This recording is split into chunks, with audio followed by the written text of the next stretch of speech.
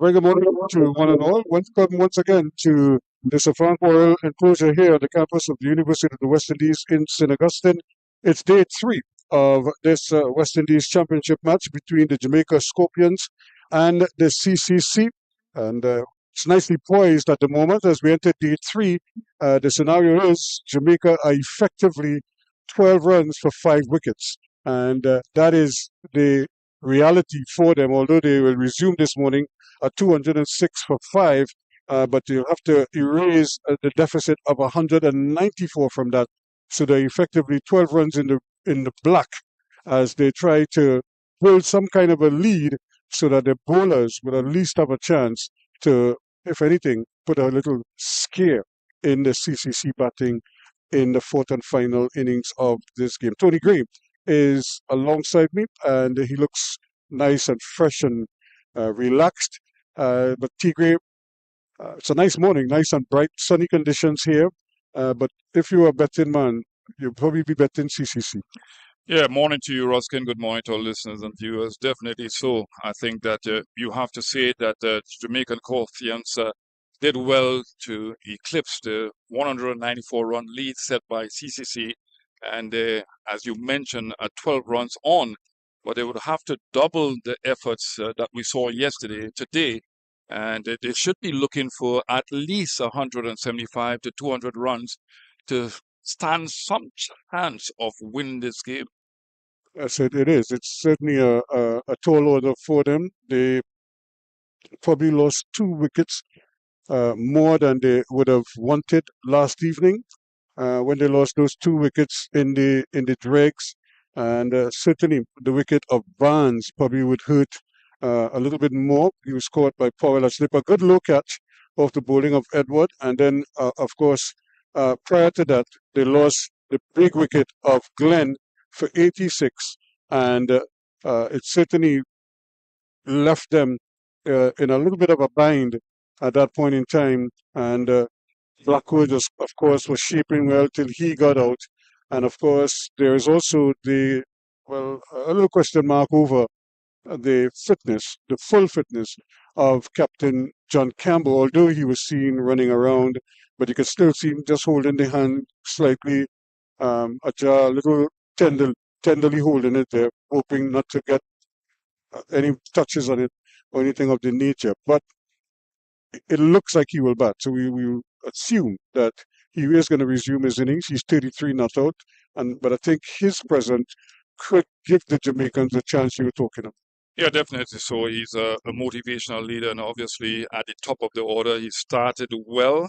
He's played some iffy shots, but he's now on 33 off of 44 deliveries. So he would want to return to give his teammates some motivation out there, and also to get a score, as I mentioned, 175, 200-run lead. But going back to Glenn, again, 86, he's in a pink of form. Didn't continue, but 86 of 98 deliveries, along with Barnes, they set a very good partnership. But they have the inclination, Jamaica Scorpions, to lose wickets very quickly. And that's exactly what happened yesterday.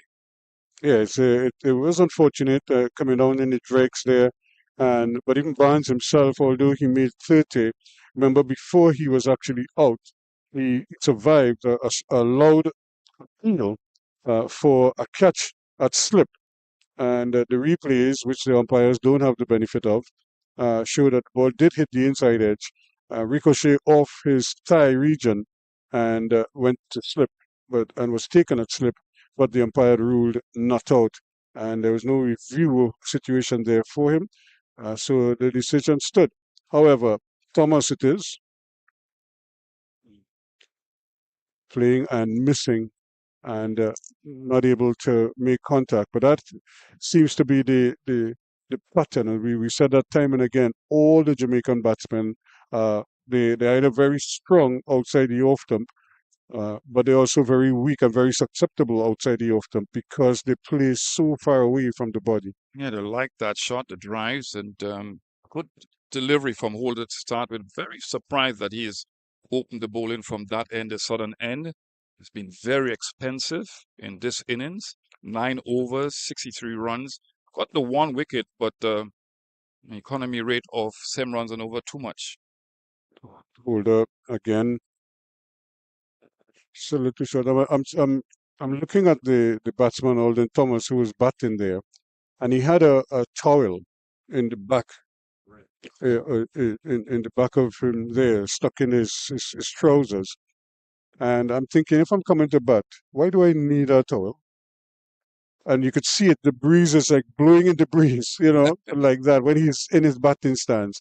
And I'm saying, suppose he flicks down the leg side and it brushes that and goes through. Why even put it there? But maybe he perspires excessively and he needs the towel. I'm not quite sure what or is a side screen. That's what it is. They would like the side screen to be altered a little bit. Mansingh is not happy. So the lead is now up to 13. West Indies women getting a win this morning, so they will be happy with that. They're 1-1 now. Scotland, the team that defeated them, also lost to Pakistan today, so they too are 1-1. So, and because it's a wrong robin, you play everybody in the tournament. It's out caught right into the hands of the man standing there at mid-on. What a gift! Mansingh, without even adding to his overnight score of 2, has to go. It's 207 now for 6. Well, all right, you have to look for runs, Ruskin Marker, when you come to bat, and that's a primary role that you have as a batsman to get runs. But you have to plan yourself first of all. This might be a little different based on what we're seeing with the conditions out there. It's hot, it's humid, and it might hold up a little bit initially. So Mansingh wasn't prepared to play himself there, and he looked to play that pull shot. Wasn't in a good position at all, didn't have the room to play it, and found himself wanting and playing it right in the hand, the man at the mid-on position. So easy catch for him, poor shot, and this is exactly what Jamaican Scorpions didn't want this morning.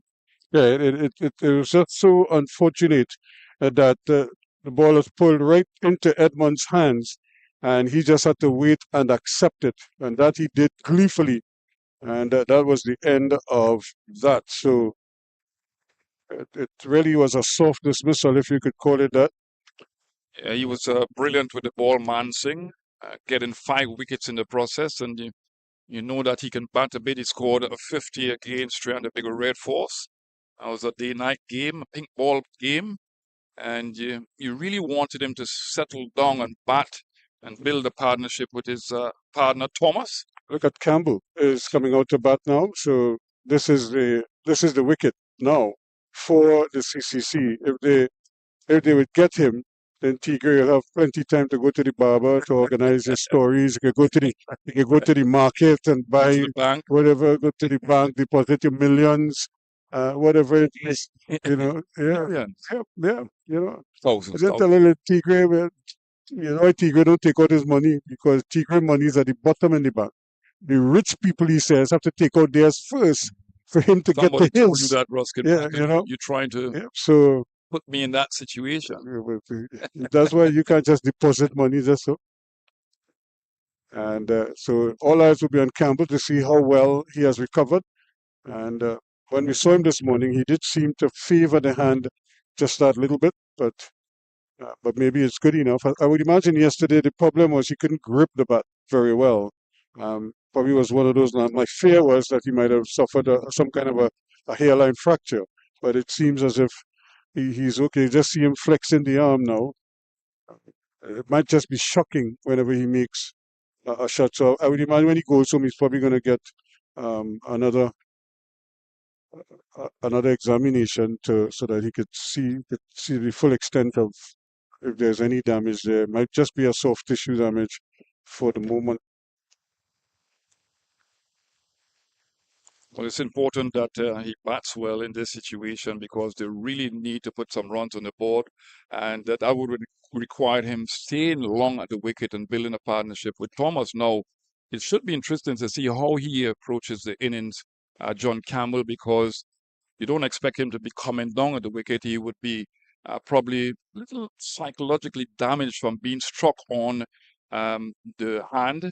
So I don't expect him to come down the wicket, especially to hold a game. So Holder, yep. yeah. Holder is working up a fair amount of pace this morning. And, he's probably very motivated now, seeing that a good effort here from him might very well break the back of the resistance of the Jamaican batter. It's the end of the first over of the morning. 47 now, completed. It's 209 for 6. It's clear to me that Holder is better with the old ball. He doesn't seem to have that control with the new ball.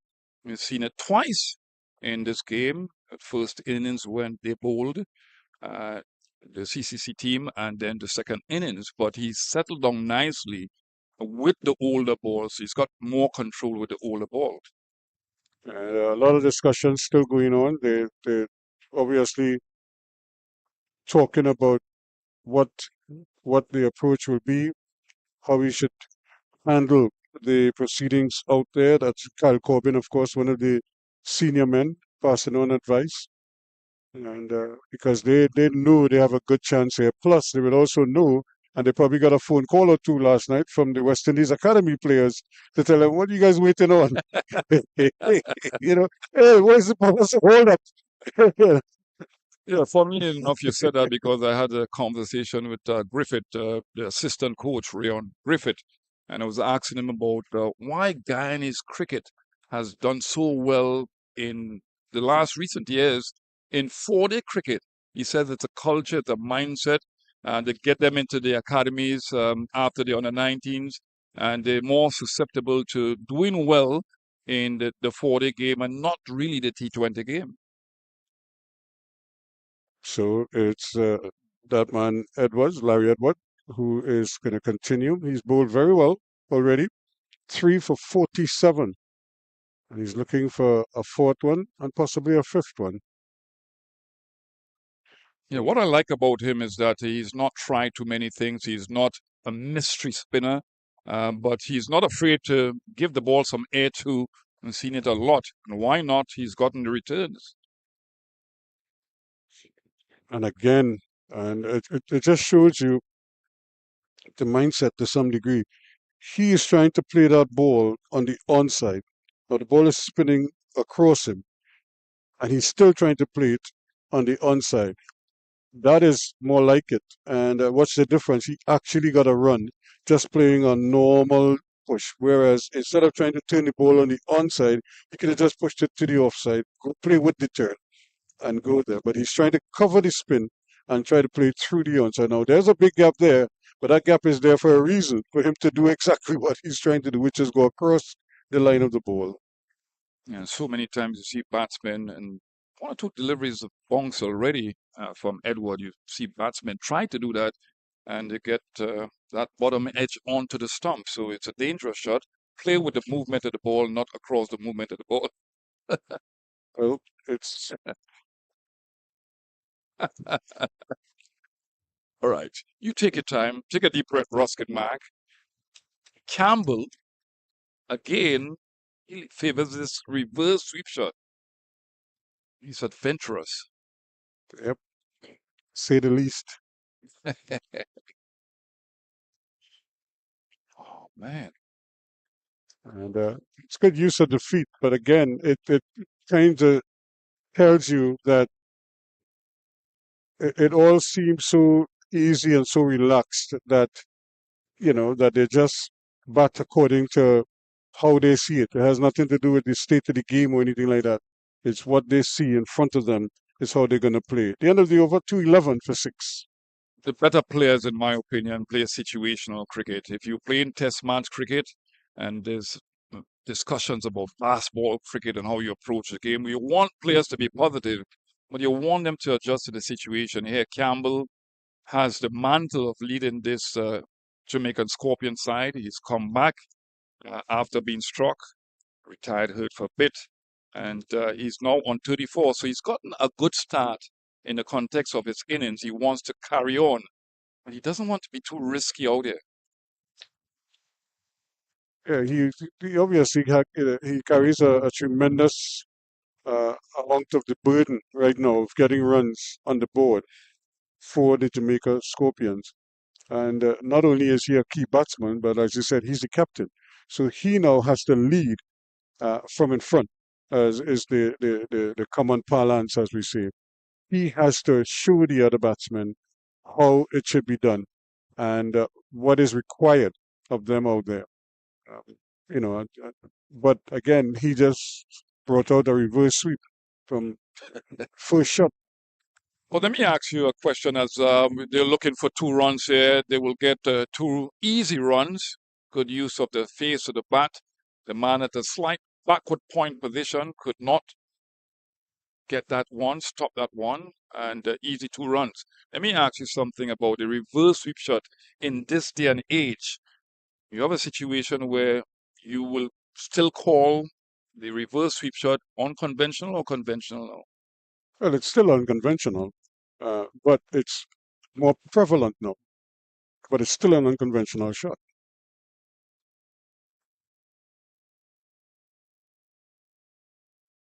So if in a batsman's mind he feel that he can play it from ball 1 and can successfully be productive with it, should he try it or not? Yeah, you could try it. Okay. If Campbell played a sweep shot with the third ball of the match. The third ball of the match, that fast bowler. Jordan, and that was a conventional sweep. Was a great talking point, thought provoking. Yeah, that was a conventional sweep shot. So it really just depends on your mindset. And like we have always said, think back in the day when you had a Jim Allen, who used to just hammer the ball. He used to like to beat the cover off the ball, but he was good at doing it. So it didn't matter to him if there were 5 wickets down or 6 wickets down. Once he saw the ball in his half, he was going. That's a good shot. That could run all the way, but there is cover out there. And so it really just depends on one, the person, because if that is his quote unquote natural way of playing, then if you ask him to do anything else, you're asking him to be unnatural. And that could get him in trouble. However, having said that, there are times and there are situations where he himself will have to understand what is required of him in any given situation. And he will have to recognize what his role is let's say in a partnership. His role then may not be to hit sixes, but to take singles. That's a good And shot. Excellent shot. We'll get 1 run. and again, Campbell's timing Yeah. is off. Could see he's probably just hitting that and not really getting the power behind it. Over comes to an end. 216 for 6 at the end of it. Yeah, I understand your point, Ruskin Mark, about players having the habit of playing a certain way from since they were children. And you just cannot ask them to come out of their comfort zone, but they have to do it with intelligence to suit the situation of the game. Some young batsmen, for example, are shot makers, and they like to get on with it. And if there's a situation where they need to be a little bit more balanced or defensive minded, just to, safeguard their wickets, you might want to be careful of what you tell them because the verbal cues are also very important Well, where balance is well, concerned. the first thing is if you're speaking to a young man, you want to tell them to be as comfortable with what you do as possible. Now, you would have to live with that as a coach because you can't tell them to be themselves and then if they make a mistake doing what they're accustomed doing, then quote unquote you want to harp on it and you know come down on them. So it's a balancing act, and here we go again, turning this one. He could get a second run, and he will get it as well. So, but they're not even pushing for a third run. That could easily have been 3 runs, but from the very beginning, Campbell recognized he wanted 2 and he wasn't going to push for any 2. Now maybe he's trying to farm the ball in here now. So he's probably saying, let me take the majority of the strike here, see if I can hit a boundary or 2 every over, and see if we can build a partnership that way, as opposed to exposing his teammate Thomas, who may or may not get out. And he goes again, almost exclusively now relying on that sweep shot. Yeah, I don't think that he's going to play those hard-hitting shots because of the injury. obvious pain that he's feeling. He's still in some discomfort, but he's going to work the ball around. Here you go again. He's going to look for two. As you mentioned, he's going to farm the strike. And he's just manipulating the field there now. But I don't think that he's going to play the power pack shots because of that discomfort. You can see him favoring that left hand. Yeah. Well, all they could do is put a man short there. If he's going to play that paddle shot, put a man at that short fine leg position, which I think is what they're going to do now. Bring the man at point, either bring him in or bring him around, whatever it is, and ask him now, still make that shot and see if you're productive with it. And even the bowler now could also put a little more pace on it and try to catch him sweeping a Yorker, but a quicker one. Or you could shift the line. That's a good reverse shot. He might get 4 runs. And he will get 4 runs. That's wonderfully played. That's a conventional reverse sweep shot, Ruskin Mark. There's nothing conventional about it. It's played now. It's a reverse sweep. All players play it now. So it's become yeah, a lot of batsmen play it now. A lot of batsmen. It's not the same as all players. Come on. I told in general here, Ruskin Mark. Don't go too hard at me. It makes sense that it's become a conventional shot now. It's an unconventional shot. It remains unconventional.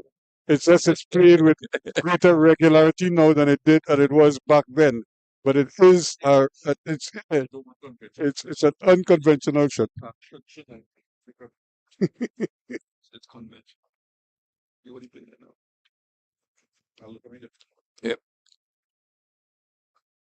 That's well played. Inside the line of the ball, and this, as I mentioned, no power behind that. Normally he would have pulled that with some savagery, but he's just inclined just to work the ball around. This is going to be brilliant if he can get to 50 and then a century, showing that indomitable spirit, not relying on just power, showing that he can play in the difficult situations as the leader. Well, the trick here, if I was bowling at him in this mood, and I'll tell you after this, would be to bowl at him outside of his off stump, almost exclusively outside of his off stump. And if he's going to play 2 shots, he's either going to play quote unquote the conventional sweep shot or the unconventional reverse sweep shot. It's either one or two, and you want to believe sooner or later there's an error waiting in there to happen inside it. 50 overs completed. It's 226 now for 6. Yes, the issue about the probability of him getting out that way is greater because of the fact that he likes to go towards the onside. He's trying to manipulate the strike here, playing those reverse and conventional type sweep shots. And you can get a top edge because Edward has the ability to get the ball or 1 or 2 deliveries to bounce. But I think he's now a prime candidate for an LBW as well because he's going across the ball repeatedly. So it's gonna be interesting. You know when you're looking at you're talking about young players and their likes and dislikes and what have you. Steph Curry ever taken a bad shot? Yeah. No. Never. And you know why he'd never take a bad shot? Because the probability of him making that shot is greater than you and I combined for 50 years. You know. So but your first Ruskin man have to determine what is a bad shot. No, well, you've used. I asked you if you ever played a bad shot. No, what you say is a bad shot. Right. When you're forced to take a shot that you shouldn't take, you should start. He's never in a position not to take a shot. That is the difference. You follow? So to the point where the NBA has changed now, where he's not the only one taking those shots because so many others are taking shots that you would quote unquote say is a bad shot, but they're making it. Okay. And so it can't be a bad shot if they make it with such regularity. If you're forced to take a bad shot, and you're forcing it and not pass it or getting your partners involved, then it's a bad shot in my Well, opinion. but you're taking a shot under duress, not necessarily a bad shot, but All you're right. taking the shot under Really duress. technical this morning, Roskin Mac. They're backing up good. But you see that's just how the game itself now, and it's not just That's the game evolved. because, Yeah. and it's how the coaching has evolved too, Yeah. because the coaches now they give him that license. He has that license. I tell people, I say, Steph Curry has the license to shoot as soon as he comes out his car in the car park, he can start to shoot, Sideway. Yeah, because because he has that, they give him that license. But he has earned it. Let me put it that way. He has earned that license. But also other thing that you have to look at when it pertains to the batsmen here, the freedom of mind to play his shots. I mean, Sir Vivian Richards could come into this discussion here now. The freedom of mind that he had to play his shots, and most times he was successful. So again, coaches have to understand that there are different mental makeups of players based on their ability with the bat or with the ball. So you have to give them that clarity of mind, that freedom to play shots sometimes.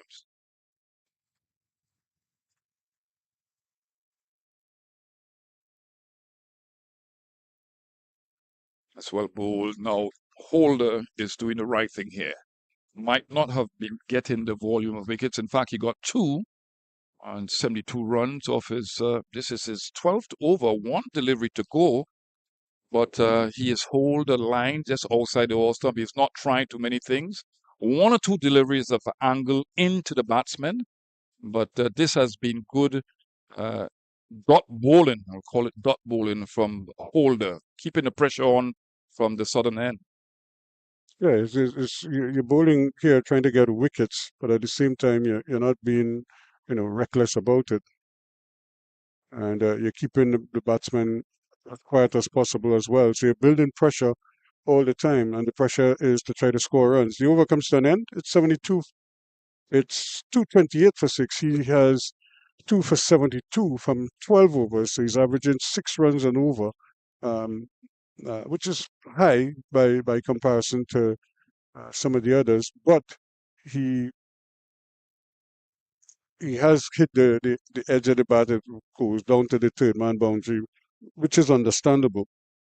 But there are spells in here that where he was very good at times, similar to Jordan.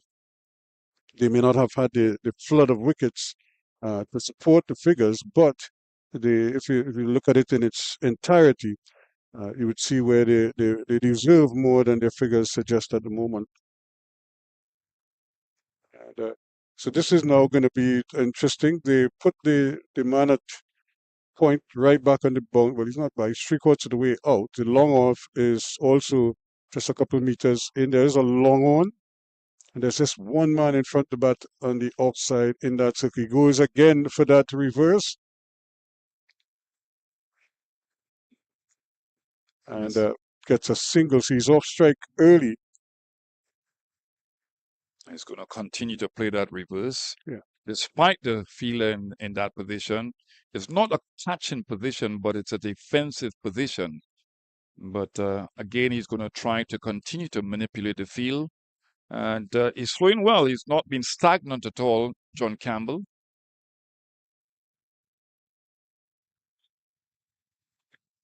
And this is good cricket by the CCC team because they're bowling at Thomas now. Not a lot of times you've seen this morning that Edward has bowled to Thomas.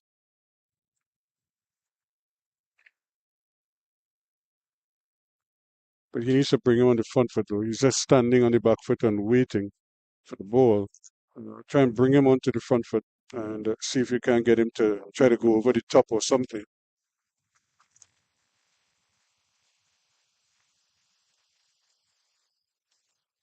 That's well played. Excellent. Waiting on that one. Conventional sweep shot and hitting it fine. Using not just the pace of the ball, but the angle of the ball to achieve that 1 run. So Thomas has looked the part. He's more defensive minded because It's what is required now with his partner, the captain of Jamaica Scorpions, at the wicket with him. Let's rotate strike. That's what he needs to be telling himself. Oh, very good delivery. Faster delivery that kept low, but John Campbell right in behind the line of that one. Excellently played.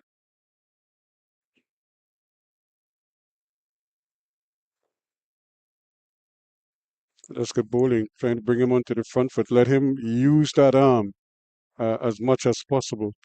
And again, as the ball shocks the bat, it's going to shock the arm as well. 230 for 6 after 52 overs. Well, obviously, we are thinking maybe the probability exists is that we've seen some indifferent bonks later on because the atmospheric conditions, it's hot and humid. We saw some balls keep low yesterday from both ends. So this is the third day. We expect the pitch to fluctuate in bonks. So it can be a strategy to bowl wicket to wicket to try to get one or two deliveries to keep low. Yeah, well, as a bowler, you always would like to bowl at the stumps. If you bowl off stump just outside the off stump is a good place, is a good habit to have. If you could consistently bowl in that little corridor of uncertainty, sometimes fourth and fifth stump, where batsmen are not sure where their off stump is, and that way you can nick off a few. That's well bowled again, getting some bongs, but well played by Thomas. Again, right in behind that one, looking for the single, but well fielded by the man. Looks like the skipper, Jeremiah, in that position at Yep. backward point. Actually, standing there in that position is Graves, Romano Graves, yeah. Graves. Okay. The captain is at cover, but in that cover position. Similarly built. Oh, well That's bowled. it. That's And an he's gone. excellent delivery from Holder, as we will reiterate in time and time again that he has bowled quite well from the southern end this morning. He's been consistent. He's targeted that off stump line just outside the off stump, and he's encouraged that prod by Thomas. So very good delivery from Holder, and he has gotten the reward for some consistent bowling with some movement, especially away from the right-hander. It is, and it's precisely what we're talking, ball in that corridor where he's not sure where his off stump is, and encourage him to play at deliveries that he probably may not necessarily have to play at, but you feel the need to play there. Look at how far outside the off stump he's playing at that delivery, and because he's not sure where that off stump is, and he played at it, and again, driving. There's this fashion, I don't know, this liking to drive at deliveries that are so far outside the off stump. That ball is not going to hit that stump, hit any of the three stumps. All you have to do is just let it go its merry way. But there is this, I don't know, this affection with playing the cover drive. Yeah, the type of Uh, pitches in Jamaica, it's a point that people should look at carefully and closely and profoundly because of the fact that you want batsmen to be multidimensional where technique is concerned. You want them to be able to adjust. And the Jamaican Scorpion batsmen have shown the inclination to look to drive at the ball, cover drive the ball, straight drive the ball. Not seen a lot of on driving, but because of the pitches, slippery type pitches, they have the habit of playing through the line of the ball.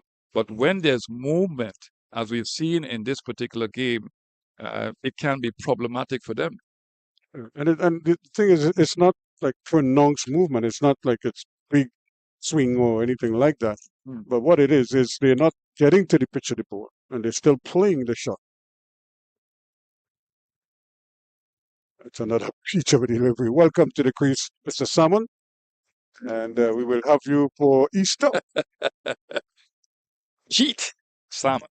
Now, the other thing too is that the approach of John Campbell, who's now on 46 or 57 deliveries, heading to his half century, has to be different. He's got to farm the strike a little bit more because looking at that first delivery and the wonderful momentum of Holder, he's going to pitch more and more deliveries in that area.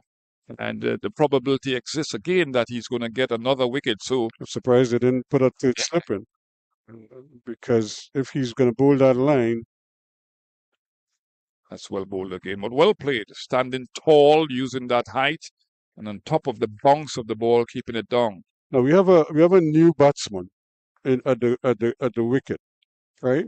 Why are you still using the man at cover point there? You could bring him in, like I said, bring him into a conventional cover point position, probably, or even bring him into the slip cordon there and leave that gap open and ask him to drive the ball through there.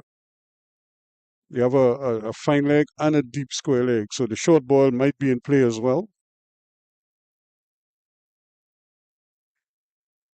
Well, stopped. I think, you could have a third slip because the line that Hole is bowling and the batsman is new to the crease, obviously, would not be moving his feet. A lot of them are not moving their feet, but originally come into the crease. He needs to be able to get in momentum first before moving his feet. He's doing some stretches there. But even I for, think that a third slip is warranted there. even for this over, just for the remainder of the over, he had 3 balls to face, It's well bowled again. just to put some pressure on him. It's the end of the over. 2:30 for 7, 2 wickets gone down already this morning after they resumed at 206 for 5. And they've added, 24 runs, but they've lost 2 wickets. And now all eyes on John Campbell. Can he get to his half-century? But T. Gray will have some comments from you. And then, of course, after that, it will be beautiful now. Well, clearly, what the Jamaican Scorpions didn't want this morning, they didn't want to lose any wickets. It's the first hour, uh, half an hour gone, and they've lost 2 wickets already. So Campbell there, obviously, he's got to manage the effort out there to get a good score. 130, 140, something to bowl at, and he's got to farm the strike. But he's going to continue to receive from Edward, who has bowled 16 overs, 3 wickets, and 61 runs against his name, as I welcome Billy Flaw. Good morning to you, Trinidad and Tobago. Good morning to you, Tony Gray. How are you? Just peachy on a Friday morning. You sound like an Englishman. There's that conventional reverse. It's a more of a pull shot this time. We're creating our own shots this morning on the third morning of this encounter between the CCC and Jamaica. Bowled, well bowled, well played. Looking to play through the V's. Have a look at him if he's taking the left hand off the bat. So it could have been a serious bruise. It's obviously not broken. Ruskin Mark mentioned that it could be a hairline fracture. All these things can come into play. But he's shown good heart, determination out there, John Campbell.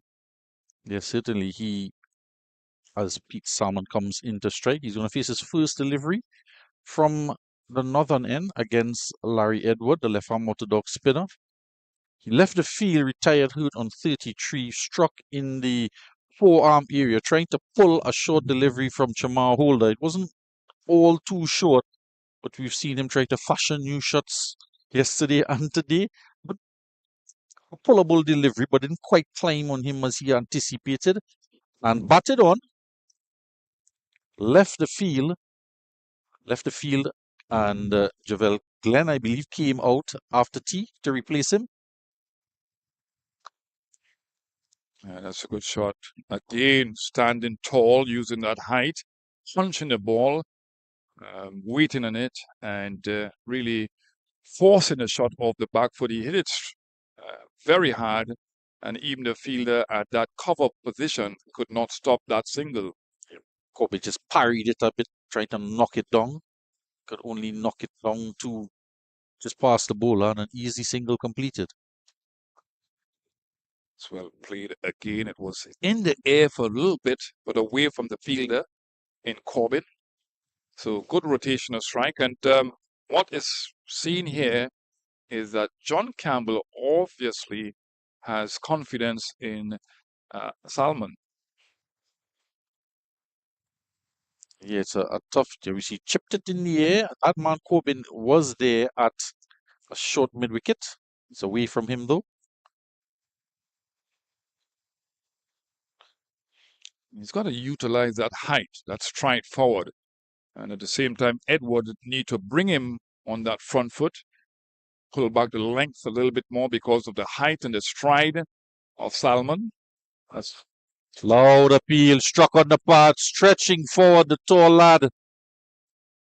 Fire Lyndon Rajkumar, probably just adjudicating that it struck him outside of the off stump and he was playing a shot. Struck on the pad. End of the over. 233 for 7.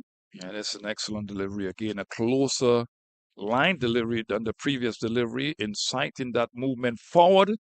And the ball spun away from him, got the tick outside edge, it looks like, or it didn't. It hit the pad. So a close call, a very close call there, and that's the reason why Edward and the wicketkeeper went up. We need somebody with a pair of hawk eyes. Just to adjudicate that from a better angle. Of course, the man standing with the best angle, Sapphire Lyndon Rajkumar, I can't quite see if it struck outside the off stump, if it was maybe turning away to miss off stump.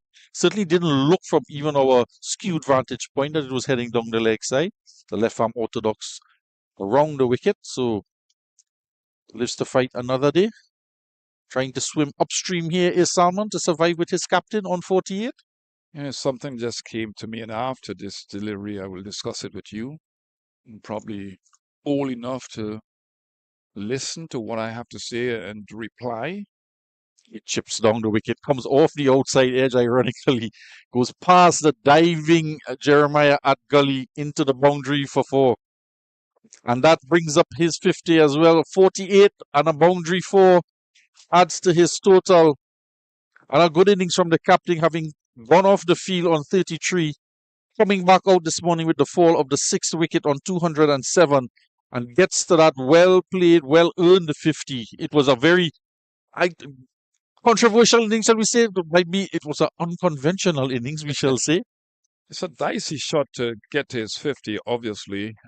Coming down the wicket again, I thought he would have been apprehensive to come down the wicket at what happened yesterday when he was struck in that arm. But he's decided to come down the wicket to hold her. But it's a good innings, a fighting innings. Some iffy shots here and there, but still he's there, and that's the important thing. Driving this time off the front, full face of the bat. Square on the offside and a good stop running around the boundary there is Paris. Doing good work out in the deep. So this time not off the outside edge, off the full face of the bat. Just wondering when he advances down the wicket there, it's more of a skip rather than one outstretched leg followed by the back leg in the traditional, conventional sense of the word. Advancing down the wicket. Yeah, you talk about that yesterday about skipping and the head movement above and up and down, and it's not the right thing to do because you want your head to be still when you play the ball. It's well played, playing with soft hands because there's a man in that very short mid-wicket position. It's a no ball. So Holder has been sometimes in discipline. It's been yesterday where his bowling is concerned, but he's got to get rid of that no ball problem. It's really a cardinal sin in any format of the game, and you want to be disciplined where that is concerned as a fast bowler. He is again. If we could get a close look at how he uses his feet to get down the wicket there. This time, I thought it was a bit better this time. You saw his head in a more sturdy position. Curious though as to why would he want to advance down the wicket? No alliteration intended. Well, obviously he likes the ball coming onto the bat, so he's trying to get to the pitch of the ball. Ruskin Mark talked about all these Jamaican Scorpion batsmen liking to drive the ball, and he wants to get to the pitch of the ball. He doesn't want the ball to be just short of a leg here. You go again, good fielding. Very good fielding. By Jordan, very good athlete. We've seen him in the slip area. We've seen him all on the ground. Can't be on the boundary, but really good feeling there, keeping the pressure on the captain of the Jamaica Scorpions team. He's still showing some discomfort there, Well, walking around. the good thing yesterday, when he didn't come back out, Javel Glenn walked to the crease, got to 86. Unfortunately, couldn't quite push on to get to that 100. And a good partnership between himself and Barnes. What that meant was that he had more time to recuperate in the dressing room. So a very important stand that was. Oh, not a good take here from the wicketkeeper. Through his gloves, it did drop in front of him. It's going to be signaled byes. He would not like that one at all. Yeah, it's not easy being a wicketkeeper when the ball keeps low from a fast bowler like that. I remember David Williams years ago, but still, you've got to keep your eyes on the ball as a wicketkeeper, far outside the line of the all stump, and one bounce, and you've got to ride the bounce. It's the same concept that should have done there if he's behind the stumps, um, receiving the ball from a spinner. You've got to ride the bounce, and not good wicketkeeping at all. Who we've seen is an inefficient wicketkeeper. Well, he's had a mixed bag there, and a couple of wide deliveries down the leg side that went to the boundary in the first innings and so on. So let's just say the bowlers didn't make it too easy on him at times, having to do a lot of work behind the stumps. That brings us to the end of the 55th over, 244. Now for 7, and there you can see Javel Glenn with that knock of 86, and now the captain, partially recovered, shall we say, was good enough to have a little run out with the soccer ball this morning.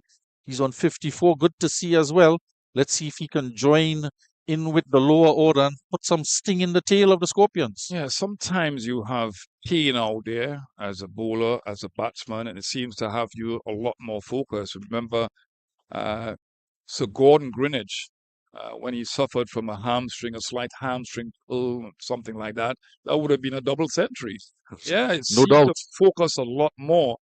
And it may be the same thing with John Campbell. He's batting well. It's not, playing the ball too much in the air. He's decided to be, more of a ground player. He can hit the ball in the air, but obviously he's feeling pain still. You just see him wringing the hand there. Looking at it there again, there was no strapping or additional bandage or so it's not a laceration of any means. That's well Heading down the leg side. So there's probably just a bit of bruising and soreness, of course. And he probably had some icing it overnight and again this morning. Edwards looking or not looking to flight the ball. Although he's a taller man, he's not as adept as the batsman at the other end, John Campbell. So he's looking to really be slightly more aggressive to Salmon. As well played, using his riches nicely, defending the ball, bat and pad close together. Very close together indeed. Because Edward, we've seen him not get too much turn. Looks like he bowls out of the front of the hand a little bit and occasionally rings that wrist. Yeah, he drifts one or two deliveries. You have a bowler like this. He's not a mystery spinner, but he knows his game. You've seen him having conversations with his captain and his senior pro in Corbin. And he's probably telling them exactly what he wants with the field placing. So he's an intelligent bowler, and he knows his game. He knows what he wants to achieve with the ball. And as you mentioned, field placing. Well played. You're just dragging it fractionally back, coming up high off the bat end of the over. It's a maiden over there from Edward. He has 3 for 64. And it's 244. The score remains with 7 wickets down. We talk about the field placing. I'll just mention Captain Johan Jeremiah. We saw a couple pointers yesterday that just raised a few eyebrows as we examine it more closely. He was at mid-on for Edward. Couldn't quite decide if to go back, if to come closer, if to go further to his right. Then we saw Karen Powell in collaboration with Corbin having discussions at first and second slip and instigating some changes that didn't quite seem to agree with the captain as to what to do. But the captain, Jeremiah, went ahead with the senior guy, taking his advice, effecting some changes. Didn't quite come off all the time because, of course, the bowler is not going to pitch it where you want him to all the time. And that has to be appreciated as well. But we see input from Powell, Corbin in with Jeremiah, trying to help him through the captaincy of the second innings. Yeah, the senior pro, the experienced players out there have to collaborate to get things going, and that's why they're there. They're there not just to contribute with both ball and bat and in the field take catches, but they're there to lend assistance where their vast experience is concerned. As Jordan will take over from Holder, and this is good. Holder, good spell this morning, Yep, doing the business. Yeah. 5 overs from him. Oh, there it is. And that's going to go for 6. Incredible. Absolutely unconventional. Incredible. First delivery from Akeem Jordan, who's around the wicket, pitches outside of the off stump. And have a look at this shot here, Mr. Gray. Well, I would be very, very frustrated and angry if I was bowling to John Campbell and he plays that reverse, what do you call that, a sweep shot in the air for 6 runs. So well played. And the effects of what we saw yesterday with that blow to his hand is not going to stop him from playing these types of shots. Well, I'll tell you what, Lucknow Super Giants play on Gujarat Titans tomorrow, but that was very Nicky P-like. Amazing shot. And he's playing against the wind. As we touch on that for the IPL, as he drops it there for a single, take the total to 249. CSK is in battle against KKR, and they are 59 for 2. I've lost track of all these T20 games. There's a lot of cricket being thrown at public tournaments all over the world. Sunil Narine just 1 over from him thus far for going for 6 runs. Moeen Ali opening the bowling, get a wicket for 16 runs in 3 overs. And Hitesh Rana 1 for 9. Action in the IPL.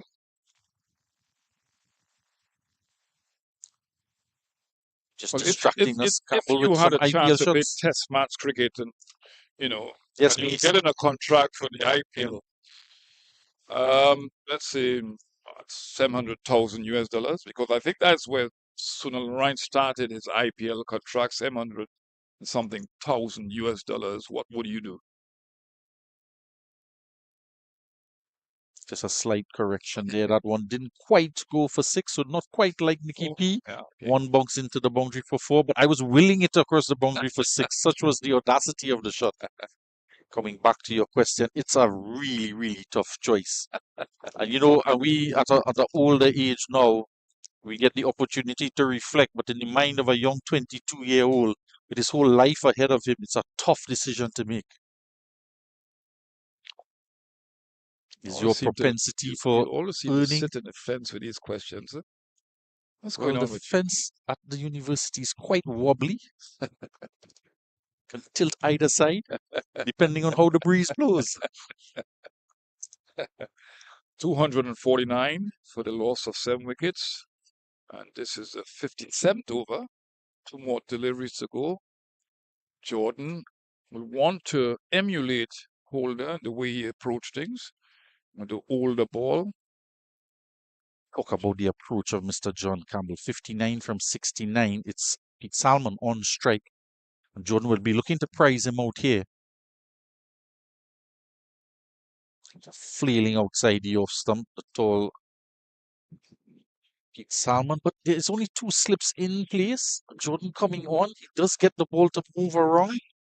Just wondering, as I always do, with my inclination to appreciate 4-day and test match cricket, won't you put a 3rd slip in? Yes, and even you could move the man at gully and put him in 3rd slip, and even bring the man at that distant point into the inner circle, And not allow him to get a single also. Akeem Jordan, 23 wickets at an average of 24.17. He'll want to try and get to 25, push to 28 wickets for the season. There you go again. Yeah, it's just beckoning a 3rd slip. It's the end of the over. Still 249 for 7 as the 250 beckons as well. It's a very good over by Jordan, but he has that habit of bowling that corridor of uncertainty. He's a good man to replace Holder to keep the pressure from one end. It's a question I want to attack ask. from the other end. Go ahead. John Campbell, with this type of an approach yesterday and today, his team just a slender lead, 55 runs. And with Odean Smith to come, and if we encounter this type of John Campbell in the wicket with Odean Smith, he didn't get off in the first innings. I just see some T20 action unfold. Well, I think that's why they've sent Salmon ahead of Odean Smith, because he's much more of a technically sound batsman. He's got better temperament. It's his game to stay out there longer. And because he's taller, would change the lengths consistently of the bowler, where rotation of strike is concerned. So I think the decision to send Salmon be ahead of Odean is a good one. But Odean normally can, change the game with some hard-hitting shots. So Salmon 1 from 17 deliveries. Campbell with the field spread. Does he give him the strike? There he goes, inside out, over a deep extra cover. There is no deep extra cover. It goes into the boundary for 4, and he goes to 63, motoring on, trying to be as aggressive as possible. Yeah, I think this is where he would be a little bit more fluent. Obviously, he's been out there for a while. The hand might not affect him because the sun is out and his blood is flowing nicely. And he's played this very aggressive shot with a little bit more fluency of the bat. So maybe the pain has become less and less. Well, it's a little bit painful to look at as well. That type of a shot, they're trying to be so aggressive. And I just wanted to point out, there are 5 men in the deep. He was looking to go the previous delivery, didn't quite get the delivery to do it. This delivery in particular, he saw the opportunity to go between long off and a deep cover and took it. 5 in the deep. There is the reverse sweep. And it's going to run down. It's going to be the backward square running around down, chasing it down, but he's not going to get there. And it's another boundary in the over. 59 now the lead. I think that 63 rather. Yeah, when you look at John Campbell playing the reverse sweep and the conventional sweep shots, he's doing the right things technically. He's getting low to the ground. You've seen the bat coming from a slight height and downward. He's watching the ball closely. That's the thing about him. A lot of time, batsmen can turn their whole bodies away from the ball. He's watching the ball closely, but it's still some risk involved in playing that shot, especially when his team is just ahead with 63 runs. Starting this morning, Larry Edward from this end. He had 13 overs yesterday, so he's into his 7th over of the morning. Now he's getting really relaxed out there, John Campbell, because before the bowler got into his delivery stride, he was looking to position himself to play the reverse sweep. So he's getting really relaxed. He should be looking for his 3rd century, not wanting to play this game at this level and not get into the side against Australia. A lot of interest in that series to come, that 3-match test series against the number 1 team in the world. We must not forget that. Tell you what I'd be looking for is some short pitch bowling against John Campbell. Forward short leg, deep backward square, short fine leg, and dig some in and test out how strong that recovering arm is. Can't allow him to simply just to belt the ball around the ground. He's on 68. It's a slight delay here. The umpire, not quite sure as to the reason.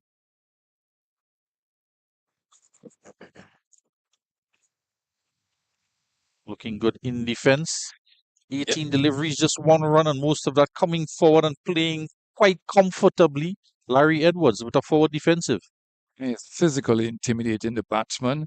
Tall man, gets really well forward to negate the movement of the pitch. He's going to target that off stump line because it's a change in the field placing. Instead of the silly mid on, there's a man in front of the bat. Well played. So a change in field.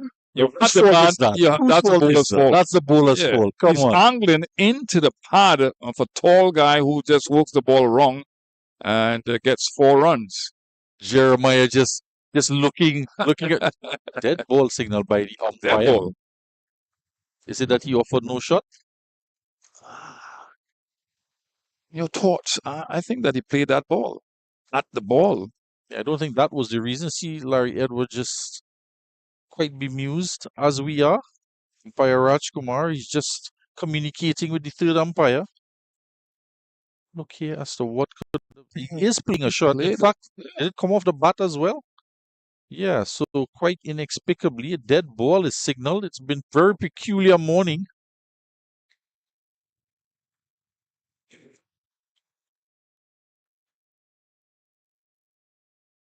There is Evelyn crouching in, silly mid-off. He's good at doing that. He's good at forcing those short deliveries off the back foot. Now, the question to you the question to you as we have come to the end of the over and probably about 1 or 2 overs before the water break. The umpires years ago used to bend close to the stump, and now they are standing tall. In your opinion, what would be the better thing? Because in my opinion, when you bend close to the stump, you're going to get a better perception of what the ball is doing off the pitch and the bounce of the ball. In those cases that you have to make decisions as an umpire, where the LBW rule is concerned. Your thoughts? Yeah, well, for the sake of the umpires, bending over for 90 overs over the course of 4 days, I'll take the standing upright any day. Come on, answer the specific question. My coach, Mr.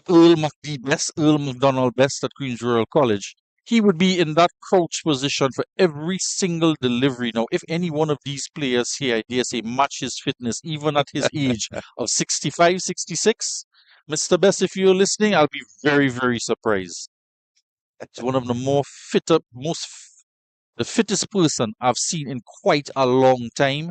And he did get into that crouch position. But he played in the days of, said he actually saw Sir Frank Worrell play once. He was feeling at point and a cut shot came out. And in those days, he was lightning fast at point and never saw the ball. Such was the great man. Yeah, just think about Sir Frank Worrell, the late Sir Frank Worrell, at wonderful contributions that he's made. I was asking the question, a lot of different buildings, different things are named after the great man. Such was his impact. All right, Sir Frank Worrell, Spec Ground here, UE Spec Ground, named after him. Such was an impact. He died at what, 42? Sad to see him go years ago, but he was just amazing. In 60-61 tour of Australia, remember? 500,000 Australians came out to say bye-bye. The great man and that West Indies team. And the speech as well at the end of the game. Yeah. This gives me goosebumps. We are at Sir Frank Worrell Field here at the University of the West Indies campus in St. Augustine. It's been a beautiful morning for cricket. Hot sun on a Friday morning.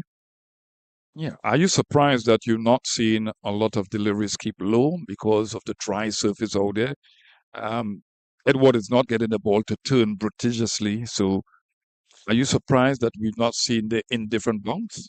Not quite, just because I had the knowledge and the experience of having seen a few games here and seen the bowling on the pitches. You haven't seen that type of delivery keeping low from the fast bowlers. As well, the word of the groundsman, the head groundsman, Mr. Ramnath Prasad, alongside Mr. C.O. Prasad and company, and Dr. Ram Prasad, who's visited us on the commentary box, and knowing that what they have said about the pitch and their preparations, and it's really a good wicket, not just for batting, but it offers something to both pacers and spin as well. You're talking about pounding the ball into the turf, not trying too many short deliveries, and it could be a factor or a ploy against John Campbell, who's now perhaps a little bit more fluent in his stroke play. Well, well played. Right behind the line of this one. Nope. The Toying with the suggested field. that. Yeah, and there's signs It's so cheeky almost. there's signs that he's become complacent, because when you have a batsman behaving like that and playing games with the fielding side and perhaps a little banter here and there, Yeah, nothing that too short pitch ball. Some chin yeah, music you wouldn't. try something different. And as well, if you do pitch that ball in short and get that invariable bounce, it becomes a weapon as well. The batsman not quite sure how much the ball is going to get up. Good single. And that's a And there's a benefit. throw or That's a benefit of extreme pace. When you have somebody like Mark Wood, John and Gabriel, end of the over. they were extremely quick. At the end of the over, after we've completed the first hour of play, the players step off to grab a couple drinks. It's 261 for 7, 59 overs gone, and the not out batsman John Campbell on 69, and Pete Salmon 3 runs off of 23 deliveries. We'll take a short break.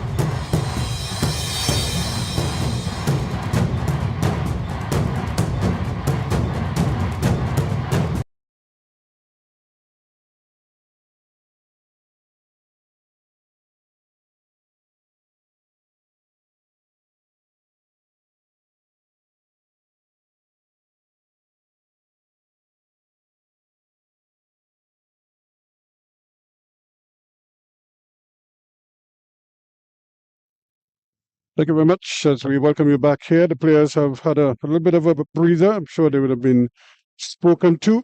And now it's battle resumes here. 69 to Campbell and 3 to Salmon, who has done a good job shaping up.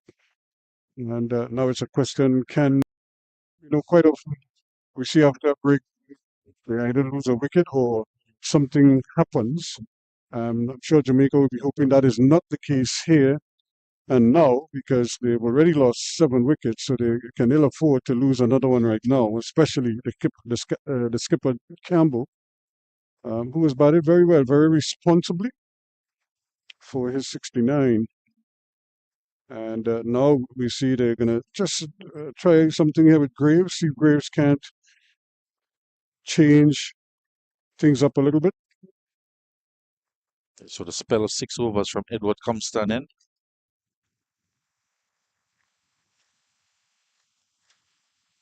The conventional sweep shot. He's going to walk a single here. Campbell. We saw that a lot from Paris as well.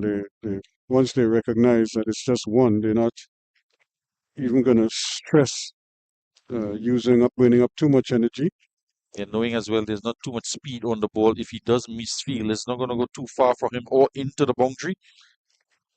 That's another thing though. He's exposing Salmon very early. He has 5 balls roughly that he could be forced to face here, and it now depends on how Jeremiah sets up his troops here. And he as well would not have been anticipating to come out so early with Mansingh falling for the first ball from holder of the morning. So he's done quite well. He's negotiated 23 deliveries. Most of the strike against the spinner, Edward.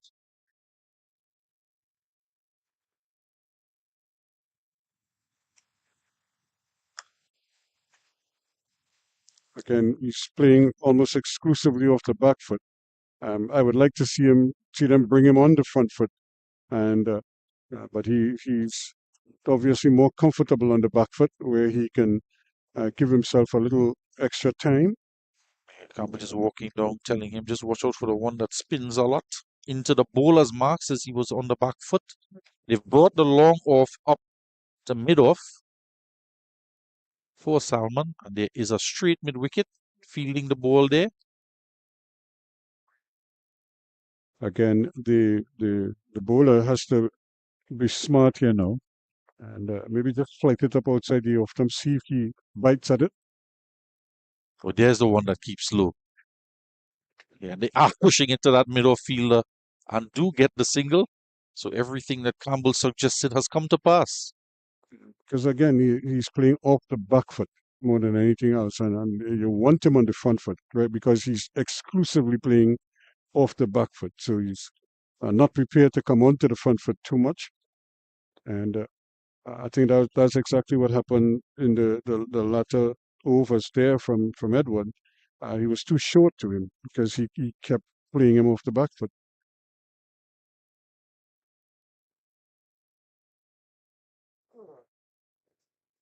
Just trying to aim for some of those bowlers' foot marks outside the off stump of Campbell's.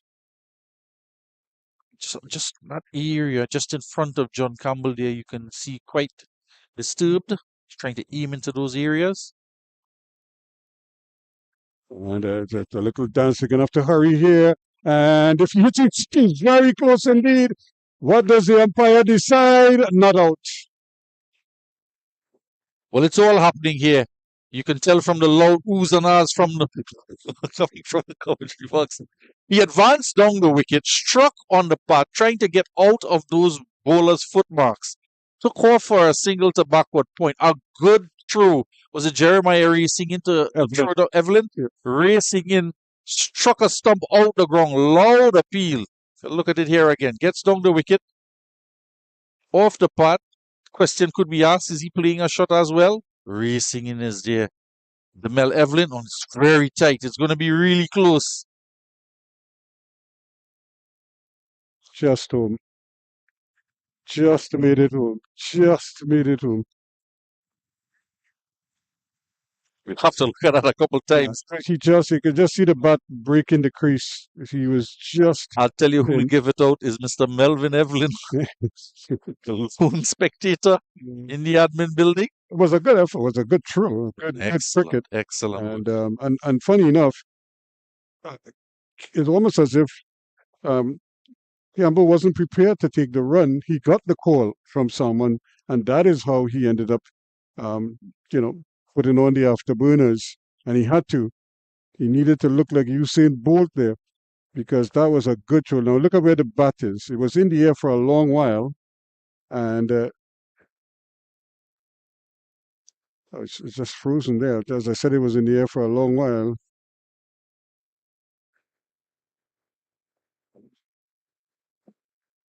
We have the benefit of replays. And that one kept very low indeed. Whoa, whoa, whoa. That one almost round. 264 for 7. Akeem Jordan resumes from the southern end and produces an unplayable delivery. Pitched outside the off stump, never got up. And Campbell, fortunate there that that wasn't in line with the stumps.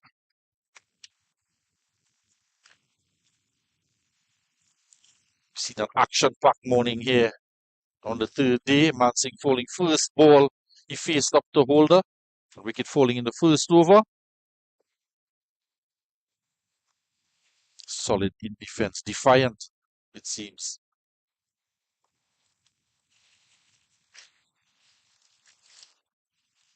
Stuart Jeremiah should even consider giving Campbell the single early in the over so he can get at someone and leave it up to Campbell to refuse the single. This is another replay that we have the luxury of looking at. When the bat touches down, it raises some dirt that probably just clouds the line for the umpire. And are we really expecting umpires to make that type of a decision either way? The batsman will get the benefit of the doubt in that case. Yeah, we don't have the benefit of calling for replays for runouts. We didn't even have the light meter on yesterday at the ground. Just a couple things that we will look forward to having in the future.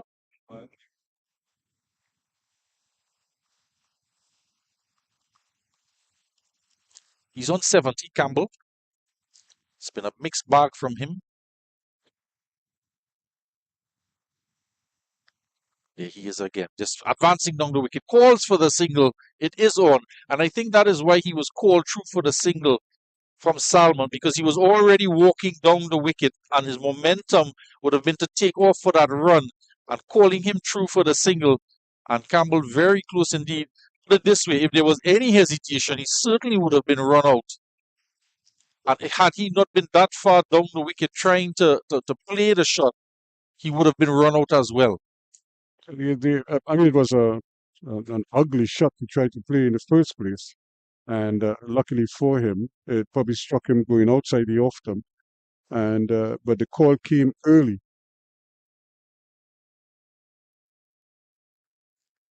Played down. There's going to be some work in the deep here as it gets down to third man. Ishmael Peters is on the field. Does the fielding coming around from deep.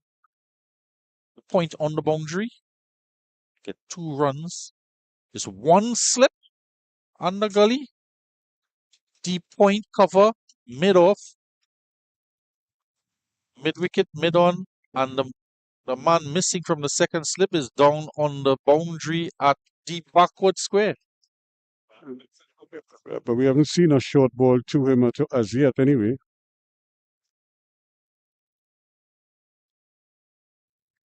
He successfully negotiates that last delivery. So he remains on 671. It is to Campbell. And it's 267 now for a 7. So the lead now inching up to 73. So this morning they just added 61 runs. 15 overs. A good run rate of over 4 runs and over. 4.38 for the innings. And the lead 73 as well. So all in all, not a bad position to be in. There's still a couple wickets to come. Odin Smith and Makino Mindley. So a potential to take this score to 300 and get a lead of over 100. Yeah, but Campbell is obviously Campbell is the prize wicket here.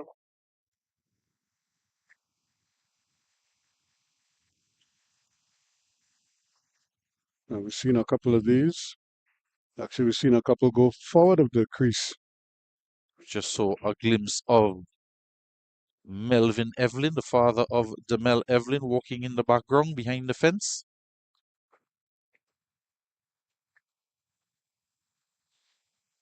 A conventional sweep shot, attempt at a sweep shot. It wasn't quite there for it.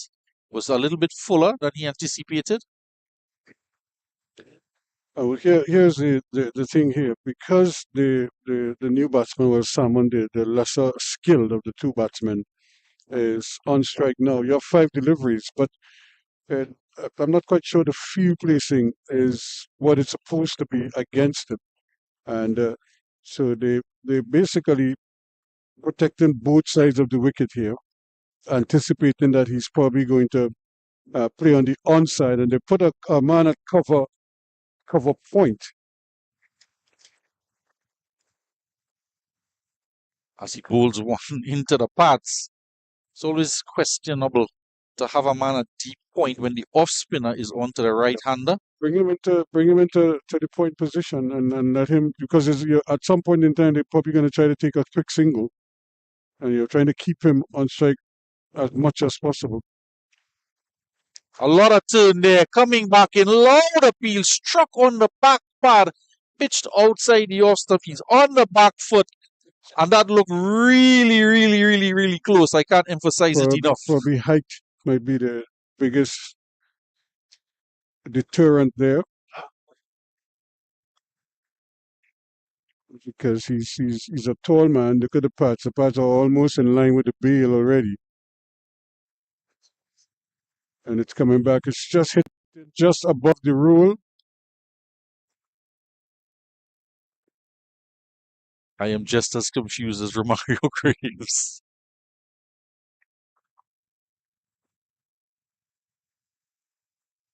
Campbell just calling for a change of glove, as well as Romario Graves just gathers himself after that heel was turned down.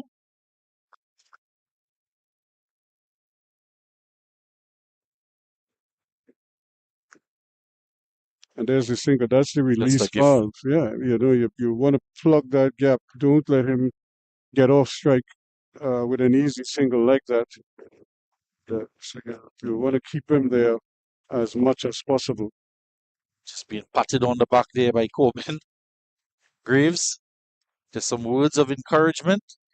He's switching to over the wicket for the left-hander. Are we going to see a conventional or an unconventional shot here from Campbell? Yeah, inside out, over extra cover. Is it going to go all the way? And instead of one hand going in the air, it's both from the umpire, Lyndon Rajkumar. And that goes all the way for 6. And that's a good shot, because he got to the pitch of it. And the irony of that is the length at which he bowled that ball is the length he should be bowling to the right hander. But he's forever, they constantly pitching the ball. It's short, and he's playing him almost exclusively off the back foot. Campbell had to come onto the front foot to launch that one over the extra cover region. That ball being put in very close to us here, under the tent, the admin building. And he's sitting with the breeze there as well, which is what really took it over the fence line. There is no deep extra cover. There is a long off and a deep cover. And he picked it up quite well indeed. He's on to 78 now from 84 deliveries. Just getting higher and higher is the run rate, 4.45 now. And Campbell inching closer and closer to that 100. He has 446 runs after the first innings. So adding 78 to that total takes him over the 500 mark and well over it.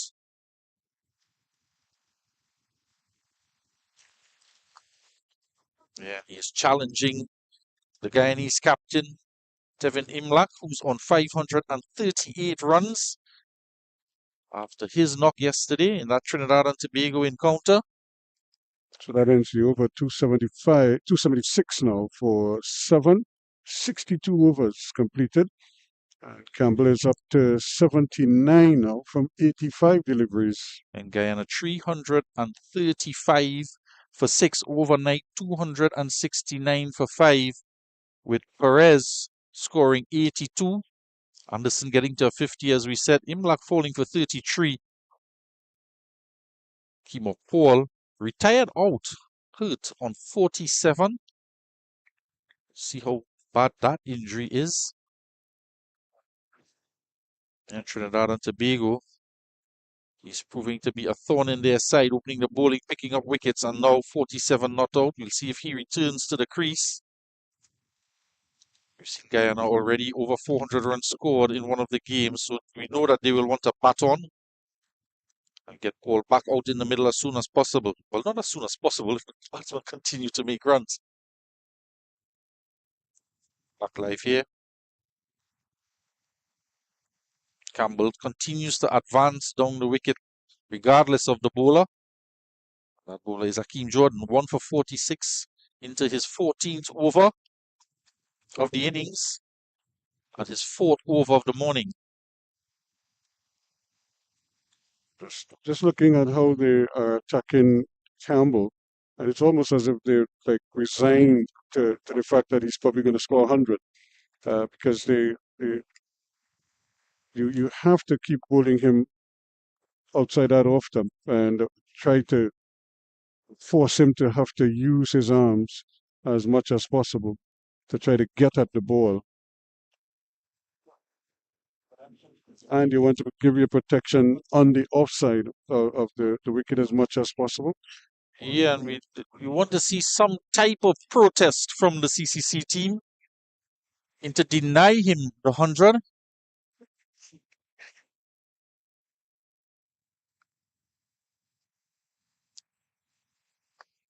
Solid in defense. So he's just shaken up the bowlers by advancing down the wicket to them, trying to throw them off their lines and their lengths. He's scoring at a rapid clip as well, 88 deliveries for his 79. Now watch it. Three deliveries going, and there's no real change in the field. Nothing. You know, you at least want to bring the cover in a little bit to try to deny him a quick single, because he's just going to pick it off and get down to the other end.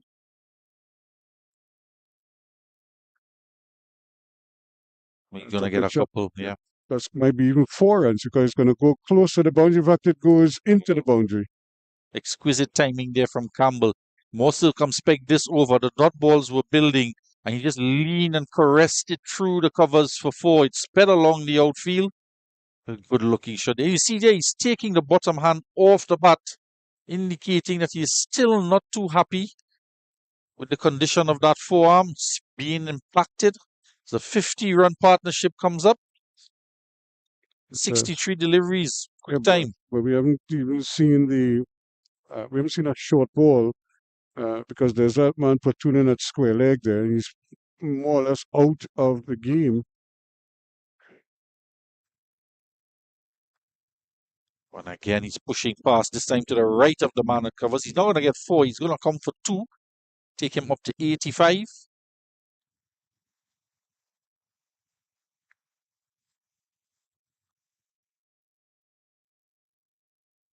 It's too easy for John Campbell right now. He doesn't even have to take a risk, and he's able to accumulate runs quite easily.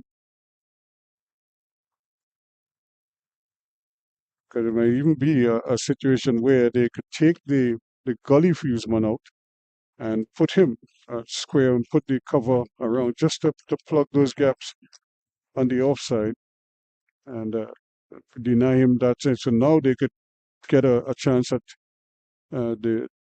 Salmon at the other end. He remains on 85, 7 to Salmon, 282 now for 7. The other game across the Caribbean, as we look at the runs, the most runs, and at the top, Kevlon Anderson 553. Jamar Hamilton shoots up with 561. Hamilton averaging 56 with that knock of 84 yesterday. That game with Leeward Islands, 444 for 9. And Jason Mohammed, he's just dropped down 554 runs. His average drops at that from 79 down to 69. And Imlak at 538 runs. However, it's that man Campbell who is not out here.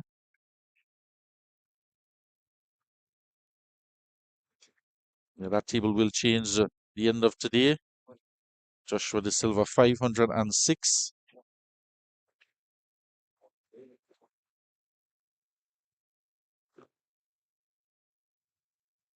Again, he's just standing up and playing off the back foot almost exclusively. So they're really playing right into his hands. He's not under any pressure at all off the back foot. There's a big hit, and it's coming at us here. Tony Gray, be careful. And it's cleared the commentary box. And it has gone in. It has gone in the enclosure with the tanks. So they may very well have to get a new ball, a replacement ball. Right next to Yorker. It was in line with the car of Tony Gray and bounced just in front of his vehicle, clearing it as if he bowled a bouncer over his own car. And it's a massive 6 hitting with the wind. Pete Salmon, out of nowhere, steps down the wicket to that ball pitched up and hammers a massive 6. 288 for 7.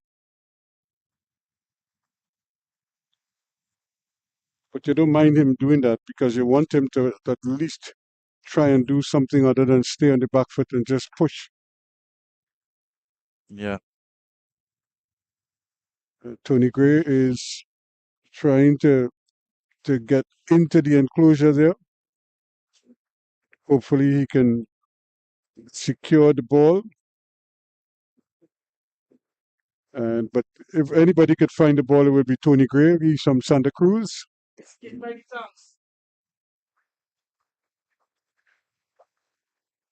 may just have to get on the ball. I think the third umpire has already rushed onto the field with a replacement. So I don't think they'll worry. There he is, Kelman Kaulesa, third umpire for this game, debuting in the last encounter in round 6. Third umpire today. The lead now 94. And Salmon now, it seems, being the aggressor.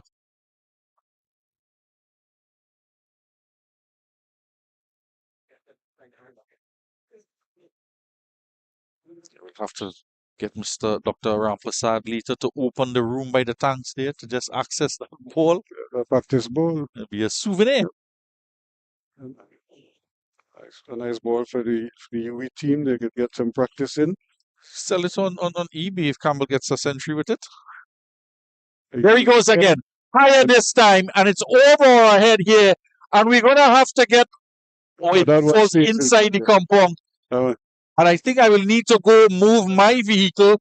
Mr. Mark will have to move his vehicle. Our cameraman, Richard, will have to move his vehicle. And Mr. Gray, well, he can leave his vehicle there. As a target. As a target. But he should be able to get this one back. Because I think this ball is going to come back immediately. There we go. And Mr. Gray bowls it over the fence. Oh, man. That is something we should have caught on camera. It's the weakest throw ever. And the amount of effort. No, you should go stay in front of your car. And let's see if he can still take a catch.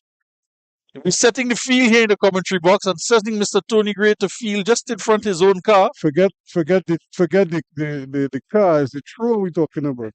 It's the weakest throw ever.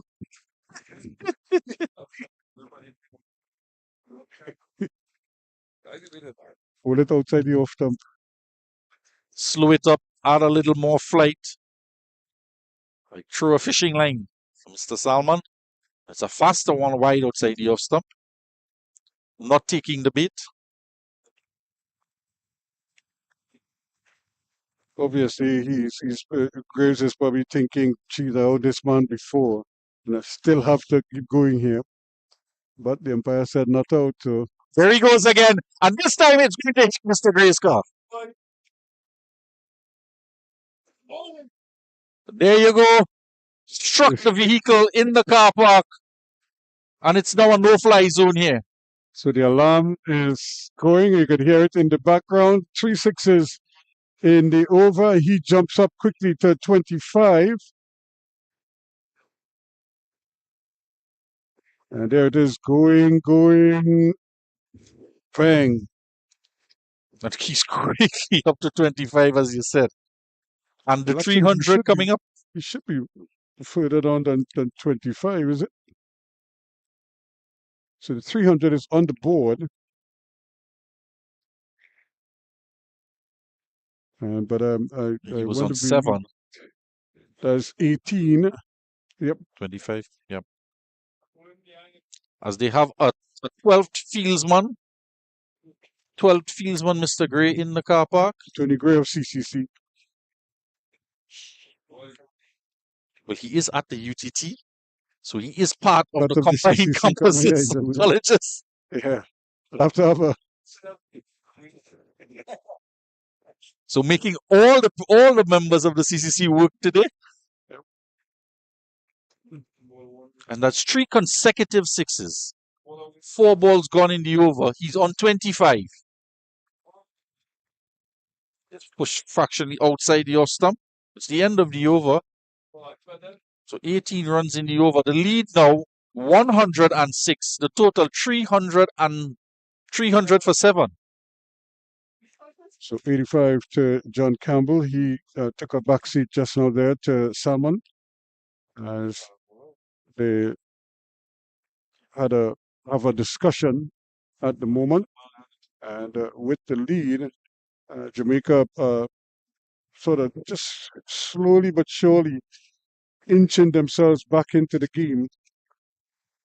Because any total in excess of, I would say, 200 or 250 could very well be a challenging one, batting last on this wicket, and given the strength of their bowling attack. So it's going to be interesting. It's interestingly poised right now. Campbell obviously is the key figure right now.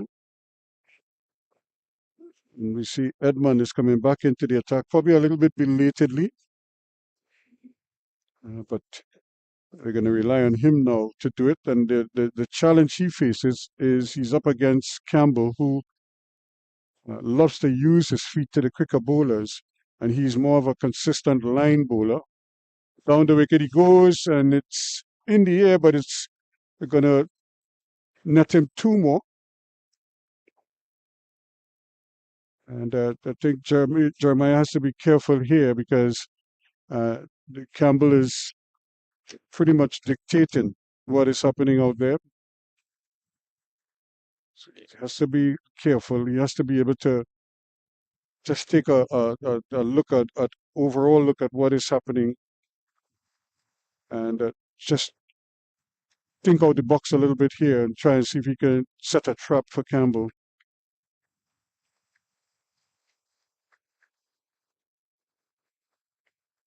He has seemed to slow down a tad bit as he got into the 80s. He's on 87.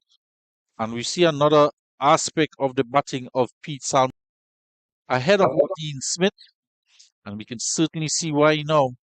25 runs, 18 of them, 3 sixes off of 3 sixes.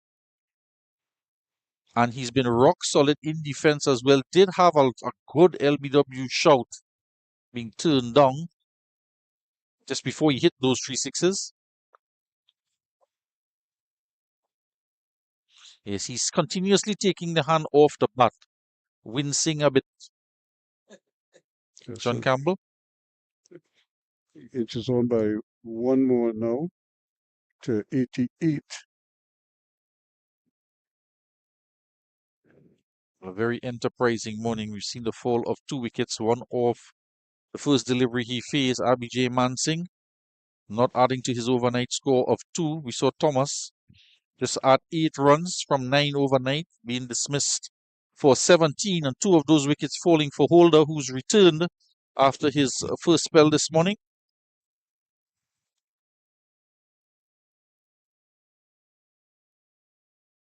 So conditions here really near perfect cricketing conditions. The sun is out, nice little breeze blowing across the ground. Tony Gray feeling on the tarmac.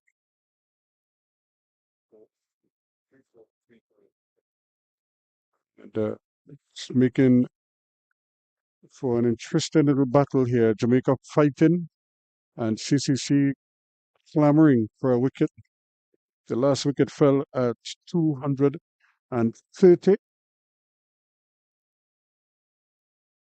So these two have now been denying them for quite a while. 72 runs.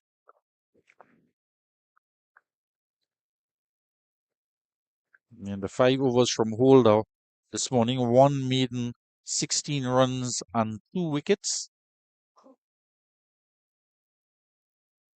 Jaden Edmund overnight, 8 overs, 1 maiden, 28 runs, no wickets. Akeem Jordan overnight, 10 overs, 1 maiden, 36 runs, 1 wicket, and bowling 4 overs this morning.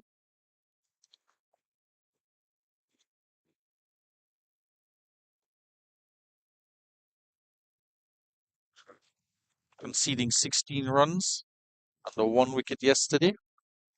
So that completes the over. 3 or 3 for 7 at the end of it. And finally, Romario Graves, 9 overs yesterday. He's bowled 3 this morning. He went for 23 runs yesterday. And with 3 massive sixes today, he's going for 52 runs. Edward was the man picking up 3 wickets for 74. 6 overs this morning. No additional wickets for him. Of course, now we're looking at the West Indies women. They got a big win this morning, 33 overs maximum. So that was the duration of the innings. And the West Indies won 81 for 6 from their 33 overs. With, of course, Stephanie Taylor getting 46, as did Chanel Henry, 23 to Haley Matthews. And when Ireland batted,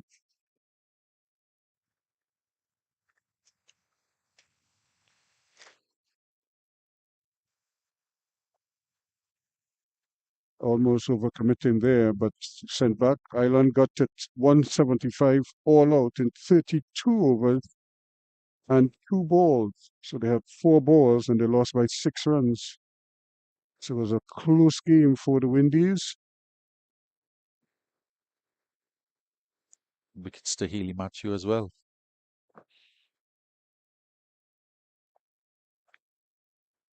Campbell moves on to 89 with that single. The field was spread to bring Pete Salmon back on strike. I'm not quite sure why you'd want him back on strike. Maybe they're targeting Tony Gray's car. You never know. Amy Hunter on top of the innings. She made 48, 32 to Laura Delaney, and 26 to Christina Coulter-Riley, or Riley. But not much after that. However, they were still able to get their 14 extras to get to 175. Well, he's putting a deep mid-wicket. He's putting a man out in the deep from the offside where the ball did not go in the last over. And it is a shorter delivery. I don't think he's going to pitch up too many here now. Hence the man at deep square leg.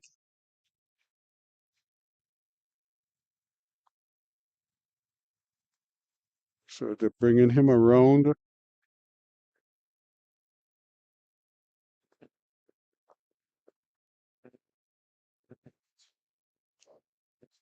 So someone looking very, very comfortable, just kind of staying there and playing from the crease. He's not going to get anything pitched up to him.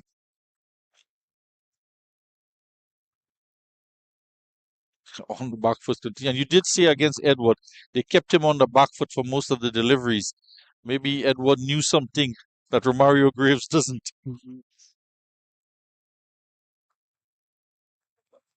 Yeah, but if you're going to flight at all, you have to flight outside the off stump, not not even start on the stumps. You got to start off the wicket. In the end of the over, 304 for 7. Campbell remains on 89. There you can see the dot balls of the innings. Larry Edwards, 72 dot balls from his 19 overs, and Romario Graves, 40 dot balls off of his 10 overs, and 20 of those deliveries going for 53 runs, and 3 of them going for 18. Well, I have something to tell you, Tony Gray. You wouldn't believe it. He's looking for a new car, one with some windshield coverage. No, I was actually trying to see what is happening to the Chennai Super Kings. They're 88 for 9. Against the KKR. Yep.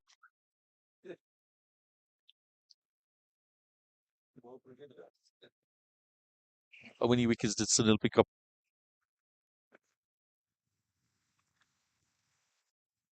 Hold that to continue here.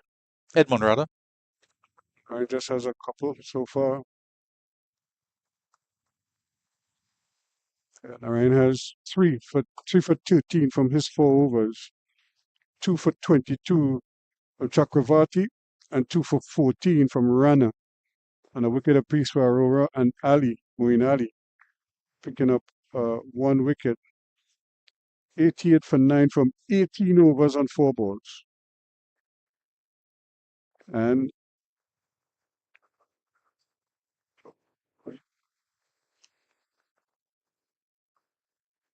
Tap down to backward point, called through for a quick single. Takes him into the 90s. John Campbell. so Rachin Ravindra made 4. Conway made 12, 16 to Tripathi. He was out to Narayan. Shankar made 29, 18 not out to Dubey. Ashwin made 1. Jadeja made naught, or caught out the wicket of the bowling of Narayan. So he has picked up his 3 wickets from his 4 overs, just conceding 13 runs. So he was miserly and yet potent in terms of wickets. And Dhoni, LBW bowled Narayan for 1. They might boo Narayan in Chennai. How are you going to get the great man out for 1? And Ahmad also out for 1. And Kambuj is not out on 3. So Dubey is not out on 18. And the last man is with him there on 3.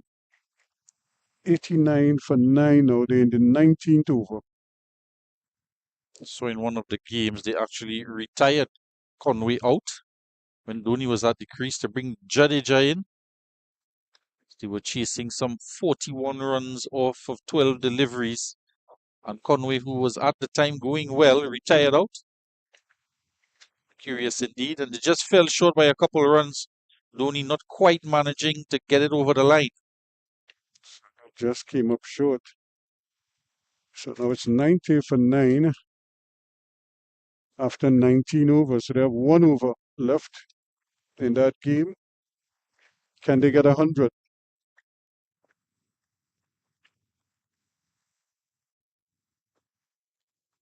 Again, a little too high, just coming in off the wicket. But this is good bowling from the young man, Edmund.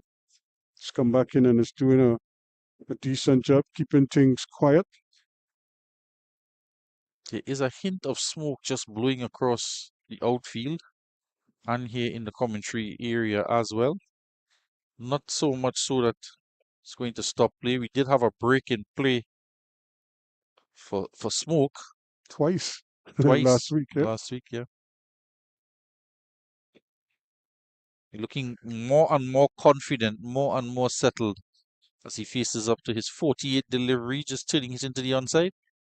End of the over, 306 for 7 and a run rate of over 4.5. And the lead continues to build. It is. This is a good fight from the Jamaicans. At least they didn't just throw in the towel, and but they've really played with sense, played with a great deal of determination without going overboard, and they find themselves in a position where if they continue this for any length of time after the lunch and interval, they could very well be in the driver's seat because the batting last on this wicket could prove to be a bit of a handful.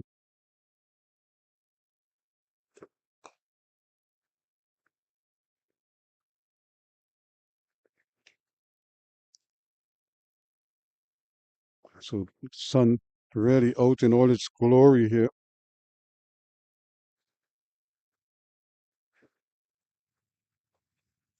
Campbell 200s and 250s this season.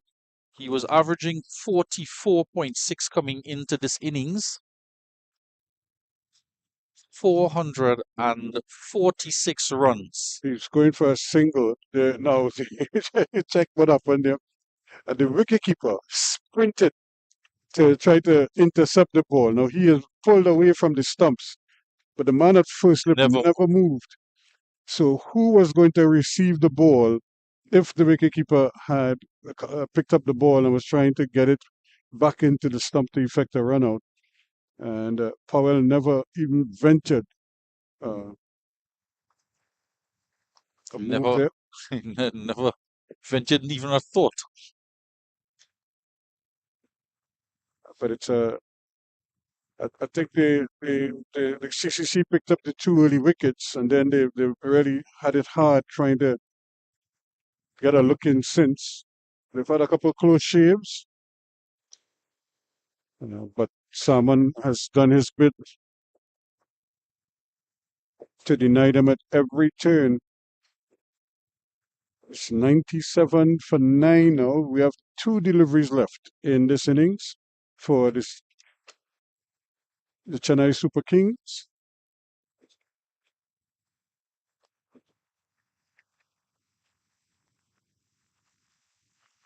So a good over from Graves, just keeping it, keeping things very tight, keeping Salmon quiet, which is an achievement in itself. So it remains 306 for 7.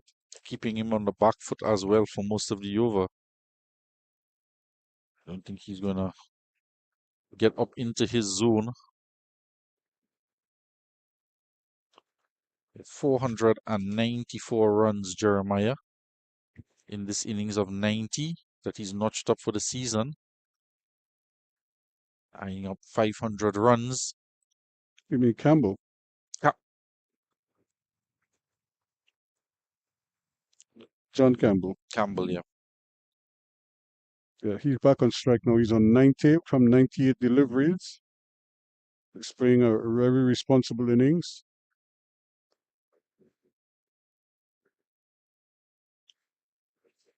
And they think for a moment of a second run, but Campbell trying to bait a throw, probably an errant one. So the game is just kind of meandering right now. And it's almost as if the fielding team is just waiting for something to happen, something that might happen in their favor. The theatrics of Campbell has subsided somewhat as he's into the 90s. We saw him quelch it a bit when he got into the 80s. You didn't see him advancing down the wicket as much. Now that he's into the 90s, Just like bowlers, making runs for a batsman cures everything.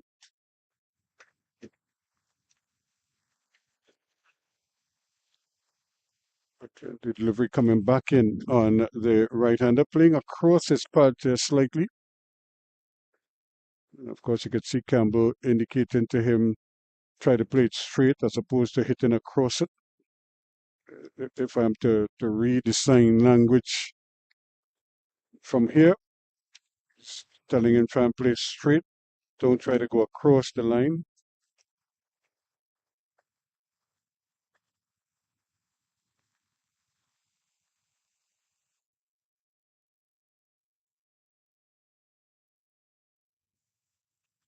Williams again, just been a little bit untidy behind the stumps because he's a young man, still learning the craft of wicket keeping. But there are just some basic errors that he's making. I'm sure his uncle will have a word and probably advise him on some of the rudiments of wicket keeping. That's a great shot. That's 4 runs. From the moment it left the bat, it was pitched up in his arc, and he just swung the bat through the line, and it spread across the turf. The bowler in his follow through had no chance. Yeah, diamond in the rough here. Pete Salmon coming into this game. Pitched up, he's on the front foot, spanking it through the line of the delivery, past mid-off for 4. And a good looking shot, good hand-eye coordination, getting a stride out to it. He goes on to 30. Just like Edmund, the longer he bats, the better he looks, like Larry Edward in the previous innings. It's now 311 now for 7. This time off the back foot. More runs. He's on the back foot again, and he punches this one through the covers for 4. Yeah, we saw one glorious off drive off the front foot. And now off the back foot this time. High elbow. Playing it through the line. Stand and deliver. Piercing the gap. Perfectly timed. No chance for Evelyn running around. And 2 good-looking shots and boundaries in the over off of the bowling of Jaden Edmund. So no wickets for him in this innings. He had 5 in the first innings. Yeah, that's the beauty of the game of cricket, because you could be brilliant one time and then it kind of brings you down to earth the next time. But he has to understand that is part of the vagaries of the game of fast bowling, and he has to work through that. If we thought there'd be an early day, but we won't go 4 days, just to throw a spoke in the wheel. That ends the over. It's 34 to Salmon, 91 to Campbell. It's 316 for 7 now. The lead building all the time as they try their best to put a total on the board that the bowlers can possibly come and put in a good effort that allows them to come from behind and win this game. Remember, they made 133 in their first innings, and here in the second, it's 315 for 7. And Compton, the lead is 121 now. So in a lot of ways, they're much improved from that first innings, although the conditions, it must be said, are different, vastly different. Very sedate conditions, a pitch that holds no terrors, not turning much, and not bouncing much either. He's not even opting for that reverse sweep this time. Just patting it back down. He's on 91 off 100 deliveries now. And he is actually 1 run short of tying Devin Imlach. There's the reverse sweep. That's And more he's like gonna it. have to hurry, and he does, but the return is a wayward one. And good effort again. That man running around there in what started out to be deep cover point. Well, I can tell you that CSK got to 103 for 9 in their 20 overs. There you look at it again, the return a little bit high, no trouble at all for him. And of course, having to extend himself there. He just struck on the helmet there from that parried return off of Graves. Struck on the helmet. He's in the walls. Waves, yep. Struck on the arm, struck on the helmet. What I was amazed at is that there was a little crease by the wall there when they're looking for the ball. And much to my surprise, Tony Gray actually slipped through the crease. The little crack in the wall there. It's not like a no ball. Slipping through the crease. Yeah, he just slid through there. So Yeah, and then he just disappeared. Sneaky customer. It's like him going between bat and pad You know, with a delivery.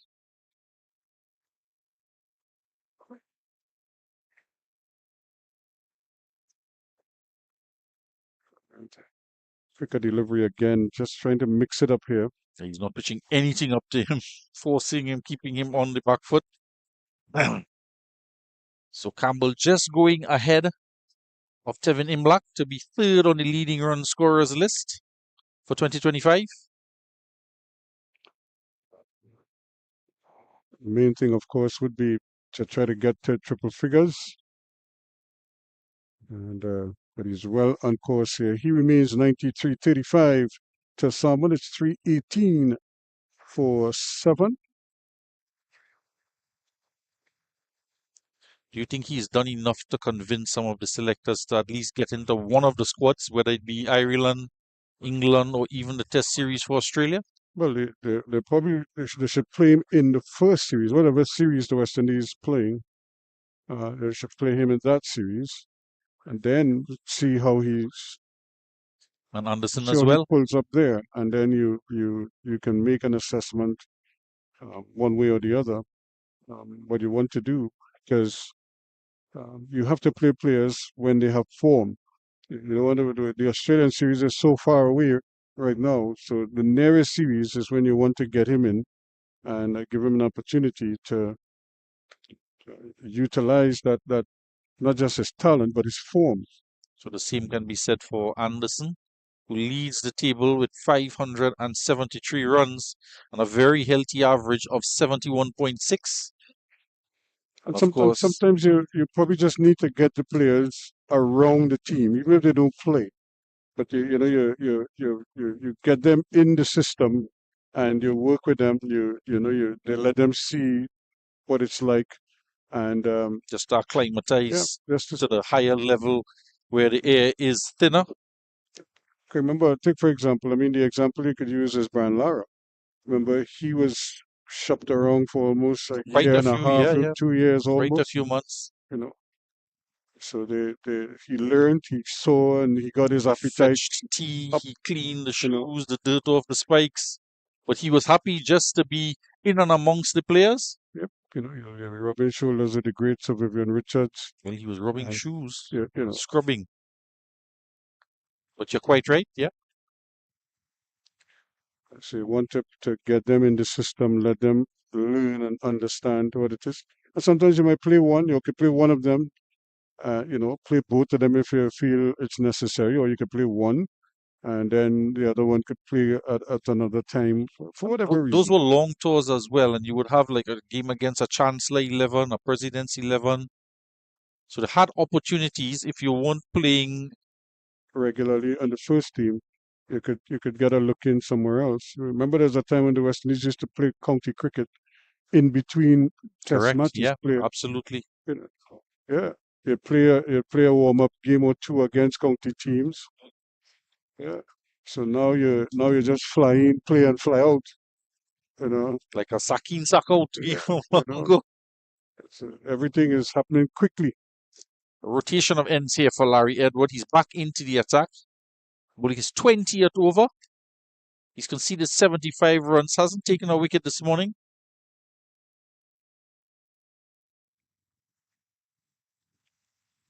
And yeah, because if the man at mid office, put him right back on the boundary. You can't stop a single there.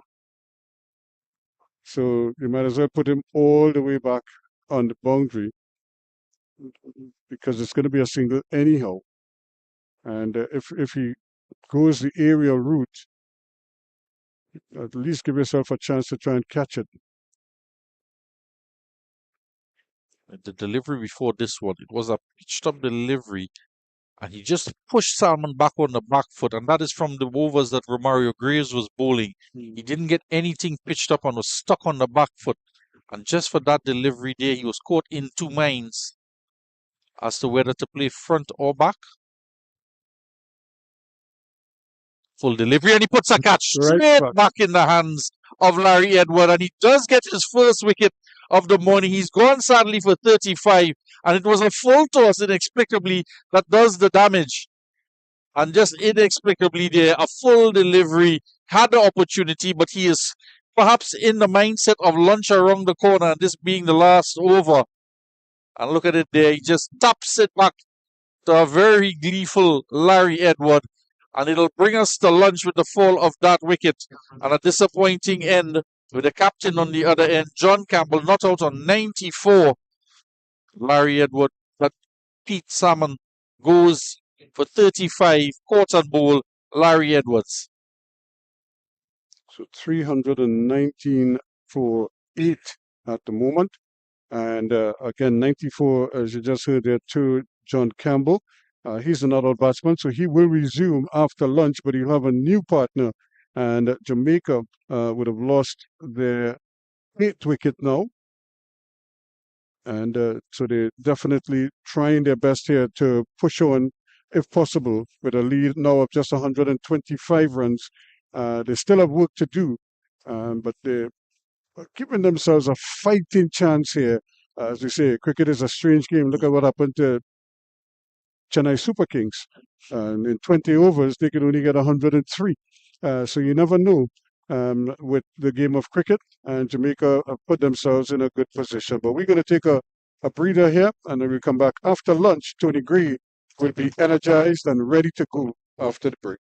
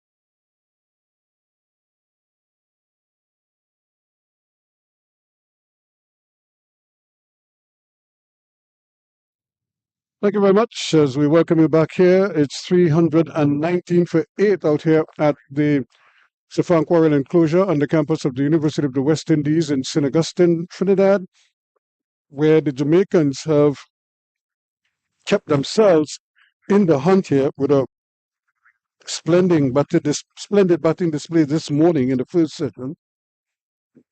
After they resumed at 206 for 5, they lost a couple early wickets, but then they rallied to reach lunch at 319 for 8. And with their captain, John Campbell, who was injured yesterday and sat out the entire third session after the tea interval, came back this morning and resumed at 33, and he's now knocking on 100. He's 6 away from a deserved 100, which would be his third of the season.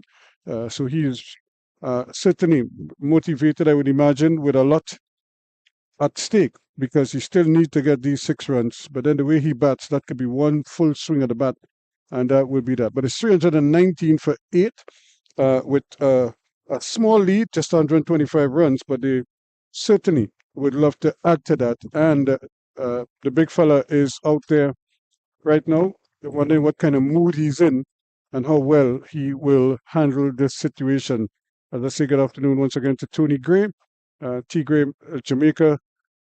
They're not out of the woods yet. They still could capitulate, but they've shown good signs. Yeah, good afternoon to you, Roskin. Good afternoon to our listeners and viewers. They've shown very good signs. They've fought themselves back into the game. A 125-run lead is not an unassailable target, obviously, but they would have to get some more. Odin Smith is a capable batsman. He can play some powerful shots, but he's got to play that balanced role with his captain. Was impressed with Salmon, the way he went about things. He was aggressive when he needed to be. He was defensive when he needed to be. I didn't think that the fielding side knew how to bowl to him, what lengths to bowl to him, because he was also very efficient off the back foot. But Odin Smith now has to replace him and try to emulate the way he went about things with his captain. Sydney is a very interesting afternoon session in store for us here, one way or the other. The question really is, does Odin Smith turn into T20 mode and just do what he does best? It's amazing that you can change your mindset. We looked at Salman. He's batting very, very well. He was on 35, off of 66 deliveries, and he was thinking about lunch and just send back an easy catch to the bowler Graves, which he gleefully accepted. So actually, it's Edmund Graves is bowling Graves is bowling now at this end. There's an appeal for an LBW, not out, says the umpire. Living dangerously. It's not going to stop playing those reverse sweeps. Just came out of a break. He's on 94 and he's risking getting out playing that reverse sweep. He's worked very hard. Should get a second here, but he's looked the part, John Campbell. He's worked very hard to get into the 90s. He will want to achieve this milestone, this wonderful milestone of getting a century.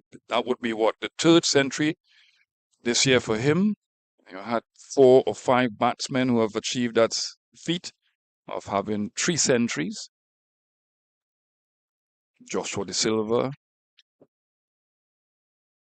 one of them.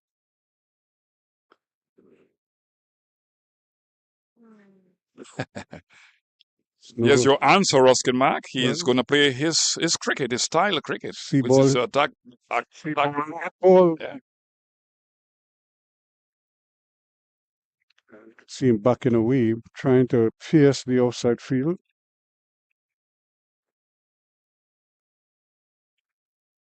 And again.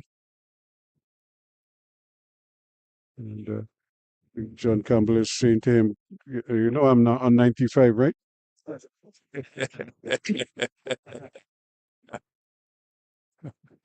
Just in case you didn't.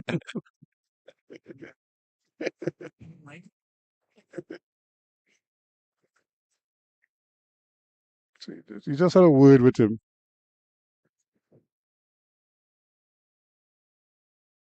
You know, it's not what you say alone to somebody like Odin Smith, but how you say it. You don't want to hype him up too much because he's hyped already. You got to be calm and cool and expounding what you want him to hear and how he wants to approach or should approach the innings. And just again, just keeping that one out. And really, was in two minds there. He started coming forward, then he decided to go back, but it kept very low. Once again, So you're looking at signs that at both ends, the ball is keeping low. And the fielding side will have to be mindful of that because they don't want to be chasing a score in excess of 175. That could be a winning score on this surface. 320 for 8 at the end of the over. And everything is just so kind of laid back and so slow. The fielders are taking their time to get into position. I mean, look at how long ago we bowled the last ball of the previous over. And we're still not ready to bowl to start the second one. So they're going to remove their helmets. So they're going to bring out the caps for them, I would imagine. I think it's the right thing to bowl two spinners, one from either end. Obviously, you want to extract the turn that will be there. It's a dry surface now. And Edward has bowled quite well. He's gotten 4 wickets for his 75 runs and bowled 20 overs. So he's been the main wicket taker. And why not bring him on at this point in time? Well, they've done the green Jamaican caps. I wonder if that's a sign that they mean business. And so we'll see whether the approach changes at all. Remember, he's 5 away here, John Campbell. So he's going to do over his guard as if to start afresh and try and get on with the business at hand here. Big gaps in the field. Single is almost always available to him.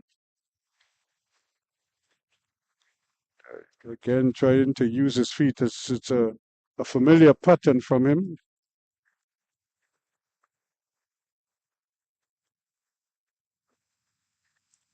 Oh, well played. I played that in the gap. That could go for 4 runs. That's going to get very close to the boundary. In fact, it's going to get there. He goes to 99 now, just 1 away. Yeah, that's a brilliant shot. It's a brilliant shot because that ball kept low, but he stayed with the shot long enough. Looked at it very closely. See the low bounce there, very evident. And he punched it nicely, timed it well, and got 4 runs. So 1 more run to achieve his 3rd century this year. He placed it well. I think that was probably the best part of all of that. He kept his eyes on it, but then he opened up so he could turn it away from the cover and was able to punch it through. There's 100. Very well played. And he signals to the dressing room. And 108 deliveries for his 100. I think it's a brilliant 100 in the context of the game and what happened yesterday with him. He was struck in the hand. He came out with a purpose to try to give his team some runs to defend here, and he's done quite well. 100 for the captain Campbell. He's played a captain's innings, and he's shown everything there, not just shot-making ability, but determination, heart, and really good focus. 108 balls, 13 fours and a 6. It's well played. And then now he's looking at Odin Smith. Campbell probably would try to get him on strikes if he can't really take the bowling by the scruff of the neck. So what a fine effort from John Campbell. And this time he's chipping down the wicket. Beaten in flight there. But again, doing the smart thing. literally kicking the ball there. Yeah, he was trying to get to the ball, and when you decide to leave your crease as a batsman, you got to try to get to the pitch of the ball. He didn't, and was still trying to work the ball through the onside, missed it completely. So good ball in there by Edwards, a sluggish type delivery in the air. And that's a lovely little shot, but it's just going to net him just a 1 run so far. So Odin Smith showing that he has capabilities with the bat, if anybody doubted that. Question is he in the mood to play those shots today? It's 328 for 8 now. The lead just creeping up ever so slightly. But John Campbell is the story, 100 from 108 balls. So you're scoring rather quickly. And 13 fours and a 6. And that's how he normally approaches the innings, obviously. He doesn't like to be bogged down. He likes to get on with it.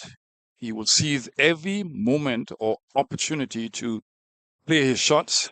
We've seen all types of shots, not only the full face bat shots, but the horizontal shots, a lot of sweep shots, reverse sweeps, and he's really played well. He's found the gaps a lot of times in this wonderful innings that we're still witnessing because he's on 100, on 109 balls, so good strike rate also.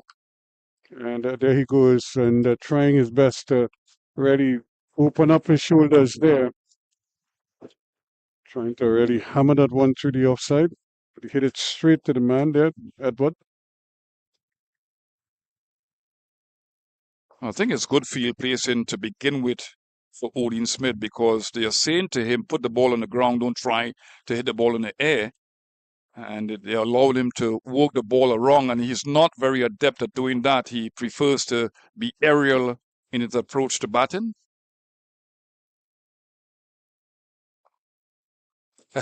He looks the part there. Watchful. He's Number 3 watchful. batsman, Odin Smith.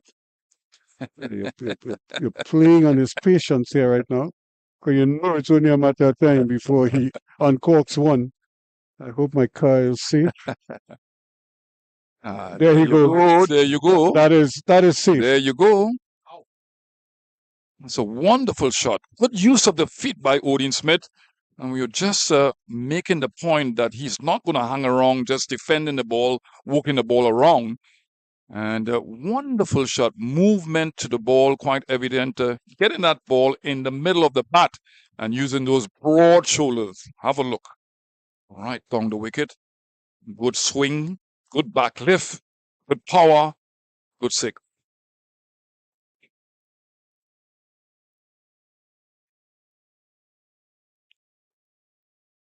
And I think that's what John Campbell is probably telling him. You know, if you bat for any extended period of time, the scoreboard will be ticking over rather quickly.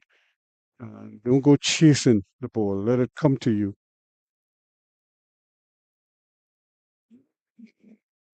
A pitch of a delivery that went past everything there.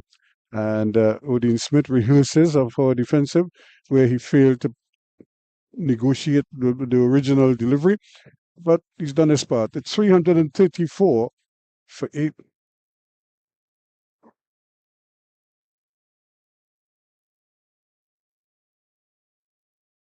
And that ball actually turned, but he moved the bat, and the ball just kept going. Almost clipped the off stump on the way through. So 334 for 8.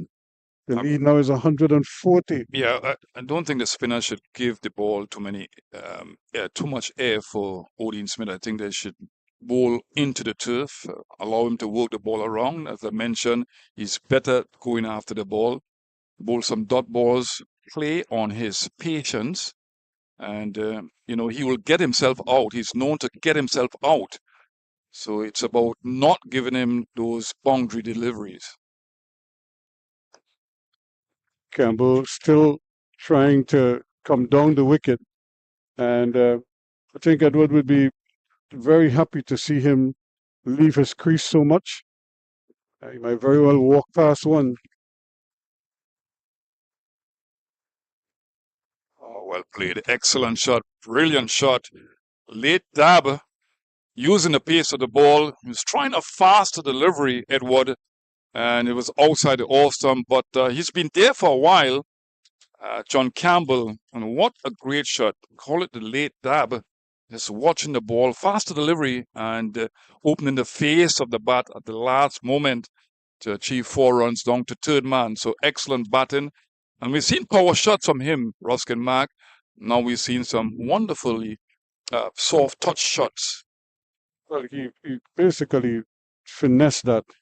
And there he goes again. That's close. He's out. He went right across it this time and literally took his life in his hand there, and he paid the price. So he goes for 104 from 110 deliveries, and that's the breakthrough that they were craving. Yeah, we reiterated time and time again that the reverse sweep shot was a very risky shot on this surface.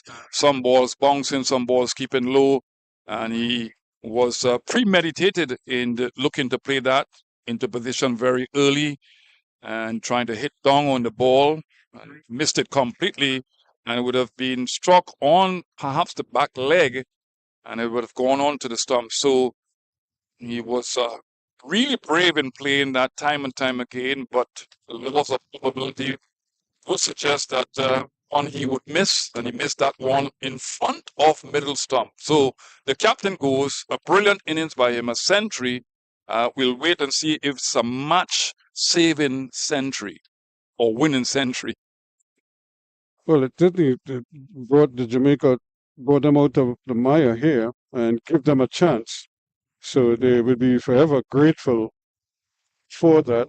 And now it's just a question of can they still put on a couple more runs here and try to pad that lead.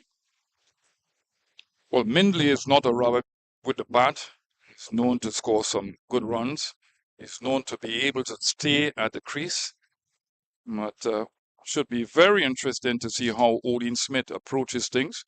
In fact, I don't think that he's going to change his approach. I think that he's going to go after the ball. And he's got to be looking for quick runs. He's not going to be thinking about farming the strike either. It's well played, long forward. But that's if Mindley survives. Because Mindley too could have a big go, you know. The whole idea is to score runs, and so it's never a dull moment. So now they've put the long off and the long on back on the boundary, which makes sense, and probably give him the single and keep Smith off strike. Yeah, we didn't mention the wonderful effort of Larry Edward. He's gotten a 5-wicket haul. He's gone for 86 runs, but he's on his 22nd over, so he's really bowled well. And they're not interested in the single. That was a comfortable single there if they wanted it, but they decided against it. So it remains 338 for 9.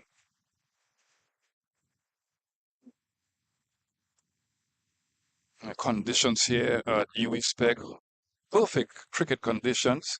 There's a slight breeze across the ground from the east. The sun is out, not too hot, but the breeze will bring about that cooling effect. And it's a good enough pitch still. I mean, some deliveries have kept low, but it's still a good batting track. So you have to say, at this point in time, Ruskin Mark, that the CCC team is in a really strong position, an advantageous position. Yeah, they are. They played good cricket. That's the more important thing. Plus, they're trying to mirror the performance of the West Indies Academy. So they won in 2 days, and they are trying to follow them a day later. But they need one more wicket to try to put themselves firmly in the driver's seat, where they have a small lead to knock off 144 at the moment. As it stands, they will need 145 for a victory. If they could get the last wicket now at 338 for 9. And there it goes. He's a muscular man, and he literally cuffed that through mid-wicket for 4. I think that if Odin Smith mishits the ball, it will go for 4 or 6 because he's that strong.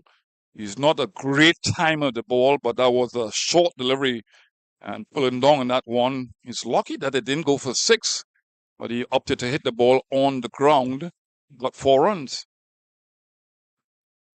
So he's threatening to explode here. It would be fun if he sticks around for a long time. And he goes again, but he's bowled neck and crop and head in the air, trying to go the aerial route this time, taking Tony Gray's lead and loses his stump. So he stays there and is really bowled neck and crop. The ball was on the wicket and he just went actually off his pad and onto the stump. And he goes, he could consider himself a little bit unlucky, but it doesn't matter. 1 for 67 there for Romario Graves. So a good effort on his part. But it's the man, Jaden Edmond, or rather, it's Larry Edwards, rather, who did the damage with 22 overs, 5 for 86. Yeah, he bowled quite well. Didn't try too many things. He's not a big turner of the ball, but he fliked it at some deliveries. He bowled off the pitch. You can see him with subtle variations. He bowled some faster ones.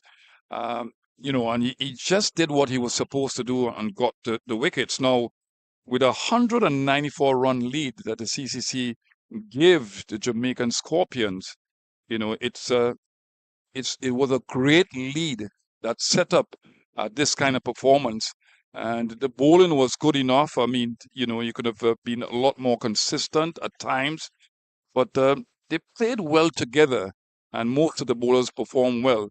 There was a situation where the captain of the Jamaican Scorpions, along with Salman, built a nice partnership, but that didn't continue. That ended just before lunch.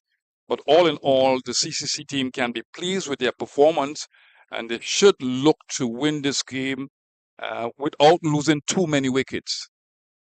Well, they have a target of 149 to win. So it's under 150, just the 1 run. So they'll be thinking they should be able to get that without too much discomfort.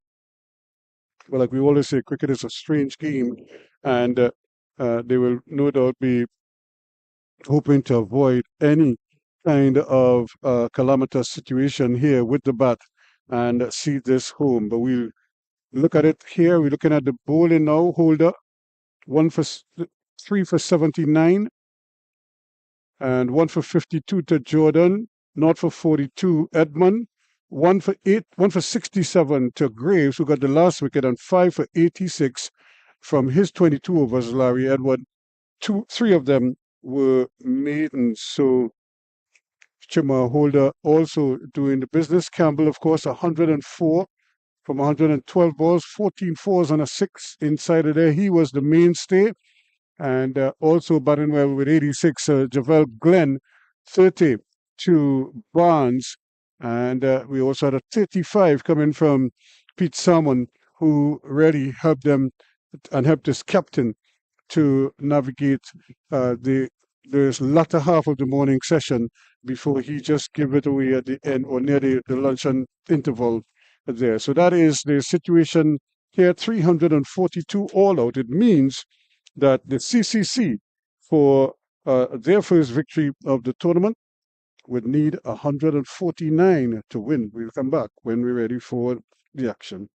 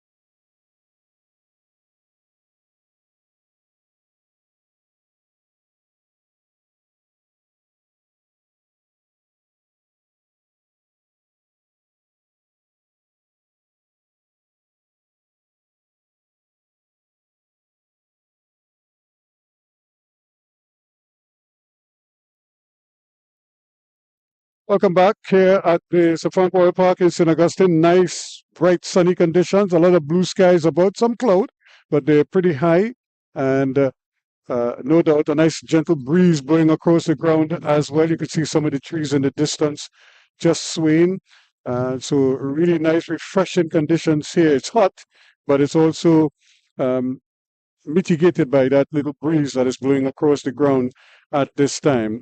It should be a good opportunity for Jamaica to show their true colors, so to speak, because they know that they have a small window, very small window here to probably break the back of the CCC button. If they could pick up some early wickets, they could make life difficult for them at the back end. But whatever they're going to get out of this new ball, they're going to have to do it early. They can't wait because the wicket itself is not it's a pretty much a placid wicket, and they're going to have to work very hard for anything out of the wicket. But the new ball should prove decisive if they bowl in the right areas. Yeah, I think that the new ball will move around. Of course, Minley is a good shift of the ball both ways.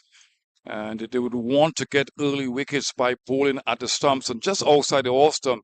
It should be interesting to see the field placing of John Campbell. And you cannot over-attack because you don't want a lot of runs being scored too early. Might just put a damp on things for the fielding side. But Minley has been known to take early wickets with a new ball, but he's got to be supported by the other end. Odin Smith is expected to take the new ball. And we know that he can be, a lot of times, not sometimes, but a lot of times, inconsistent. So he's got to be on song today, along with Minley with a new ball. He has a slip and a gully. He has a third, a backward point, really. Extra cover, more or less, and a mid-off. And immediately they are off and running here. Now the batting side, they too can mitigate all of that by, as they're doing there, rotate the strike and pick up boundaries when they get bad balls, but don't just sit there and try to block. Try to be positive about the approach and, take as many runs as you possibly can. If you can turn 1 into 2, do it. 2 into 3, put pressure on the fielders. Yeah, it's about initiating that pressure in different ways. You talk about rotation of strike, picking up the bad balls and being assertive with the bad balls, and frustrating the bowlers and the captain out on the field. There's a stifled appeal, and not out, says the umpire.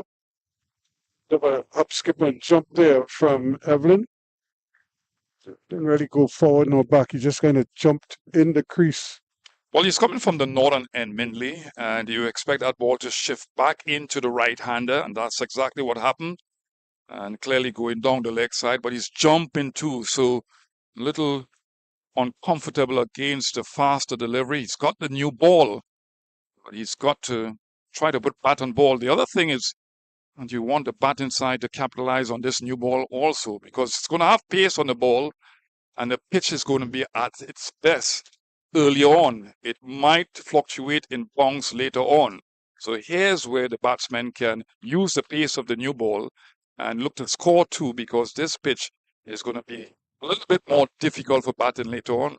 But they don't have to go chasing after the runs. You just have to remain positive and try and see if you can't get the runs without losing too many wickets and with as few alarms as possible.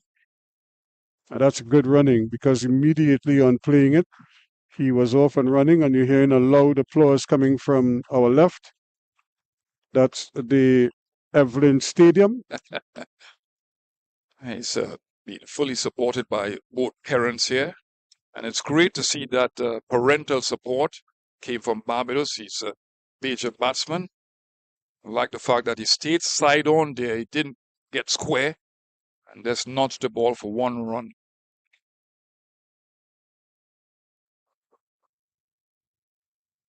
Again, just playing a little bit away from the body there, just following the ball a little bit.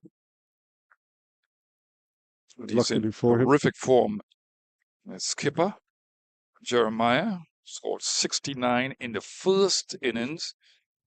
He should have gotten a century. No trouble there, but he gave his wicket away. You could see him hanging the bat outside the off stump, but he not close to the line of the ball. That's well played. He made 69 in 99 balls with the 7-4s and 3 6s, strike rate of 70. And that's important as we come to the end of the first over, 2 without loss. But it's important because we talk about his approach to batting as an opening batsman. It seems to be better when he's looking for runs, not going after the ball. That's too strong a term, but looking for runs. His strike rate 70. His normal strike rate in first-class cricket is in the 40s, 41. So a huge change in the approach to batting by Captain Jeremiah.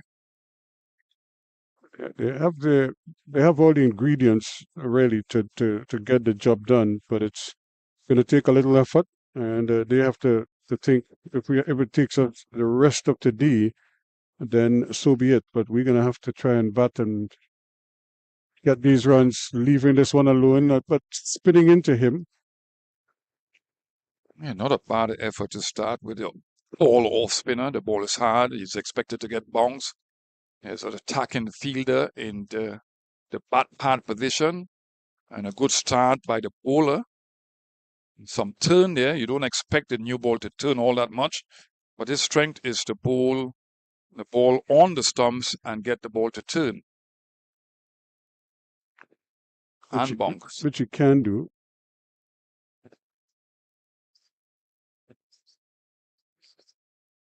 It's a lot of chatter out there right now. The Jamaicans trying to get themselves in the game, and that's well played. They go for one. They might think of a second. They decide against it. As Odin Smith is coming off the boundary, and he has a rocket for an arm. You often mention Ruskin Mark, the psychology of the game. A low target to get required 146 more runs to win this game. But if you lose 2 quick wickets or 3 wickets, then there would be nervousness in the dressing room. So there's a serious positive psychology to chase down low scores rather than huge scores. Got to be positive out there. And don't get into the defensive frame of mind. Don't allow the bowlers to bowl at you. You've got to be looking for runs, not because it's a low score to get. Oh, ball's turning. New ball turning. And that one spun, it bounced as well. I think that's probably what opened everybody's eyes there. Hey, congratulations to Sunil Narayan, player of the match, as KKR dismantled CSK. Bowled him right through the gate, a quicker delivery, and just like that, he has to go. Someone really coming into this game and making his presence felt. Bowled neck and crop. I think that was an excellent delivery by him, a straighter delivery, an angled delivery into the left-hander. It's coming wrong the wicket. And I think that what happened previously with the delivery, quicker delivery, middle stump, really and truly excellent bowling, because the previous delivery spun away from the left-hander, and this one came back in with a little bit more purpose, a little bit more vibrancy, a little bit more pace, and he got that much-needed wicket. So let's see different things here, Ruskin Mark. Let's see how Campbell handles his team in this, what you will call, dangerous position of just having to get to over 140 runs. But also, let's see how the fielders respond to the captain out there in this position. Well, he has everything in front of him. He has 100, so he should be buoyant right now. John Campbell, I picked up an early wicket, and so all he's probably telling his troops is, "Let's keep going. Don't worry about anything. Just keep going." And just as I was telling you about Sunil Narayan here, 44 with the bat and 3 wickets as well. He seems to be improving as he gets older with the bat. He's always been good with the bat. A stroke maker. He's been used as a pinch hitter, but he's been used also to bat at number 7. to finish the innings. It's amazing that he has kept going for so long. Always loved the game at the under 19 level, at the under 15 level, and that's the end of the over. A wicket taken over by Salmon. It's now 2 overs gone, 3 runs on the board, and that first wicket. So the captain, Jeremiah, making just a 1 run. So that is the big blow, the big body blow for them. Now it's up to the other batsmen to put that behind them and get on with the business of getting these 149 runs. Yeah, this is not in hindsight, Ruskin Mark, but to start with Salmon at the other end, it was the right decision. It's not in hindsight because he took a wicket, but remember Odin Smith with a new ball in the first innings of the CCC team, he was all over the shop. So this is good captaincy. This is good tactical awareness to use somebody who's going to be a little bit more consistent, who's going to shift the ball around with its long fingers, that off spinner, who's going to get additional bunks because of his height. Excellent decision to make to bowl Salmon from the southern end. It's gotten a breakthrough for them. I'm sure Mindley would like to follow suit. And that's not going to help, but you look at where the wicketkeeper is, he decided to stand up to the fast bowler, possibly the quickest man in the match, and he is standing up to him, which is bravery. Yeah, it could be disconcerting for a wicketkeeper to stand up to a fast bowler with a new ball in his second over.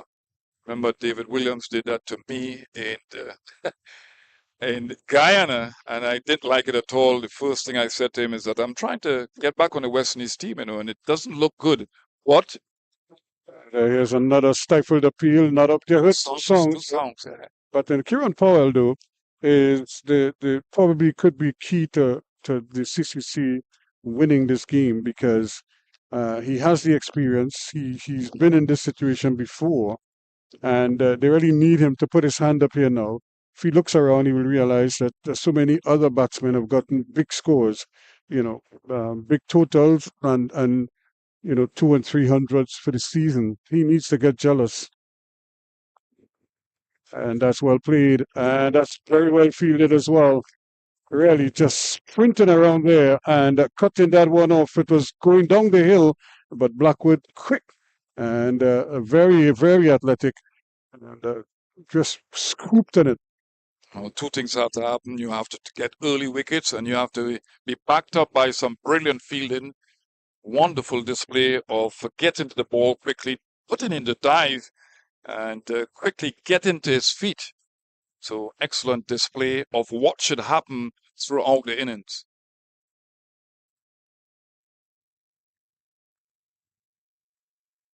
And not for the first time, he tends to drift, unless it's trying to effect a stumping, because that's the second one that he's bowled down the leg side with the wicketkeeper standing up for the right-handed Evelyn. So it might be something that they looked at and decided this is what we're going to do when Evelyn's batting. What they don't want is for the ball, however, to elude the keeper and goes for 4 byes. You don't want to give those away at all. There's another one that goes down to fine leg. It goes, but again driving a little bit airy-fairy there, and just getting an edge to it. That completes the over, and the end of it 6 for 1. Well, I think that he's not comfortable mentally, Evelyn. He's not accustomed to the wicketkeeper being up to the stump. It's a huge rarity. You don't see that very often, especially against Mindley, who can shift the ball both ways. But clearly they saw something on the tapes. Obviously, they would have reviewed what happened in the first innings with the analysts.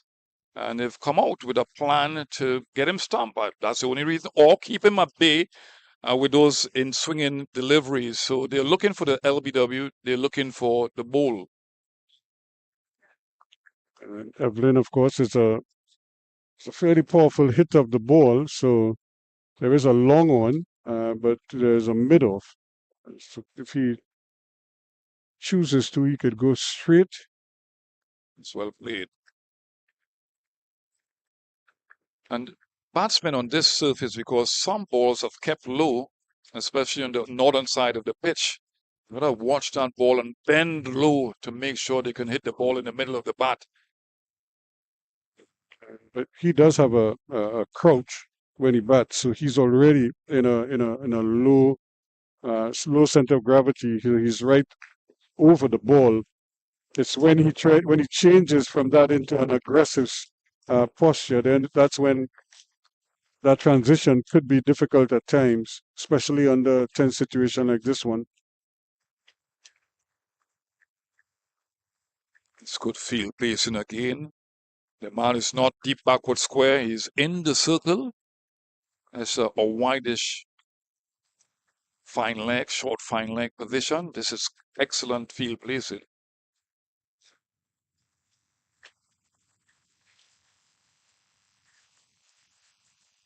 So again, just doing the smart thing there, Evelyn, not getting too bogged down, but not overly worried of bringing out a maiden over or so. Just to keep hitting the ball in the middle of the bat. Almost got turned around there. It was as square as anything. And luckily, it hit the toe of the bat and went back to the bowler. End of the over. A maiden, 6 for 1 at the end of it. Yeah, it's good over. Good testing over. Testing the batsman, testing the field placing too, because you want to bring the fielders behind the wicket and in front the bat into play. The field is specific to what they're trying to do against Evelyn, and it was a very good over. Now, Evelyn would want to play with a full face of the bat against a spinner, against a paceman. But to me, he's a little rattled with the field placing, which is good psychology from the captain of the fielding side. It's well played. Ball man looking for 2. He's not quick between the wickets, but he will get 2. I don't think there was any doubt you'd get 2 there, but he just, I'm not sure if he's 100% or what, but he just seems a little labored when he's running or in his general movement. But then he has this fairly upright batting stance. He just kind of stands a little bit unorthodox in the way he plays his shots, but it's a technique he's had for a long while.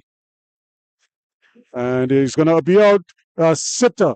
He just pushed at it and just lofted it right back down the throat there of Glenn. And Glenn accepts it gleefully at mid-off. And what a soft dismissal. And they're giving him some lyrics as he goes off the field there. And no doubt Kieran Powell shakes the hand going off almost as if he's signing off as he makes his way off. So this could be his last game at this level. So the players are congratulating him, but for more intents and purposes, at the moment, it's 8 for 2 right now. And what a soft and disappointing dismissal, you would have to say. Well, his role is not only to make runs, he's in the pivotal position at number 3. So we expect him to be one of the better batters on his team, the CCC team. He's got loads and loads of experience. He's played in different scenarios before. He knows that he has to be watchful. And he did really defend the ball with a good delivery. Just short of a length, he should have been defending the ball, playing with soft hands, allowing the ball to come at him. But he was in that upright position and pushing at the ball. Didn't have control, played it uppishly, and a really soft dismissal. Yeah, it really is. You really thought that this would have been a great opportunity for him to sign off, with a good innings. But he would have had to spend time at the crease. He didn't really seem as if he was prepared to do that. He just kind of pushed at the ball and just lofted a sitter. And and even if it was an aggressive shot, he probably would have cleared the head of the man in middle. But he just pushed at the ball, no real effort to get on top of it. And if you're getting under it, well, then get on it and hit it. And immediately, once again, Mindley is bang on target as Paris. There's always going to be a question mark behind senior players who have represented the West Indies team and come into a situation where you need that wonderful role playing. I say wonderful role playing because you're a senior player and you need to lend assistance to the younger players. But it also is about contributing to the team and showing the examples that they need to show out there. So Powell not showing anything at all to talk about in both innings, not just this innings. As well pulled again at the stumps, ball keeping low. It's going to skid through all the time from Minley, in my opinion, unless he pongs the ball into the turf, because he is not a tall fast bowler and he's really a skidder of the ball rather than a pong of the ball. His line is good, though. He's attacking the stumps more often than not. He's not giving anything away at the moment, other than those couple down the leg side. The wicketkeeper is still right up to the stumps. And this one is in the air, sailing, but it's gone. Onto the roof of that little tent down at that deep square leg position. It's gone for 6. What a way to relieve the pressure. And that's a good shot. Good shot by Paris, who scored a century in the first innings. He's going backward, not backing across. So he played that one on his body and didn't have that control, but still the ball sailed over the ropes for 6. So a release shot by Paris, and a release shot because of a lot of different factors, because they have lost 2 wickets already.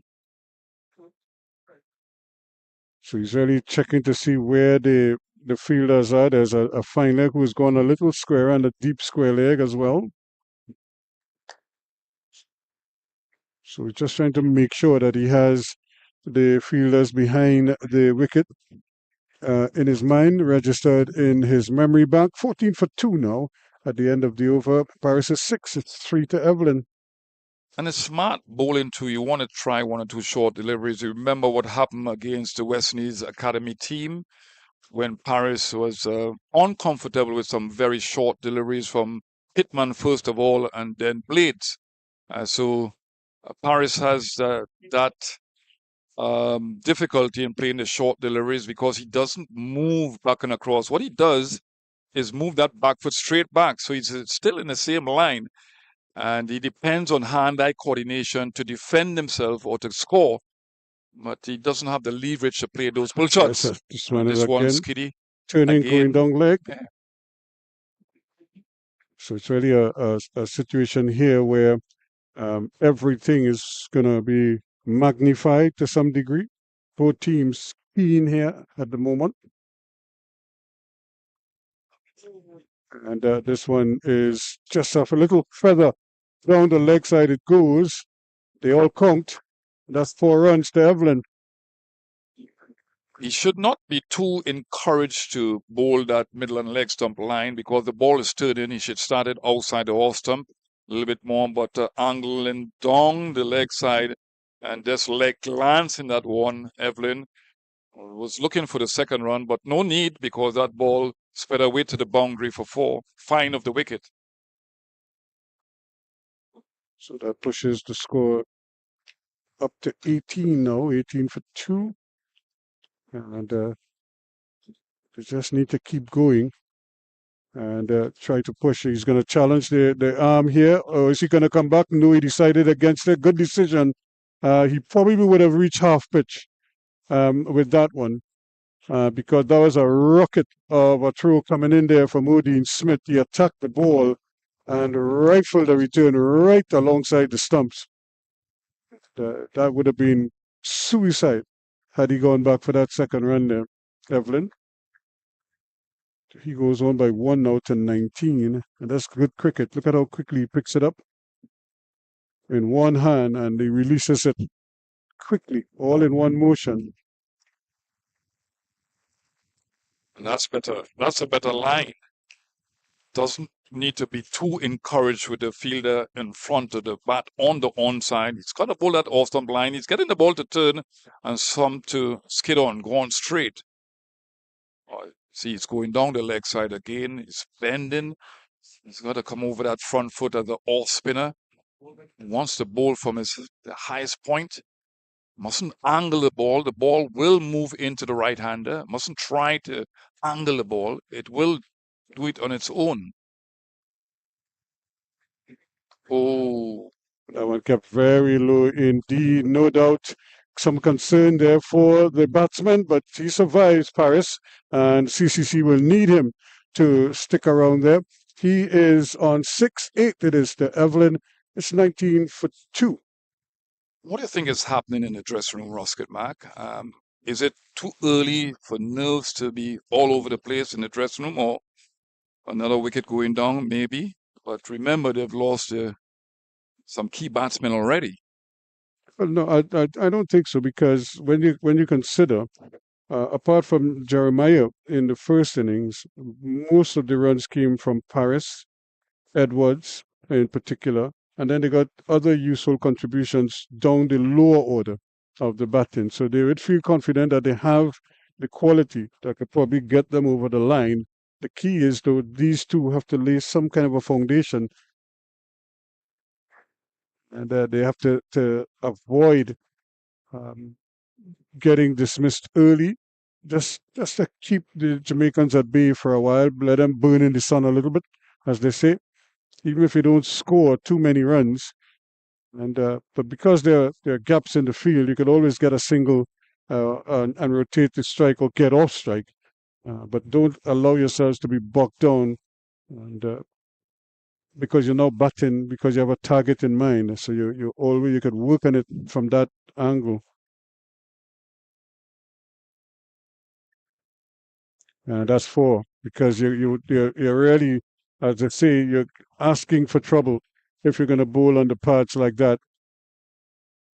Well, he's going wide of the stumps mainly. He's normally straight at the stumps and has the ability to complete his action against the right-handed batsman. But remember, he's bowling from the northern end, and the breeze will push the ball. He's not frenetically fast.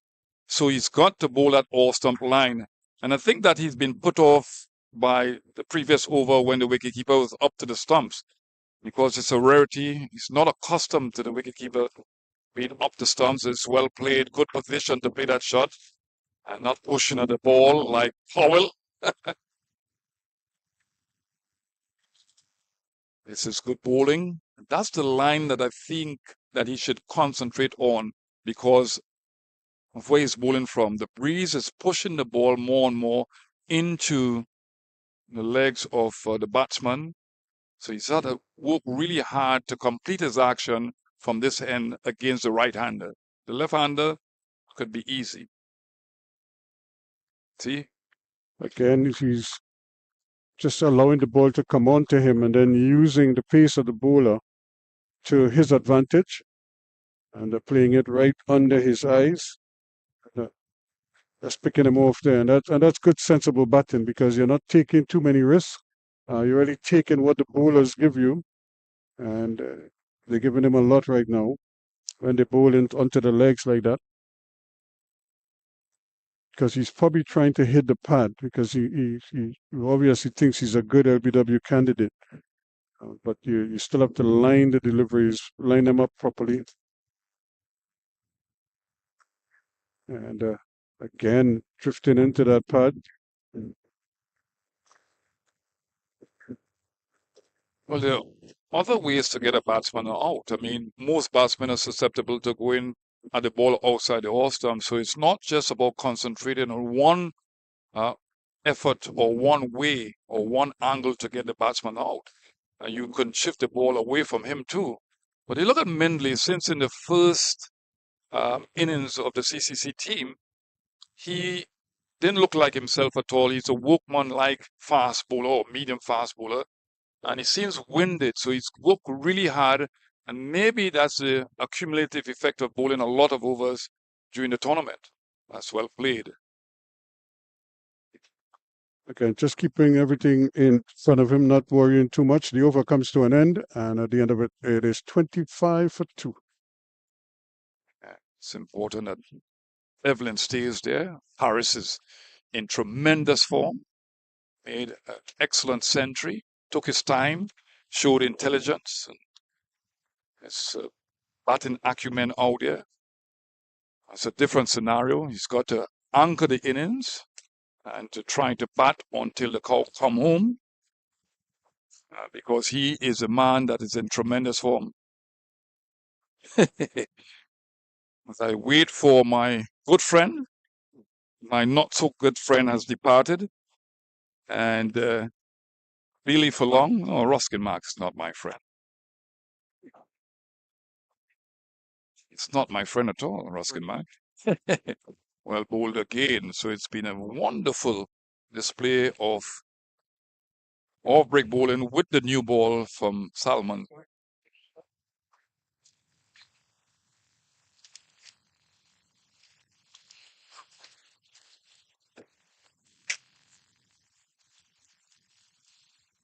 So I think that he's drifting the ball too, Salmon. It's not just that he's turning the ball into the right-hander. He's hanging back one or two to just to drift the ball away when that slipped in place. It's a good single. Minley not really attacking the ball, and I suspect there's something that is wrong with him.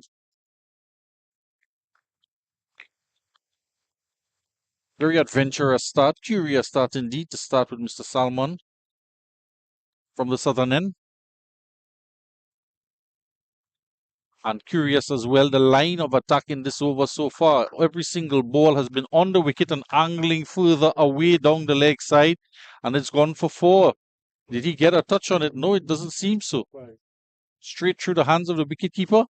Well, he's over trying here. He's trying to angle the ball into the right hander, and he's starting the wrong line. It's going down the leg all of the times, and wicketkeeper not focusing on the ball, perhaps distracted by what was happening in front of him, with Evelyn moving towards the line of the ball. Well, you did indicate that having to stand up to Makino Mindley is not just discerning or distracting for the bowler, for the wicketkeeper as well, because he's not quite where he would normally expect to be to take it. And with these balls angled down the leg side from the off spinner, he's not settled. It doesn't create for the best situation for him as the wicketkeeper. You expect better, you expect higher standard, but it's not easy.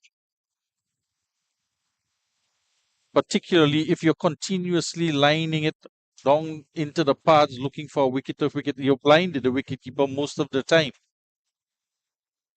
There is a leg slip in place, but it's a curious line of attack against Paris. In the air, there is nobody, gaping gaps on the offside. He just swings through the line of it, and the line has been middle wicket to wicket, and one floated outside of the off stump, and he takes full advantage. Just 2 on the offside to beat. Yeah, I think that he's trying too many things. It's in different lengths and lines, and he's paying the price for it. He started off well with an early wicket, but now he's trying to get another wicket rather than being patient. 8 overs gone, 35 for 2, and with a small total to defend, you don't want to be giving away too many loose deliveries. On the other hand, the batsmen have been very good. They have not allowed any hard deliveries to go up begging, and this is good from Paris. He's a dominant type batsman when he's on sound, and he's showing that he is in a no-nonsense mood today. But it's going to be a bowling change here. Brad Barnes is going to come into the attack. It's a good change here at this point in time. You don't want to keep the batters accustomed with a small total to defend. You don't want to keep the batters, acclimatized to conditions initially and then being comfortable against one particular bowler. So changing it up here. Yeah, and the wicket is keeping lower and lower after lunch on the 3rd day. Well, he's a risky type bowler, Barnes. He's going to get some to skid through. but he's got the element of surprise with a faster delivery. He started with a faster delivery. I made mention that the batsmen have to keep low on this surface because most of the deliveries are not bouncing, they're keeping low. Well, interesting here. Did he just step down the wicket coming out of his crease? York from a delivery from Barnes. It squirted out behind the wicket keeper. It seems as though it was some bat onto his foot. Luckily, it didn't go back onto the stump. Clearly perturbed with the previous deliveries, trying to get to the pitch of the ball. He doesn't want that ball to come to him, so he's getting out there. It's a dangerous proposition because Barnes can get one to drift away from him. He's got to be mindful of that ability that he has. Well played, excellent. Staying low and just clipping that one for 1 run. So the fielders, there is a long on for the off spinner operating. There is a deep straight mid wicket in that of Blackwood. There's a square leg and Mansing is in close at mid wicket. Kind of a straight mid wicket. Just tweaking the field somewhat. There's a shot over the head of Blackwood for 6.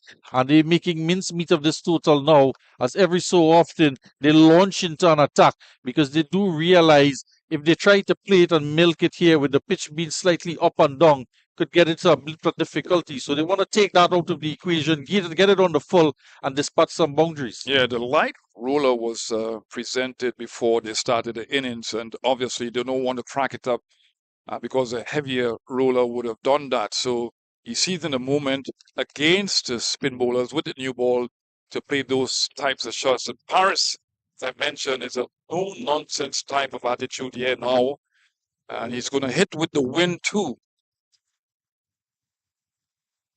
That's a good shot, excellent shot, tall and commanding straight drive. And we've seen those shots that were hit in the air, heading in the westerly direction. The breeze has really taken it over the boundary.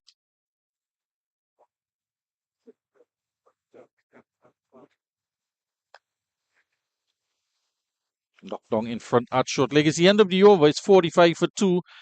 The Mel Evelyn is on 17. And Shaqiri Paris, the Centurion, he's on 19 over 14 deliveries, already striking 2 sixes. In the context of the innings and what they're trying to achieve, that was a very expensive over. 10 runs coming off that first over from Barnes.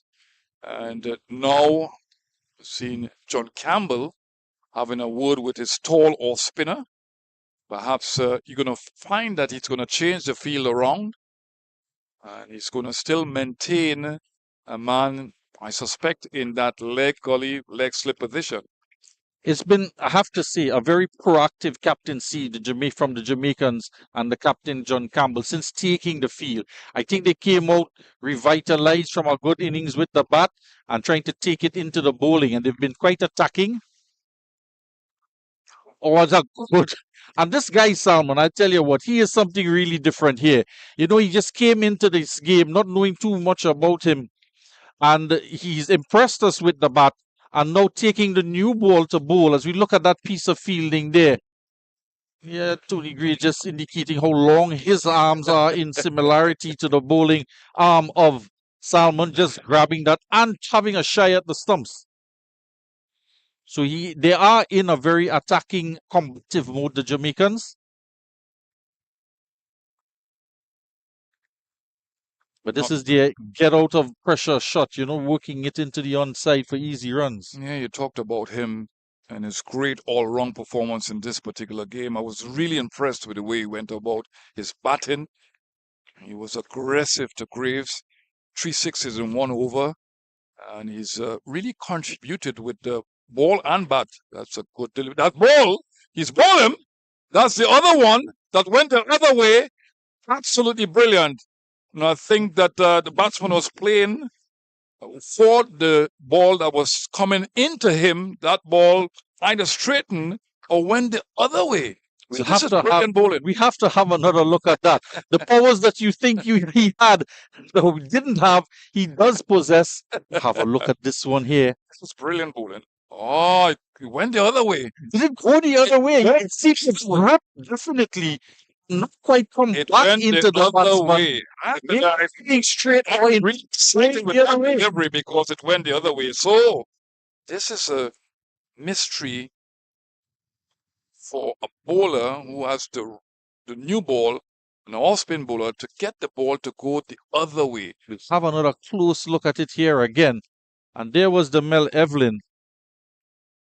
That crouch stance of his. He's looking to play as if it's turning into him. Yeah, he's coming back straight down, playing for turn. No turn was there, or did it turn the other way as well? He was comprehensively beaten. Did it just clip the front part as well, deceiving both our commentator and the batsman there with that delivery? Well, it was a wonderful delivery. So this is a different scenario 17 here to him. now. It's a different scenario because of the fact that it will create some nerves in the dressing room. Definitely. So 3 wickets going down, 3 main batsmen going down. I think that this game at the moment is in the balance. Well, it's 46 for 3. And I will just give you a quotation that I jotted down yesterday from Coach Drew Joyce. I'm looking at a show currently called Shooting Stars, which is the life story of LeBron James. He says to his players, the Fab Four at the time, it's not how you start, it's how you finish. And the Jamaicans at the end here of the season are looking to have a sting in their scorpion tails and looking to strike against the CCC and bring this game home. Yes, brilliant captaincy to begin with. Highly motivating his team out there. John Campbell, the tactical acumen that he's shown, excellent on the field. He started off with his big off spinner, not Odin Smith, because we know that he can be inconsistent, and it's paid off. I think that there's serious nerves in that dressing room with 3 wickets going down for 46 runs. It's 9.3 overs delivered. So this is excellent cricket. And it brings some life to the game because it's not going to pan out easy. It's going to go down to the wire today, not tomorrow. And you could tell from the body language of the Jamaicans as they came out onto the field as well. We even had Odeem Smith running around the boundary and rifling throws in. We had the wicketkeeper coming up to the stumps. There was a lot of vocals out there spurring their players on to toss the new ball, recognizing that Smith wasn't as effective with the new ball in the first inning, to toss it to the newcomer into the team, Pete Salmon. And boy, did he have an impact in the game so far. He's taken the 2 wickets, 4.3 overs, 13 runs, and 1 maiden in there. Answers bowler first over for 10, relinquishing some of the pressure. But they'll want to have a stranglehold here, not just on runs, but try to price a couple wickets out as well. We're going to resume after the drinks break at 46 for 3, and it is going to be the new batter to the crease.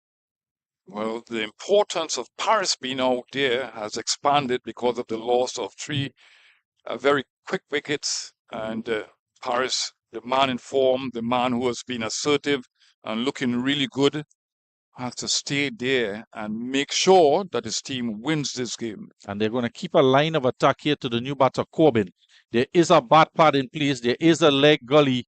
There is Brandon King at a very close mid-wicket. So here we go. It's game 1 here. And there's a long on, so easily off the mark. Just to curb our enthusiasm. But it's good to see a competitive nature out there. And the CCC, perhaps having seen the West Indies Academy's victory yesterday and this battle at the bottom of the table, they'll want to one-up their fellow territorial competitors. Now, the other thing with that field placing, a man in a leg gully or leg slip position, a man in front of the bat, is that if he can get the ball to straighten again, it will cause some problems because the batsman will have it in his mind that he's going to turn the ball into him. So this is excellent pressure, tactical pressure, technical pressure, all types of pressure. And releasing all that pressure after 10 overs, the umpire calls over. It's 47 for 3 and just over 100 runs now. And they'll want to see if they can stretch that total psychologically to 150 in the minds of the batters, having lost 3 wickets. Now, in the first innings, because Jamaica Scorpions made 133, there was no scoreboard pressure for the CCC team. Hence, the reason why they got to a 194-run lead. But this is a different scenario with those 3 wickets departing. They are under pressure. And if they can, the fielding side could get another wicket, then that will create more and more scoreboard pressure because they are expected to win this game. And if they don't, they will be criticized badly. And Freddie Mercury, if you're listening, it's under pressure out there. France had him out cold in the first innings, Corbin, for 4. So it's a keen contest out there with bat over ball, ball trying to get between bat and pad.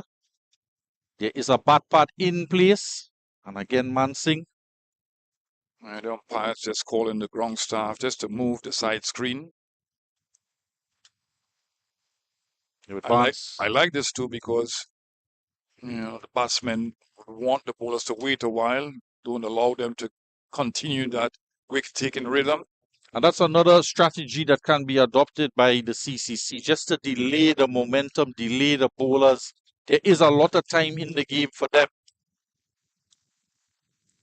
Oh, there's a lot of overs left in the day's play. There is also tomorrow. We might be without a cameraman tomorrow if the game goes into that day.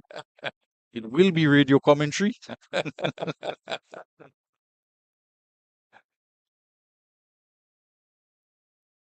Well, Corbin, the senior pro, he's in his mid-30s. He's got to play a decisive role here with Paris. He's had all that experience behind him, different scenarios. He's played for Barbados. He's played all around the Caribbean too. And he knows what the Jamaicans are about. Oh, and it's in the air, turned in the onside. There is protection in King at long on. But just shouts up there for Barnes to try and dive across and at least get a hand to it. No effort was made to get across. Slightly disappointed with that shot because he should be looking to drive the ball on the ground. But because his weight was going towards the off stump, he lifted away from the bowler who was in a stagnant position, waiting for the return catch, but not getting across it. And this time it's played along the ground. He tries to get across. It comes off the boot of Corbin. And Barnes just objecting. Lots of shouting going on in the outfield. Corbin opting not to run as the ball did deflect off of his boot. Past Barnes, interrupting the fielding. And good sportsmanlike conduct out there. It is a battle, but sportsmanship remains intact. Yeah, and just remember you have Mansing who got 5 wickets in the first innings to bowl, but the ball is relatively new. The completion of the 11th over. It's now 48 for the loss of 3. And a good comeback over there from Barnes. Just a 1 run, and it came off of a shot that was played uppishly. So he would want to build. This is his last opportunity in this game, in this innings, to build on that 21 wickets that he has for the season so far. Yeah, and he's also shown the propensity to bat too. So international cricket needs a lot of efficient all-rounders. So he has to continue on the vein of making runs and also taking wickets.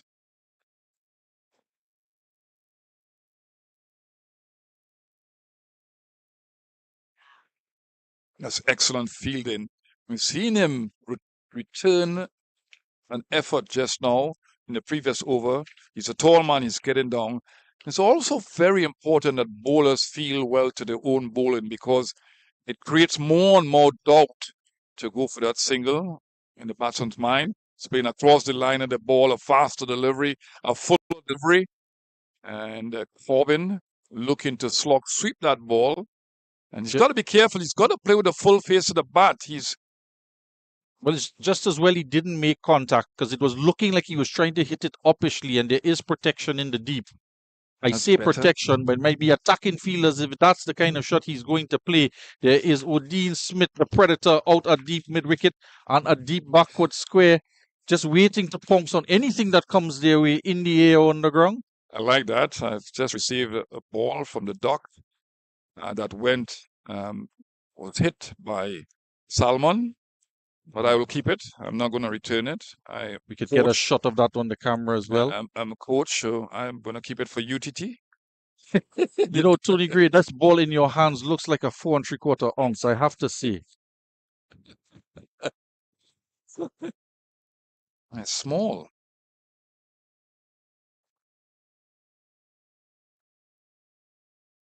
A better looking shot there from Coben.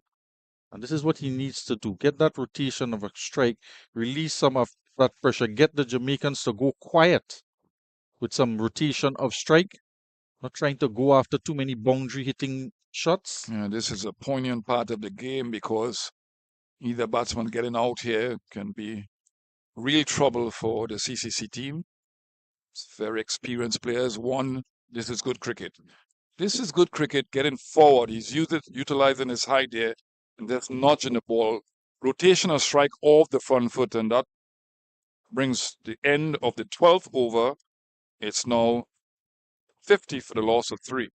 So Pete Salmon has 6 overs, 2 for 16. Do you think you might be tempted now just to bring Mansingh in, give him a bit of a breather? Barnes has just started from the southern end, and Mansingh did from the northern end rather, and Mansingh did bowl and get that 5-wicket haul from that northern end. No, I don't think so. I think the ball is still relatively very new. It's But- very hard, and the wrist spinner would afford the batsman some runs. He's not going to be as consistent as the finger spinner. So I think this is good. Let's see what happens for the next, I would think, 3 overs, and then probably a decision could be made to bring the wicket taker on Mansingh. Well, looking at how the game has shaped up since they came out, Barnes has just started taking over from Minley from the northern end, and Salmon has bowled 6 overs. So if a bowling change has to be made anytime soon, it would come from that south end. Yeah, but I'm saying that I'm not in agreement with you to try the wrist spinner. Right. Although you have the wrist spinner, right-hand wrist spinner, he's going to be bowling with the wind from that top end, which is not a bad thing. But because the ball is still new, you can't chance it now. You have to keep things tight, but and then make a change. I'm saying not that bringing on the leg spinner from that end, but rather you might be forced into a change at that southern end with Salmon, having Why? bowled 6 overs. How much you went for? 16 runs in that 6 overs. With a small total chasing. You want to change your bowlers up more frequently? No, you want to get them into the rhythm, a wicket-taking rhythm. You don't want to change them too frequently. He's been bowling well. 6 overs, 16 runs. I think that you leave him on. You saw Edmund in the first innings bowl for 7 overs straight, and he's a fast bowler. So looking for 2, and this is good running. This is good running from the 35-year-old. He called for the second run, and I think that you're saying that he's laboring, Salmon, but I am not sure. I just think that he was too late to go for the ball, and he afforded them a second run. So we have a captain's decision being made in the commentary. It's working. 6 overs for 16 runs, 2 wickets. Looking at being proactive. Is the end of the over. The 50 has come up. You're getting like Ruskin Mark, you know. You're getting like Ruskin Mark. Just having a conversation, Mr. Gray. Yeah. We don't have a lot of runs to play with. If there is anything left in the game for the leg spinner, and we have seen variable bounce, there is also the option of to bring Minley on from that other end as well. And he's going to continue with the tall off spinner, which I think is the right thing. He's not listening to you, Billy. Not yet. And he shouldn't. Not yet.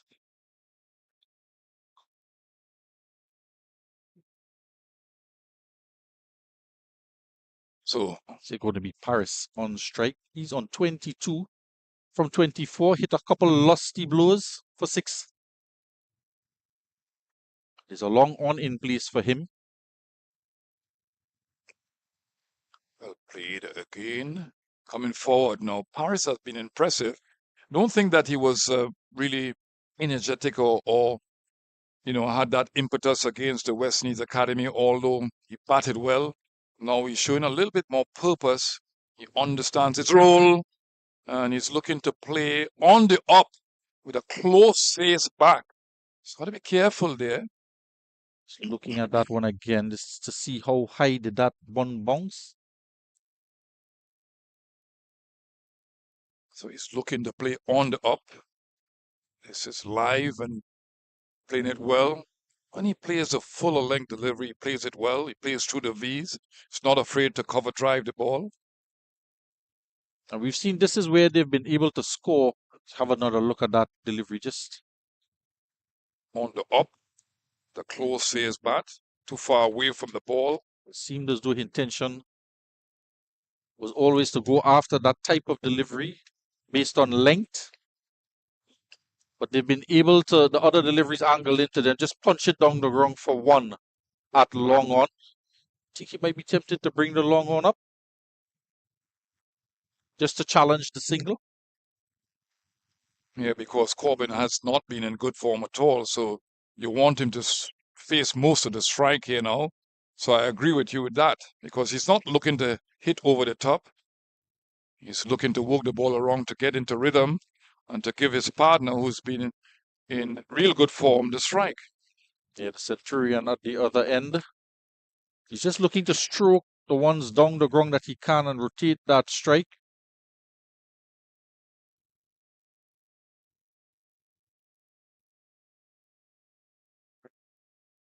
Well played, full face of the bat, defensive mood. How long can he do that for? It's now 14 overs gone. It's 54 for the loss of 3 wickets. So the game's still in a balance, but it's tilting to the batting side, the CCC team, because of Paris and the experience of Corbin. So I'll just pick at you for another brief moment on that point about Mansingh as well.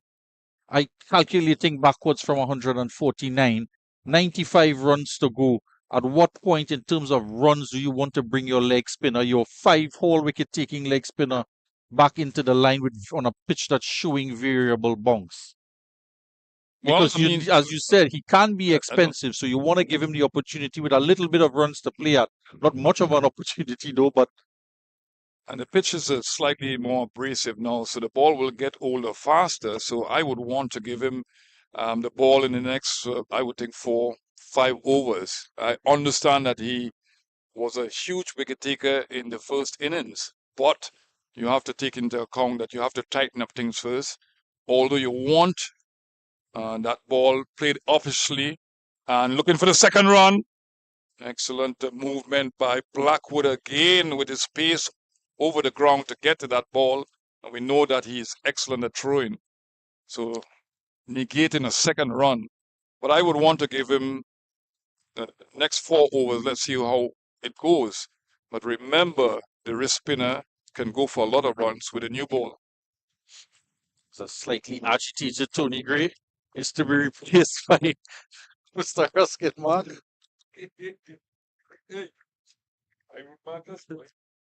55 for 3. We're into the 15th over. Brad Barnes into his third delivery of the over.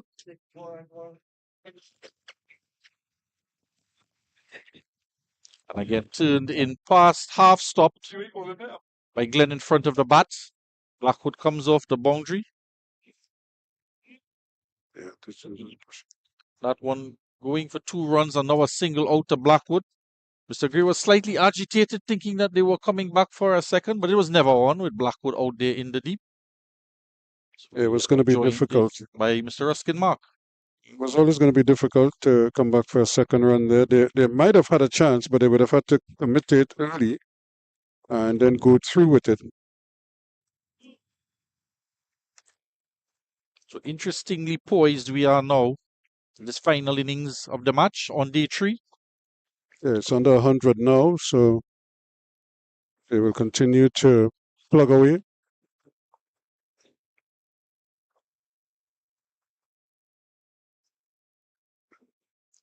Again, they could push in for the second run here, and they will get it too. Again, the lack of pace on the ball allows the ball to travel to the deep part of the mid-wicket region, but the fielder has to come off the boundary to try to get to the ball, and that gives the batsman more than enough time to complete a comfortable two, which is the score up to 58 now. And again, it was Jeremiah who went for 117. It was for Evelyn and Powell. Kieran Powell made two. So those are the 3 wickets that have fallen. So far, 58 for 3, 15 overs completed. Over is not that important. 91 runs. That is the target that they're looking at now. Kieran Paul made 3. And Shaqiri Paris is not out on 26. So he's the one that they'll be looking at. He made 100 in the first innings. So I'm sure Jamaica will be anxious to see the back of him. Yeah, that might just be what this game hinges on, and he explodes into action here now, Corbin. Finally getting a delivery outside of the off stump. There are just 2 men on the onside to beat, and he just flails away at it, getting good contact and races into the boundary for 4. Yeah, gave it quite a bit of flight there, just pitching in the arc, and the size of the bats these days. So even if he doesn't connect off the middle, it still has enough in it to take it far distances. But you could see him opening up, so he went inside out to carve it away. If you see the size of the man accompanied by the size of the bat, he gets half of it, it's going to fly into the boundary.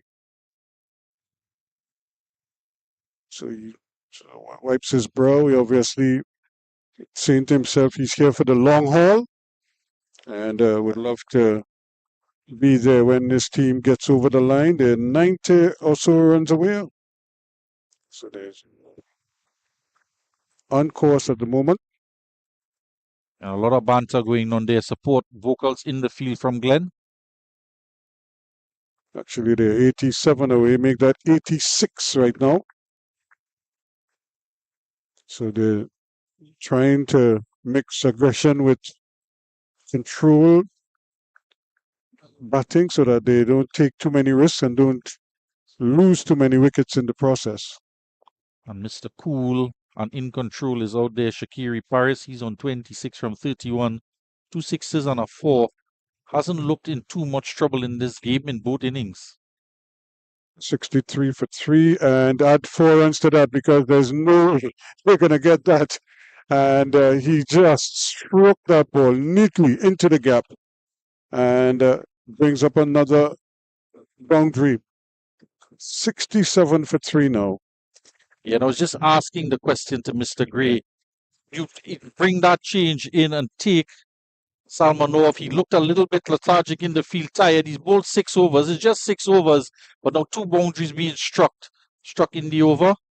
And it's just because the batsman has been growing more comfortable with him. He was effective initially, and marry that to the fact that you do have a 5-wicket taker in the first innings, albeit slightly expensive. But on a 3rd-day pitch, getting more turn, variable bounce, it might have been an option to bring that change on, then just be a little proactive. It's tough decisions to make out there as a captain. Well, he must recognize that this is the time to make that change because you can't continue leaking runs and not producing wickets. So while he was keeping things tight over time, now they're beginning to get the measure of him. 67 for 3 at the end of the over. Yeah, 9 runs in the over there. And it's most expensive over of the innings, and we might just well see a change at that end. We know Mansingh did bowl from the northern end, but there is the option, just looking at the options available, to bring Minley back just maybe for a couple overs at that south end. Give him another try as Barnes is operating from this northern end. Just 2 wickets to Barnes in the first innings. But he hasn't gone to Odin Smith. Of course, his consistency is going to be his problem, but if you could get him to bowl wicket to wicket and a wicket with variable bonks, he could prove to be a real handful. And just a burst of 2 overs or so, which is well within his purview. Yep. And tell him just to give it all, everything that you have for a couple overs, and then make another change. So they're bowling. There's 2 off spinners in tandem. You don't see that too often, but it has happened before, so it's not like it's unusual. But if there are 2 better bowlers given the conditions, then you go with them. Okay. There's an appeal. He's out caught. He just nonchalantly tried to turn it on the onside, and Craig Corbin has to go for 11. You're just pushing forward. There is protection. I was about to say there's another man that was brought in at a very short mid-on to build the pressure in that of Mansingh. So he's tentative to push forward and pushes straight into the hands of the man there at the short leg. And an excellent catch, staying down, straight into the pouch, and the wicket falls. And that's Glenn, Javel Glenn, feeling in that forward short leg position and took a good catch. So that's Corbin gone for 11. He never really looked comfortable at the crease. And 4 wickets down. And just a slight opening here. Get wedge of a boot in. And see if there's a sting in the tail. In the scorpion tail at the end of this innings is the last game of the series for 2025. We're into round 4. And it's a battle down to the wire. Just 149 runs that they had to knock off. 67 for 4 and just 82 runs needed. And the new man out to the crease. Daniel Williams. Yep. Now again, he's by nature a shot maker. He likes to play his shots. Again, but he has to be very mindful here. He has to be controlled, and he could be if he can take some of the pressure off Paris by scoring or rotating the strike easily. He's left-handed, so that could present a little problem or a little variety for the bowlers themselves. But I think they'd like, as an off spinner, they'd like to be bowling to the left-hander. There's a slip, a bat pad in place. Square leg, mid-wicket, mid-on, mid-off.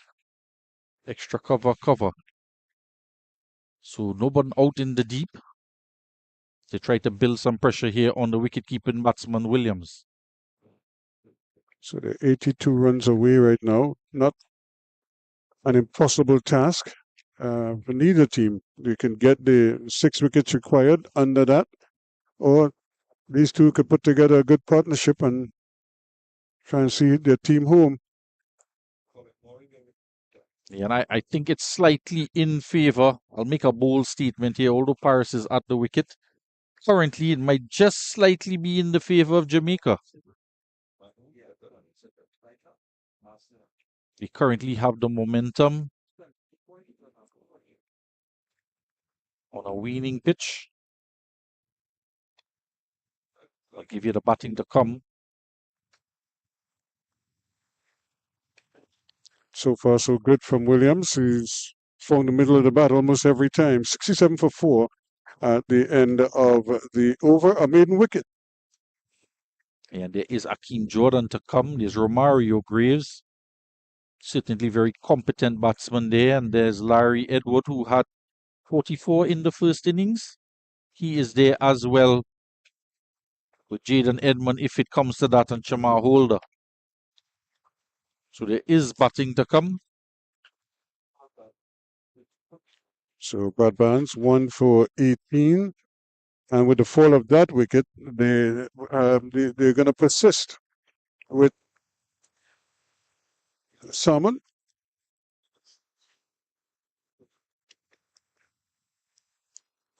Yeah, he's going to get an opportunity to bowl at the left-hander once there is a rotation of the strike. Now, there is now a deep point for Paris. We've seen them operate with just 2 on the offside, Salmon, but now he has a third. Loud appeal, not out, says the umpire. They're looking for a run. Williams is calling him for a run. The run was there, and Williams turned back.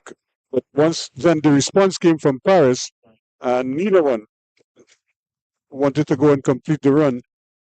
Plenty turn, and maybe even an inside edge as well. But then look at how far down Williams went. And then when he got the response, he decided, no, we're going to go back. I think he was rattled to see if the umpire would send him. So he was ball watching, waving his bat at the umpire while Williams was calling him through for the run. It's in the air. It's to the left of the man at backward point. It's going to be a chase. It's Mansing. Flying off the outside edge, and the man set for it. More defensive field rather than an attacking one. Which is surprising because I would think you'd want to put him in there. But even to cut off the single, you don't want to give him an easy single, especially if you're trying to keep him on strike or trying to keep Williams at the other end. And the manner they've been playing that shot when the ball has been pitched outside the off stump, a lot of it has been in the air. So I suppose the captains are looking at different things. They obviously have their plans, where they feel they can be most successful.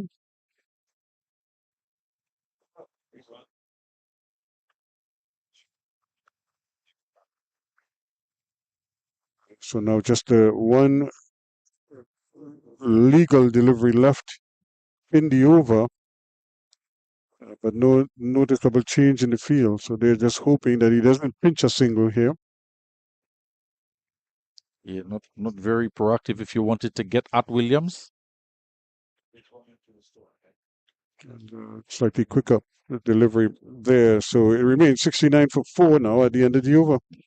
And you would think CCC would be thinking, as long as Shaqiri Paris is there in the middle, they would like their chances to bring this game home and notch their first win of the tournament. For the fall of wickets there, 1 for 3, 2 for 8, 3 for 46, and 4 for 67. Certainly is a good sight for the Jamaicans, and if they can keep plugging away, who knows, they might be able to pick up a couple more before it's all said and done. If not, pick up 6 more and complete a come from behind victory here in this encounter. They've been behind the 8 ball for most of the game, but now they see there's some light at the end of the tunnel.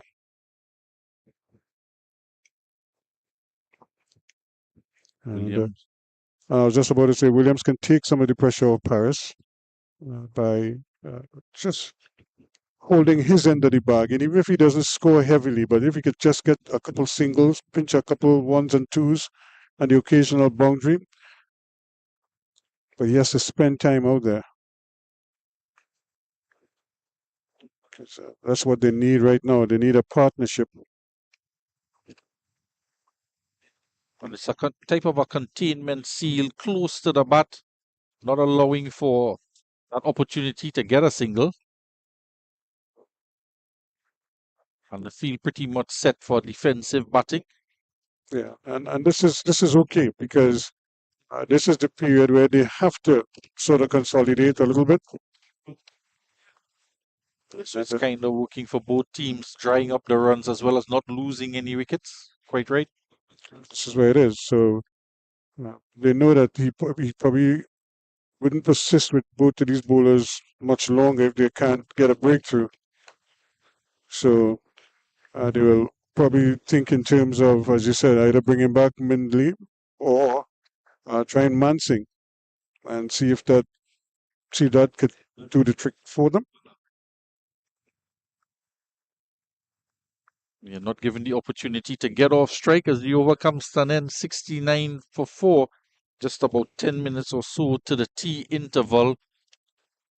It's another maiden. So they're keeping things tight, the Jamaicans. But Williams has shown good signs here. He isn't he doesn't look flustered, and he doesn't look out of his depth here. He's batting, he's finding the middle of the bat almost every ball. They're coming into the team. Daniel Williams, and the last game, you just want to get a good knock for his last innings with the team, get to a score and try and see the victory home. So they need a partnership here. That's almost self-explanatory at the moment. But they don't need them taking risk and trying to get there. Paris is the key, but Williams is crucial to that. They're going to need him to just hold his end of the bargain, allow Paris to do his thing.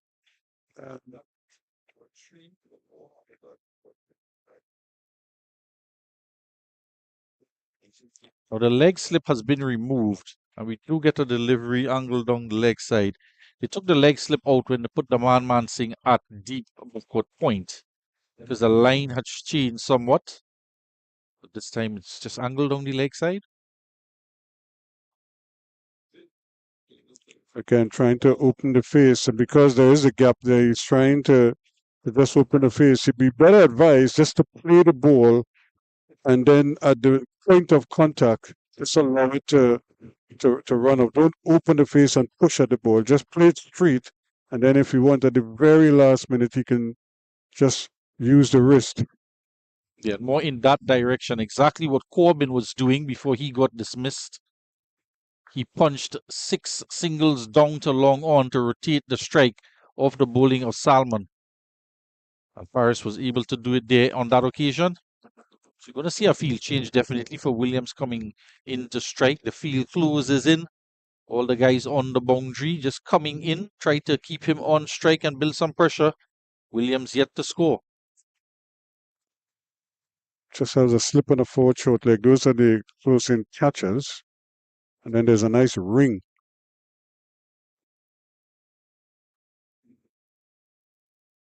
Yeah, just looking at it, he took the bat back there. I thought he was going to go through with an aggressive shot.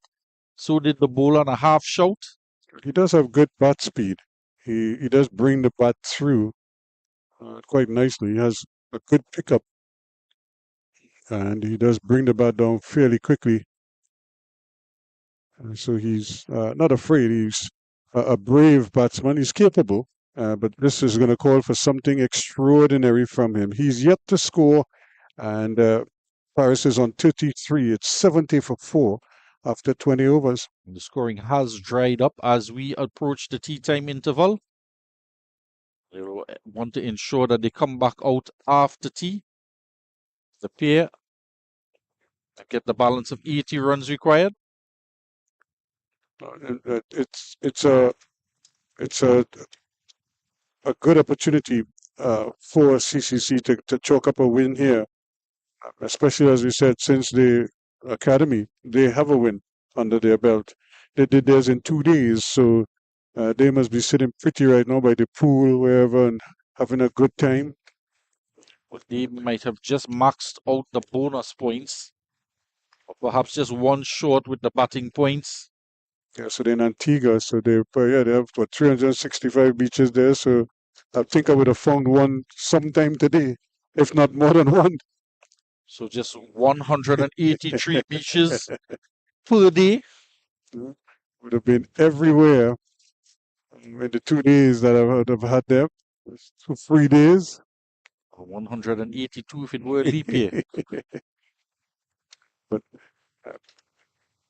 and they played good cricket. It's not like they've been playing like bad cricket throughout. They've had good moments, then bad moments, of course, and that's like understandable when you're dealing with young teams or teams that you just kind of brought together at short. Well, I wouldn't say at short notice, but in a short period of time, relatively. Similar thing here for CCC as well. So you get that kind of fluctuating, that yo-yo type of performance. They're up, they're down, they're up, they're down. And can they now do it? This one is in the air and it's gone. For a moment, Odin Smith was liking himself out there deep mid wicket, and then all he could do is look up at it like Tony Gray and watch it sail over his head. Well, he's been in it at the minute. Dean Smith, the ball seems to be following him around in the outfield. He's been chasing it down, looking for catches, rifling in throws, and on this occasion, he's just fetching it from the hockey field. He almost ended up in the cafeteria there. Well, that's not where we would want him to go. He won't come back. We're past the lunch and tea, coming up on the tea time, and he does retrieve the ball. But at the end of the day, it's another 6 runs to Paris, who's now on 39. And liking the odds now, they're almost halfway there with 76 runs on the board. 6 wickets now to get for Jamaica. They need 73 from here. And a bit, again, airy-fairy there. But then that's the way he plays sometimes. He plays away from his body. And he was just trying to run it. There's a big gap there. And trying to run it down to third man, maybe. But that's the end of the over. 76 for 4, as Williams is yet to score, and Paris is on 39. Is going to be Pete Salmon to continue. And he's had quite a good game with bat and ball coming into the team. That is one of the things with the West Indies Academy and the CCC, that they have quite a few players in and out of the team. And Mansingh is here. He's been here before, but with the other outfit, CCC, and now he's here with Jamaica. He's a much-traveled man. This is a home venue for CCC. Yep. So he's quite at home, whether he is playing for Jamaica or the CCC. It's good experience for him. Well, he might just as well call it home now with 5 wickets, taking a 5-wicket haul. Tony Green might just take that ball that Dr. Rampasad fetched from by the tank area and just get a signature from Mansingh on it. I think he's starting to warm up, so he probably got the little memo that chances are you're going to see the ball pretty soon. And despite bowling for a long time, and when he looked like he was getting tired, Salmon is still producing those somewhat unplayable deliveries. And that's going to go through, and that's going to be 4 runs. And that is what he needs to do, just to relieve the pressure sometimes. And just put, because every time he could get a boundary or rotate the strike, you could just see the levels going down for the Jamaicans. Right now, they're very vociferous because they're feeling they want a wicket. But every time he could produce something like that, the fewer and fewer voices will be crying out. It's just like the tank of water where we got the ball. It's high pressure when the tank is full, but as you tend to drain down, the pressure diminishes. And getting off the mark there now, the pressure is off of him, Williams. And he goes just for good measure. Inside out, slaps it through a cover. Yeah. Did he clear the front leg? I can't quite see, but making room for himself and slapping it through extra covers and 2 boundaries in the over. And Salmon now just being a tad bit expensive. And that's it. And it was right in his arc there. And he just went through with the shot, but he played it well. He didn't go in the air. He played it nicely into the gap and found the boundary. And that's 2 in the over now. And immediately prompts a field change. So where they're going to put him now at this silly mid-off position. He was at forward short leg. Glenn. Well, it's a if to see if you're going to play that shot. I'm just going to put, because he can't catch anything there if he's going to be driving there like that. So we just put a cone there. I'm just going to put him there to block it. That's it. So that is the tea interval. 24 for 4 is the tea time score. With the 39 to Paris and young Williams with back-to-back boundaries there on to 8. And right now they need 65 runs for a victory. And we'll certainly be able to see that. They should get that by this evening, or Jamaica should be able to pick up 6 wickets, whichever one comes first. So we'll be back to bring that to you after a break of about 15 to 20 minutes 84 for 4 is the score at tea.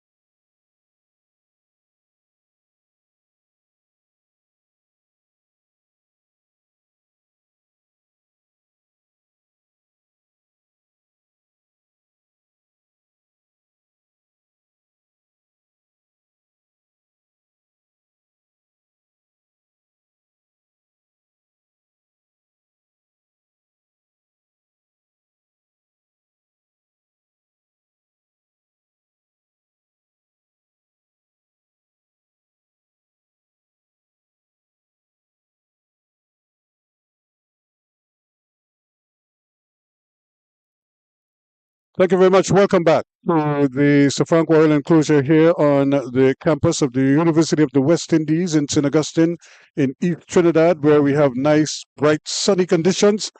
And no doubt a game that could still go either way, Tony Gray, because they need another 65 runs, the CCC, but they only have 6 wickets in hand. And if they should lose an early wicket, but more importantly, if they should lose the wicket of Shaqiri Paris, who knows what could happen? Jamaica could feel that they could come and win this out right now. Yeah, I think that the Jamaicans should still keep positive out there because of what you just mentioned, early wicket. I can see them being nervous, the CCC team. Not a lot of batting to come, but you're right in saying that Paris is the man out there. He's gotten a good start of 39 runs off of 51 deliveries. He's played very, very well, and he's in a pinker form. So he's a man that has to try to win the game for his team. On the other hand, I think that Mansingh, who got 5 wickets in the first innings, should be brought on early just to see what he can do. But at the moment, Mendley is going to start from the northern end. So 1 for 18 so far to Mindley. He got the wicket of Powell. A simple caught at mid-off. He just lobbed the ball back to the man, straight to the man at mid-off. So here we go, 65 runs needed. And he slams it just past mid-on. And really didn't hit it where he wanted to. And luckily for him, it didn't go to hand because there was a mid-on fieldsman there. It went fairly close to him. But at the end of the day, he never had a chance. Well, his intent is quite clear. After the break, he's going after Mindley, not where he wanted to place that ball, but not in the right position at all. So he's going to be positive. He's going to be aggressive here now to try to dismantle the Jamaicans' effort. So that brings the equation down to 61 now, needed. So the countdown is on. He goes up to 43.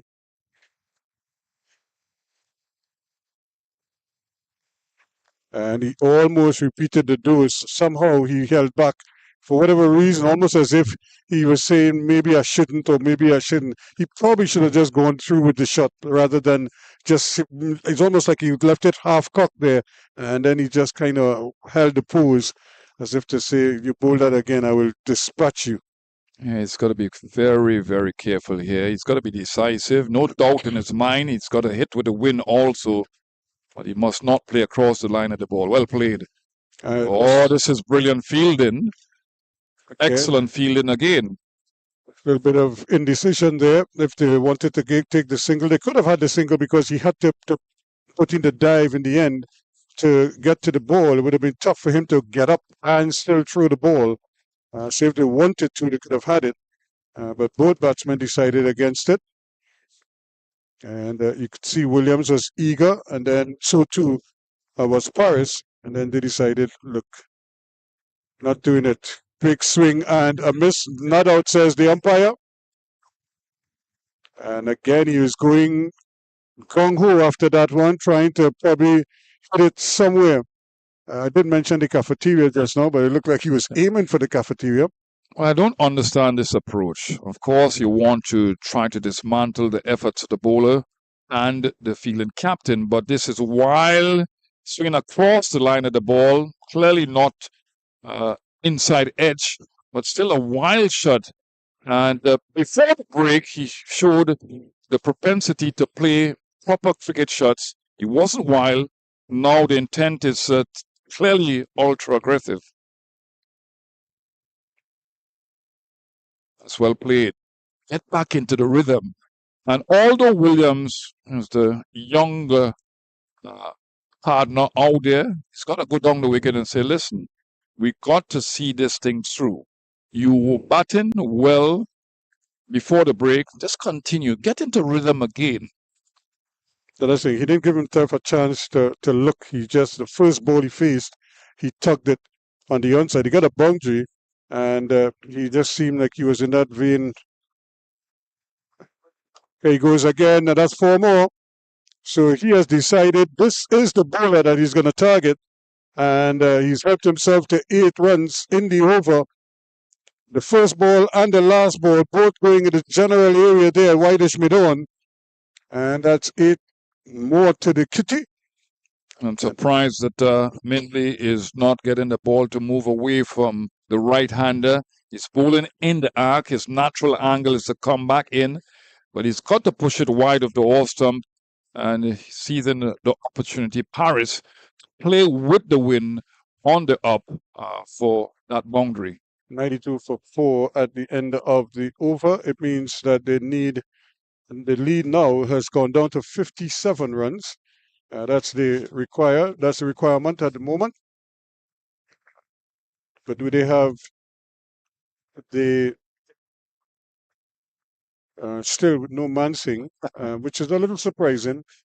And I don't know if that assault that Paris just put there might have changed their plans a little bit, because you felt that he would do, unless he decided he's going to have to take off Mindley now and maybe bring Mansing at the top end sooner than he probably wanted to. Yeah, you got to understand something. Mansing got 5 wickets, so it's a psychological thing to bowl him now too, because he's got buoyancy, he's got confidence. You've got to bowl him in this situation. Who knows what will happen? He probably will get 1 or 2 to turn, but he's fit to still continue with Salmon. And Williams is looking as correct as ever, very calm at the crease. He did unleash a big drive just before the tea break. And they're going to get a comfortable single here again. So this is good batting. This is good, sensible batting by these two. Williams playing his part as is required. I'm sure they would have been spoken to at the interval, and they've come out here now with a clear plan, which is we're trying to get these runs quickly, but Paris is probably going to do the heavy lifting. Williams, your role is to stick around. And really, that was a gift. He didn't really go after it. He just kind of paddled it around. But he could so easily have banged that somewhere. Yeah, the thing with it is that they've gotten used to this bowler. He's bowled, well, he's in his 12th over, and they've gotten used to him. So thought the change would have come after the break. And he too is trying to get on with things. So it's a little bit confusing, Tony Gray, but it just seems as if it's see ball, hit ball at the moment. Well, Williams is like that. He has a reputation here in this country that he's a shot maker, a shotgun. And when they say shotgun, it's an ultra-aggressive batsman. So he doesn't really like to stay too long at the wicket. But he likes to play shots. This is good cricket. So easy. And they've really gotten used to this bowler. I don't think it's good captaincy either, because you have to try certain things in this situation. Who knows, Mansing can come and get 1 to turn, rip those googlies, those leggies, but he's taking too long to make the change. And it's just as like easy as taking candy from a baby. They just rotating the strike. And it really, funny enough, after the tea interval, they really expected the Jamaicans to come and be the ones to set the tone. But these two batsmen have kind of taken the wind out of the sail. And the other thing is that those two lusty boys. Yeah, they have this habit of sometimes performing well and being really focused and not performing well. I mean, they got bowled out against Guyana for 40-odd runs, the whole Jamaican team. And they obviously beat the Trianda Bigger Red Force by 223 runs. So they have been inconsistent on where their focus is concerned. And then they came here and got bowled out for 133. So that's the Jekyll and Hyde in the Jamaican setup here now. I probably imagine the coaches must be having gray hairs and sleepless nights, wondering which Jamaican team is going to show up at any given time. But Mindley is going to continue. Oh, that's an excellent delivery. The natural movement of Minley, full length delivery that moved off the seam, perhaps swung through the air. And you look at Williams playing across the line of the ball, looking to turn that one on the onside. But what a very good delivery to Williams, the ideal type of delivery to the left-handed batsman, playing across the line, and the ball went on to hit either his middle stump or his off stump. Yeah, middle and off stump. He played inside the ball as well. He played across it, and certainly, yep, we're gonna have to get a replacement stump. I think that one broke, and not very often you see a batsman batting with 4 stumps, but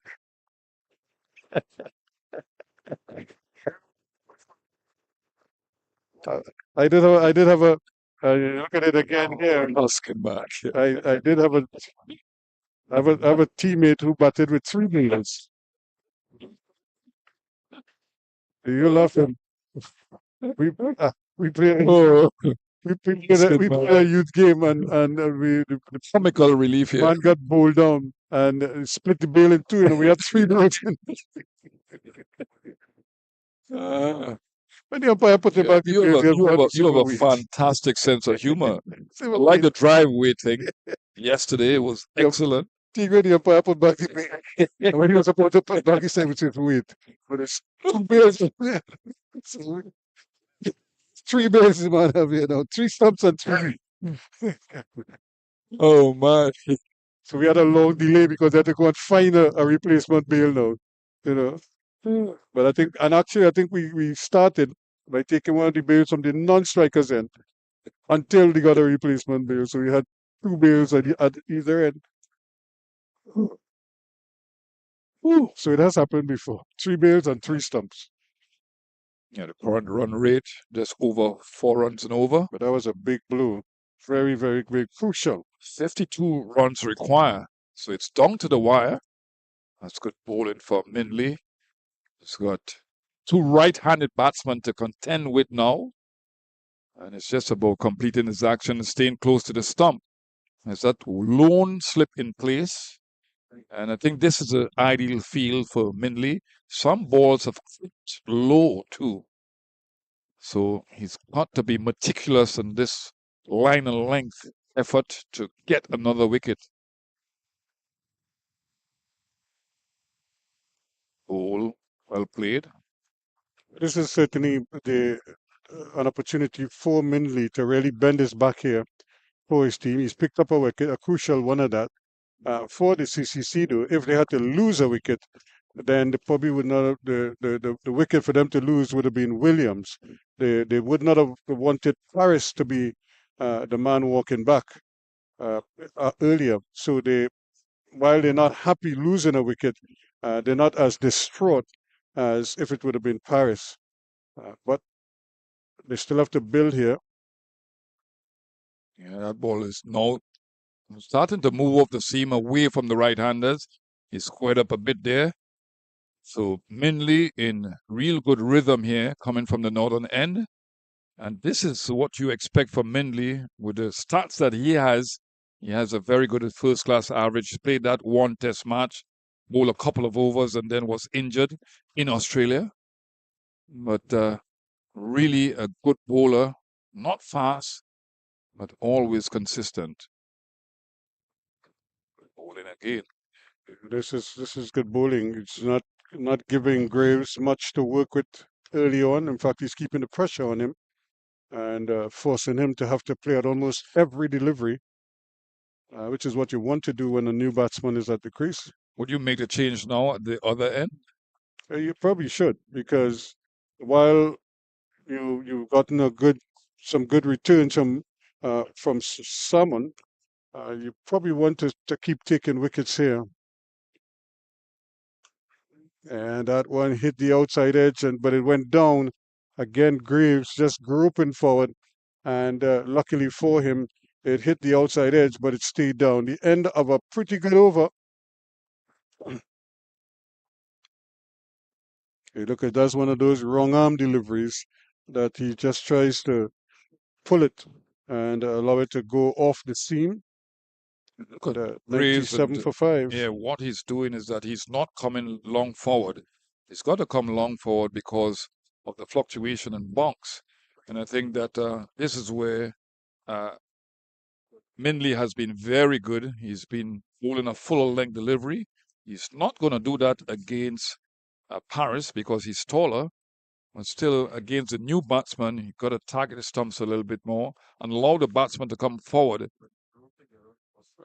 Assistant, and they're hoping that someone could really price it out. They have the long on and the long off, so they know that if he flights it at all, Paris is probably going to go long. But if he hits straight, he might get away with it. And that's smart batting. That's his 50. So 100 in the first innings, 50 in the second innings. Yeah, he has to maintain that sort of intent. Again, brilliant innings by him. He's played for his team, he's played for himself, and he's continued a fantastic form. But his job is not yet done. He's got to see this thing through and win the first game for CCC this year. The last game, the last wrong game. 61 balls, 4 fours and 3 sixes in this for this half century.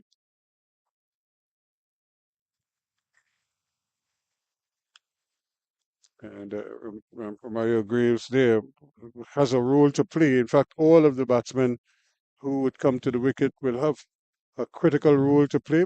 His partner Paris, that's the name of the situation here. Stick around. It's so very important in practice sessions that you take these normally hard-hitting low-order batsmen out of their comfort zone and get them into scenarios like this where they have to defend the ball a little bit more, work the ball around, bat with a senior batsman. Because it's not easy coming into a pressure situation like this and having to change your whole mood as a hard-hitting batsman. But this is what the situation requires. In fact, it demands this to some degree, and he's gone and gone and gone. Well, it's almost like he was baiting the bowler, and by just playing him defensively, and he just waited for one that pitched up in his arc, and he just went full swing, clean hit. Flight to delivery on the arc and playing with the movement of the ball, willfully getting under the ball, and even it was against the wind, he was able to achieve 6 runs. So excellent hit, and it would release some pressure. No, that's a yep. Yeah, that's 100 on the board as well. 104 for 5. So 45 runs needed now, and they could see the finish line, but they might have some landmines in between that to navigate in getting there. And Jamaica, I'm sure, will be anxious to see if they can prize out a wicket or two just to make things interesting, even if they don't get the job complete. There's a sense of comfort batting at this stage because you have 5 wickets in hand, and that will relieve some of the tension out there. There's a sense of comfort knowing that if you get out, there are other batsmen to come, but there must not be any degree of complacency at all. No, if you're batting now, you want to bat till the end, see the team home. In fact, and if you don't see them home, get them close so that there isn't much to do the rest of the way. Time is of no essence at all here. You have all the time in the world. You just need 45 runs. That's all you're thinking about. How do I get 45 runs and play accordingly? You know, and one of the ways to do that, you see third man and fine leg, those are singles every time. And so you play the ball, and especially if it's off the wicket, you just open the face, let it run down to third man, and you take it. They don't have a slip, they don't have a leg slip, so you don't have any risk playing there at all. Those are easy run scoring locations. Play to third man, play to fine leg or square leg. There's nobody by the umpire. Yeah, but in addition to that, there must be There's other another pockets single. of motivation, and there's an easy single. Not seen the bowlers feel to their own bowling in the right way, not been aggressive, close to them.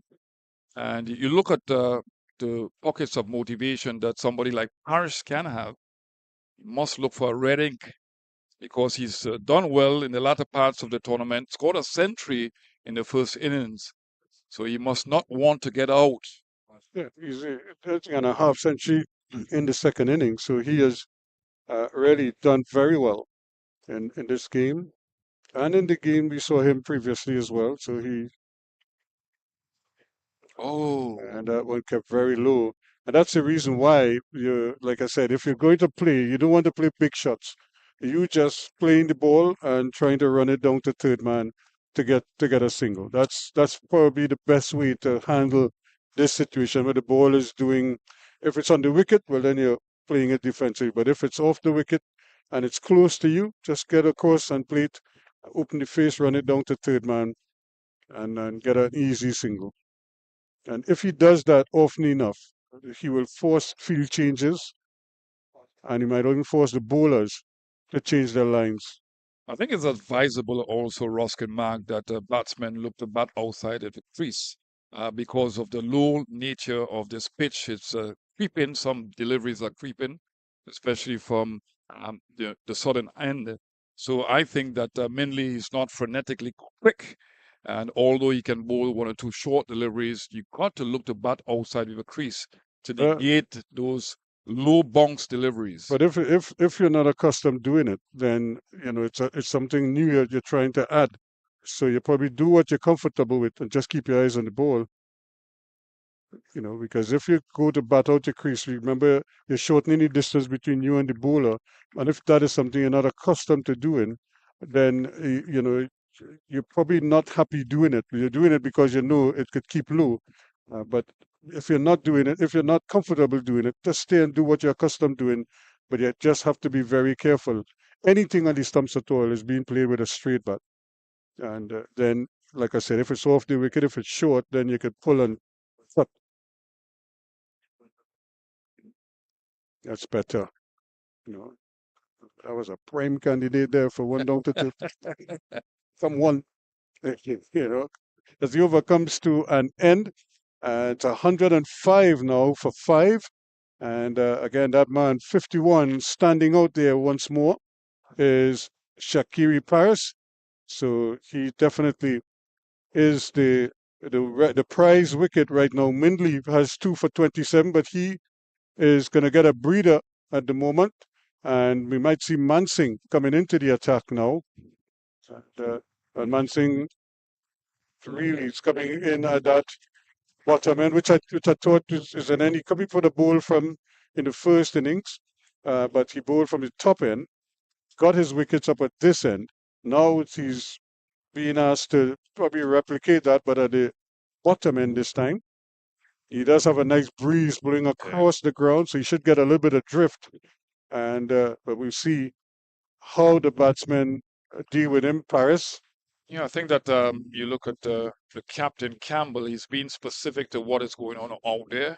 The breeze is a strong breeze that will assist most of the deliveries. Of course, he's going to try to bowl some googlies here and there just to clear the mind of the batsman. But two right-handed batsmen at the wicket, and it's a worthwhile change. And that's a good bit of field in there, just a little too short from the bowler, but again, coming comfortably in behind it there is the big fella, Glenn. Took that smart catch at forward short leg earlier. Well done. Excellent fielding. Got to have everybody being aggressive on the field there to stop the runs. He's got to take his time and bowl each delivery. No rush. You have a day and a bit to go. Oh, he's got to take his time and settle down into a good rhythm. And that one is going, dropping just short, and they're going to get the single. And that is what Paris has to be very wary of. There is a long off and a long on in place. And unless he's right out to the pitch of the ball, you don't want to try to miscue one and then just sky a simple catch to somebody out in the deep. He was really chancing his hand there. And instead of doing that, because they're so deep, if you hit it on the ground, it's still a single. And your chance of getting out minimal. That's the beauty of a wrist spinner. Sometimes you throw the ball in the air and you want rotation of that ball, and you can hold back one or two and create a miss hit. Graves. That's a good delivery. The googly that spun, but it was slow turn. So Graves had every opportunity to make the adjustment. He played that well in the end. The feeling of Glenn at that backward point position has been good. Googly again. Yeah, Graves Googly again. Graves trying to score, but at least if he understands what it is, you play for the one that's going to turn into you, and the one that's going to go away is probably going to miss everything if you're pushing out to it. And just play for the one coming back into you, bearing in mind there is a forward short leg as well. Oh. And he just missed it.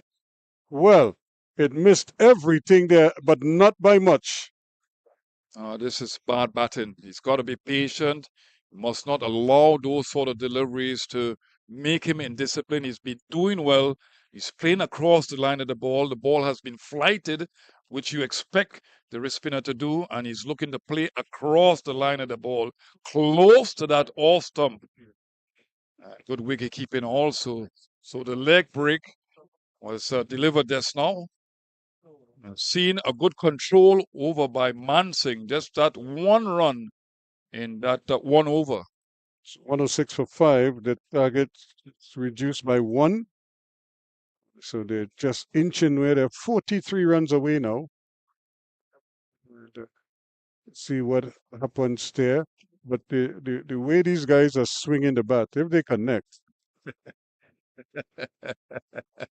because it's like there are no half measures here. They're just going. Yeah. You know. Or Yorker. Yep. It's well played. That's simple batting, full face of the bat batting. And he's giving his partner the strike. He's not farming the strike at all. He's going to look for the singles. 5 wickets in hand, so no real pressure on Paris. So 107 now for 5. And Paris is up to 53.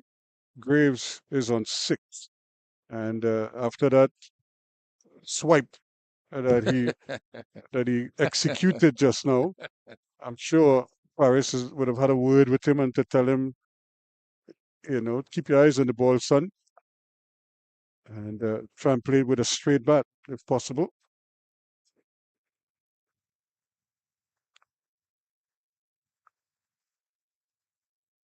So again, they have gaps in the field, so if he wants a single, he could get it too. And here he is trying to play it, and now again going across the ball, not really keeping his eyes on it, and then just trying to play a little fancy shot, and got himself into a real tangle there. Yeah, Mindley really running in, bounding in, and looking to bowl at pace. I think that was an effort to bowl a short delivery. Took his eyes off the ball. Definitely so, and it was a close call and a worthwhile call, Ruskin Mark. Well, it's worth the word, but the umpire said not out. End of story. I was expecting that ball to bounce a little bit it didn't more. bounce, and it didn't get up at all. But you still have to keep your eyes on it, and because the wicket is two pace, and it's in the air, and it's a simple catch, and he dropped it. Well, and he almost ran him out. The poor batsmen were in the same crease, and everybody was busy throwing down their hats and up, and the fielder, the ballers here, nobody ran to get the ball. The two batsmen were situated in the crease here, and Paris had to run the whole length of the pitch to get to the non-strikers, and 2 bites of the cherry, and they fail on both occasions. Well, you described it quite well, but I'll describe this drop catch here now. An easy and simple drop catch, but he wasn't in a stable position. He was moving all over the place, and heightened anxiety there.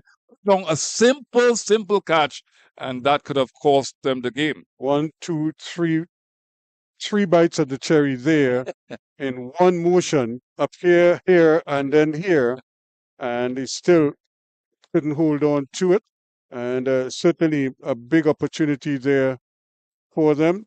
And you would think that that one would hurt, as they say, because he seemed to get everything under the ball. He was in a good position, and Javel Glenn, of all people, put that one down. Yeah, the other thing is that obviously they've changed their strategy against the lesser Graves in that they're bowling him one or two short deliveries. We've seen, I think the captain was in that gully position, leg gully position, waiting for that fended ball. And the plan worked. The execution was good, but it brought about a drop catch. So unfortunately for the fielding team, he's still there, the wicket Graves.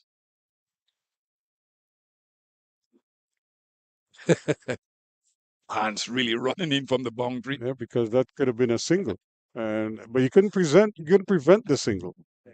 That's the thing. But he still did the right thing. At least try and attack the ball. You never know what's going to happen. So Makinyo Mindy, 2 for 29, trying to get a third wicket here and a sixth for Jamaica. And they're going to get another comfortable single here. So he's denying them at every turn, Paris.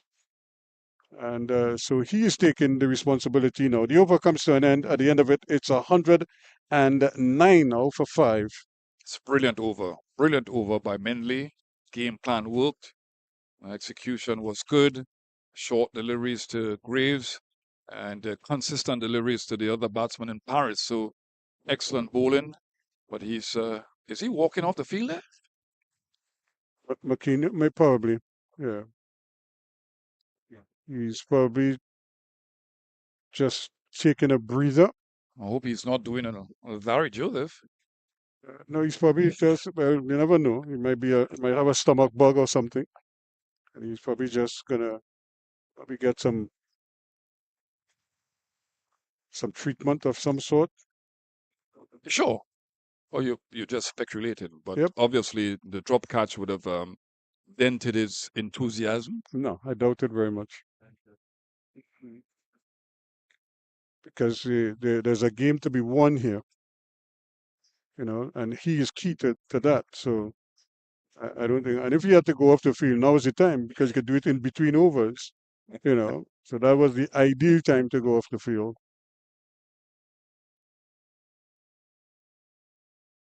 And that's a good shot. That's a great shot. That's 4 runs.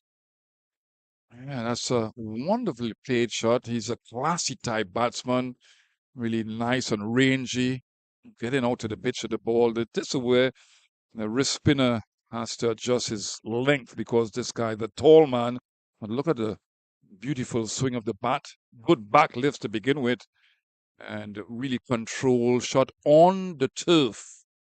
He didn't try to overhit it, and he placed it well. Not a And good more shot. runs again. He Looking for could two. get a second here if they hurry. And they decide against it. And the reason they couldn't go back for the second run is because if you look at how Graves grounded with the bat facing east, had no idea where the ball was, and then had to turn around so to see, and then realize, oh my goodness, the ball is there. If you show it again, you'll see it. He was grounding the bat here, looking so, had no idea where the fielder was in relation to the ball, and it's just those little things that can make the world of difference sometimes.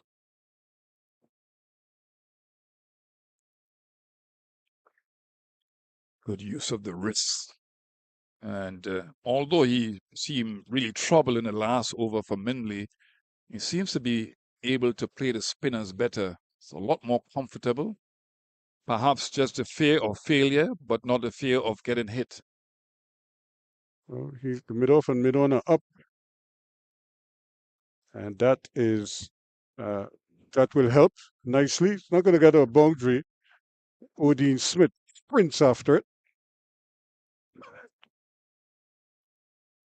And if we look in the distance, Tigre, you see a nice airplane just flying into Piaco International. Yeah. That looked like the flight that is going to Amsterdam, coming out of St. Martin,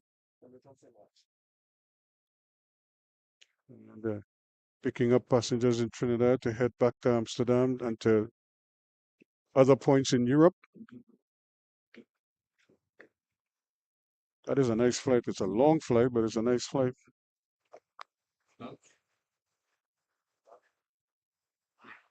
Talk about long flights to Australia. Whoa. A guy 6'5", just think about Joel Garner. It's the end of the over. 116 for 5 at the end of that one, with the man Paris again keeping things together here and giving the CCC a chance of a big win here today.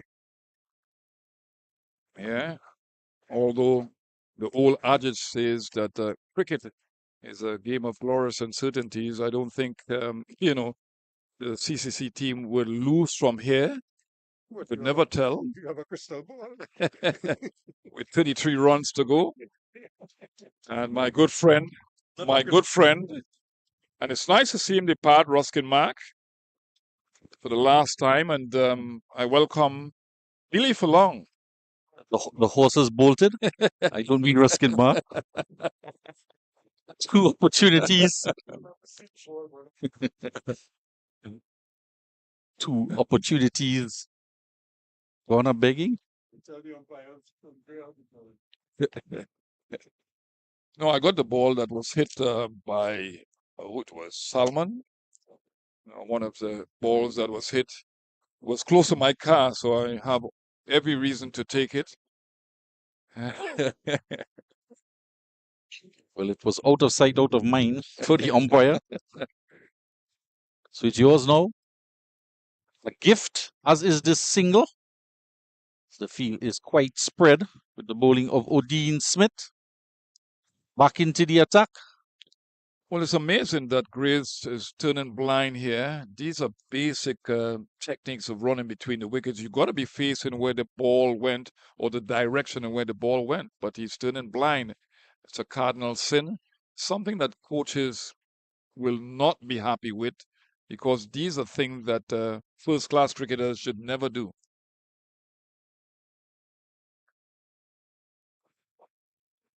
I just send him back to the driving school.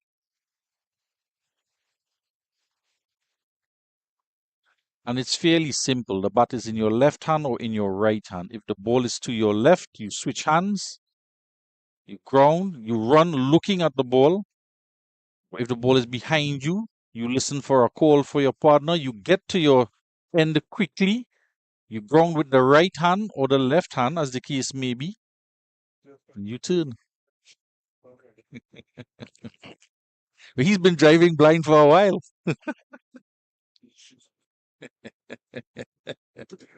It's clearly coming an end to the series and to the tournament. It's such an integral part of running between the wickets because of the fact that you have a third umpire now and you have to be really decisive. It's about trusting your partner, but it's about doing the basics right out there. And it could really slow down the pace of running between the wickets if you do things like that. Well played.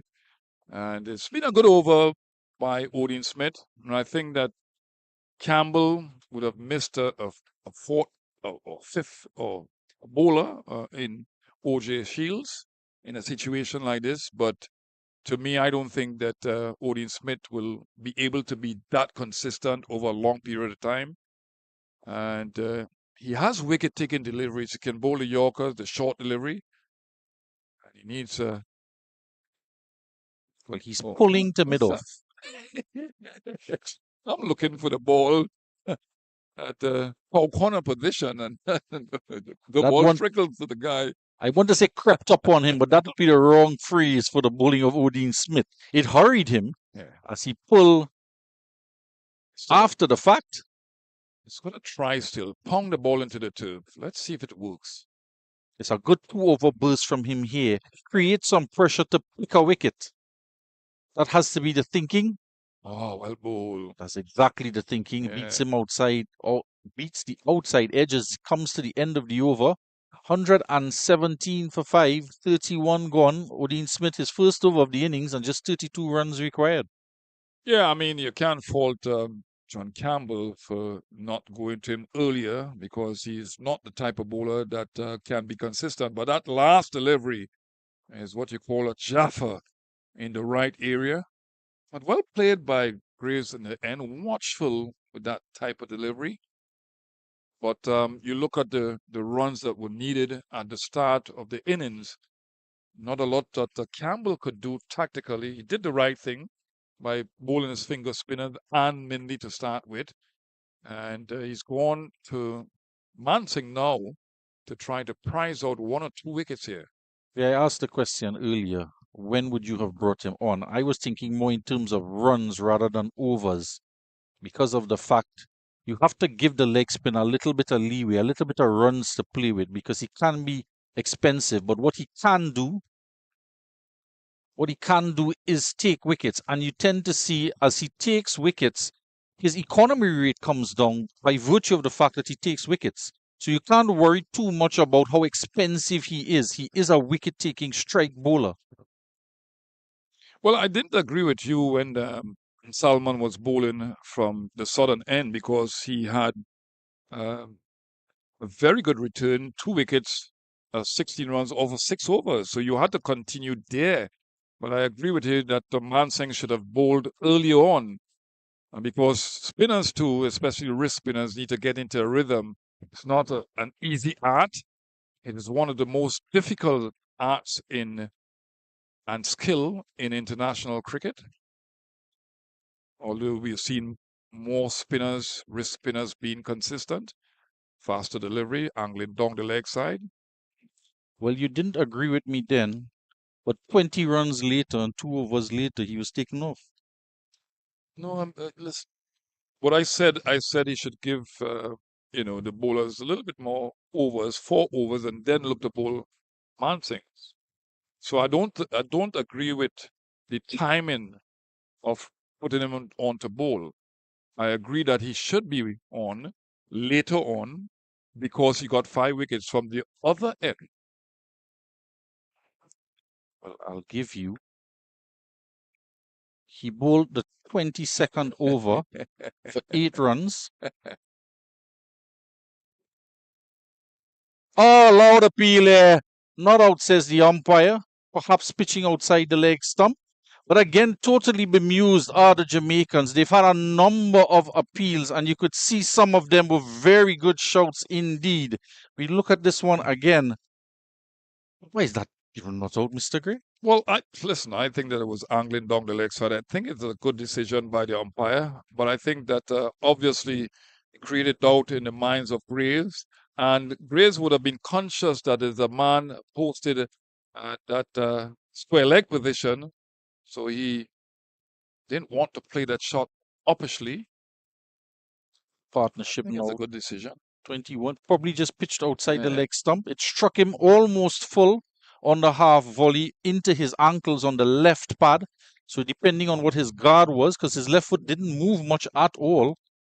So just curious, the umpire cannot predict the turn and probably the angle of the delivery. He had judged that it was continuing to head down the leg side. It's going to be Odin Smith to continue. I'll continue here with my scorecard, Mr. Gray. He bowled Salmon, 22nd over for 8 runs, 2 boundaries. There's going to be a couple of runs here. In fact, might just be 4. Yeah, it's gone for 4. Mackenzie out there in the deep. And just a guiding using the pace of a wideish delivery from Odin Smith.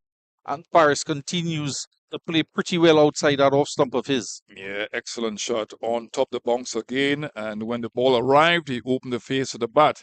And that ball sped down to third man, a wideish third man position. And even the fielder was close to the ball, but because of the great timing, the ball went into the ropes. But excellent batting. And he's now on to 65 of 75 deliveries. Turns in this one into the onside. Now I see him stretching. He was stretching out the calf. And now he's just stretching out his side, the Centurion. He's on 65. Well, he's been in park a long time, not only the century, but obviously when he was fielding and now that he's batting. So he has been on the park a lot of times in this game. It's not easy, but he's a fit young man, but perhaps a little cramp here and there.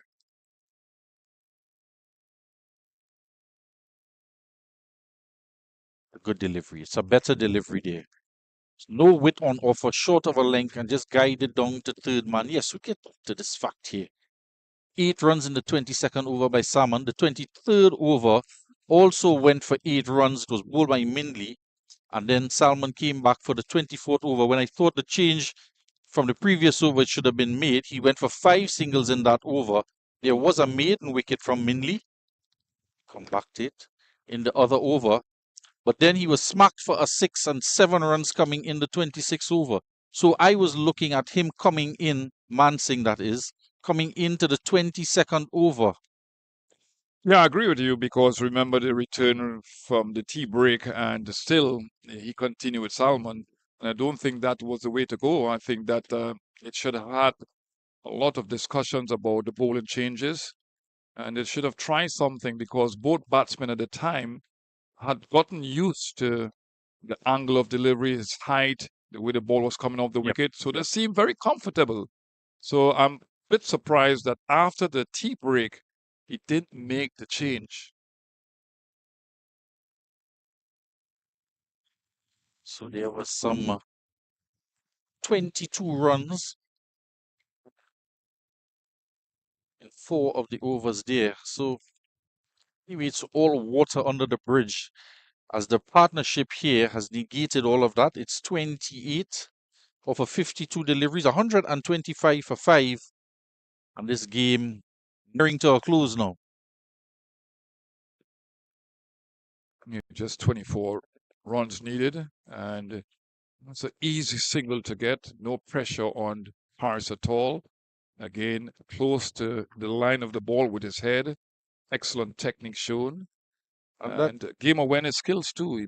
The way he has structured his innings, not just the first innings century, but this innings to win the game for CCC. And I'm saying to win the game.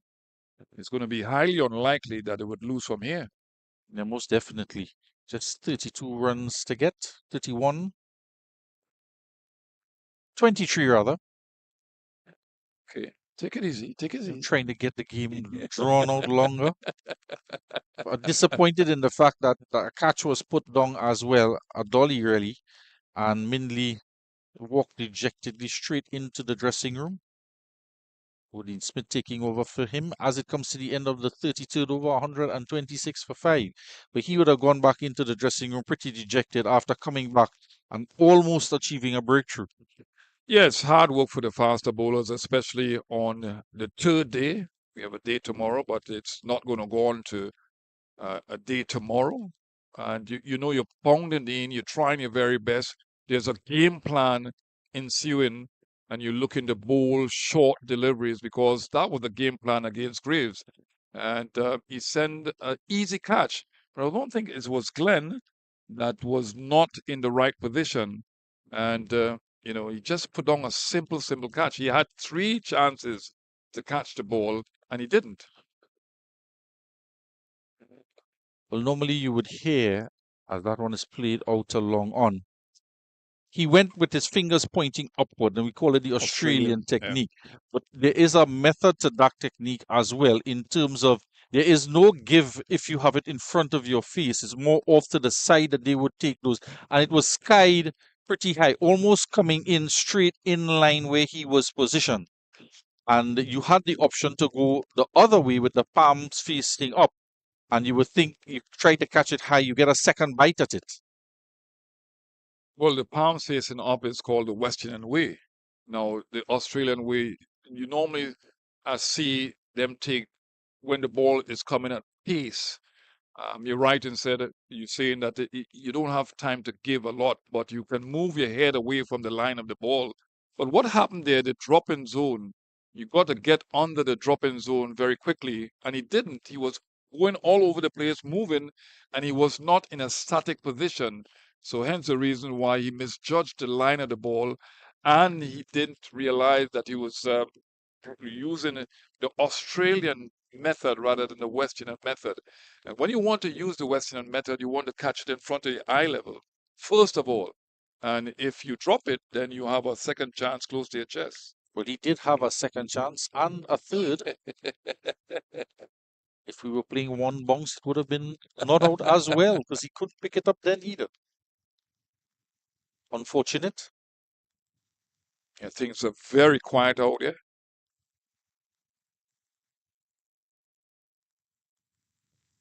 And I think that when those things happen, like a drop catch in these sort of situations, it just deflates, takes every motivation or every ounce of motivation out of the players. And you've seen it here, the body language is quite negative.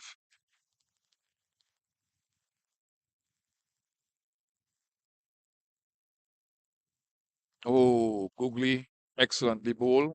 We've seen Control. You've seen some decisions as well, very, very close indeed. Runouts as well, not going their way. So, all in all, the over, that Mansing over comes to an end. 127 for 5. So, all in all, they may just be disappointed in totality with how the game has gone. Initially, with the first innings, just a poultry score 133, and not quite being able to take wickets here.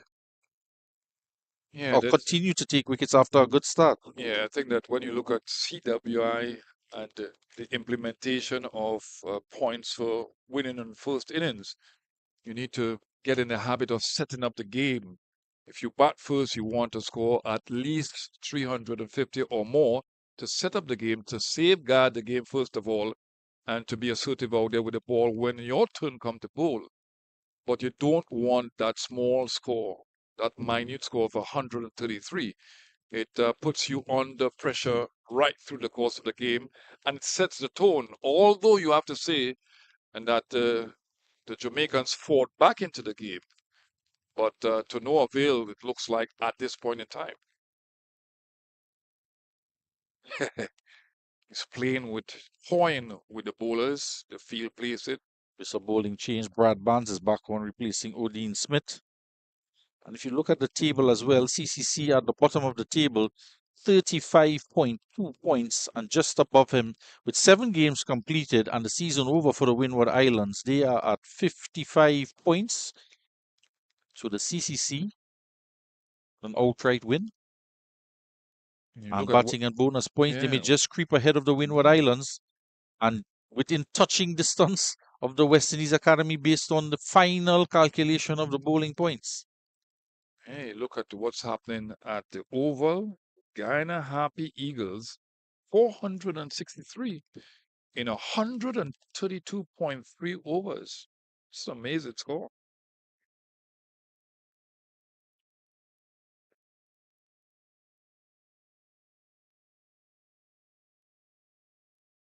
Barnes continuing here.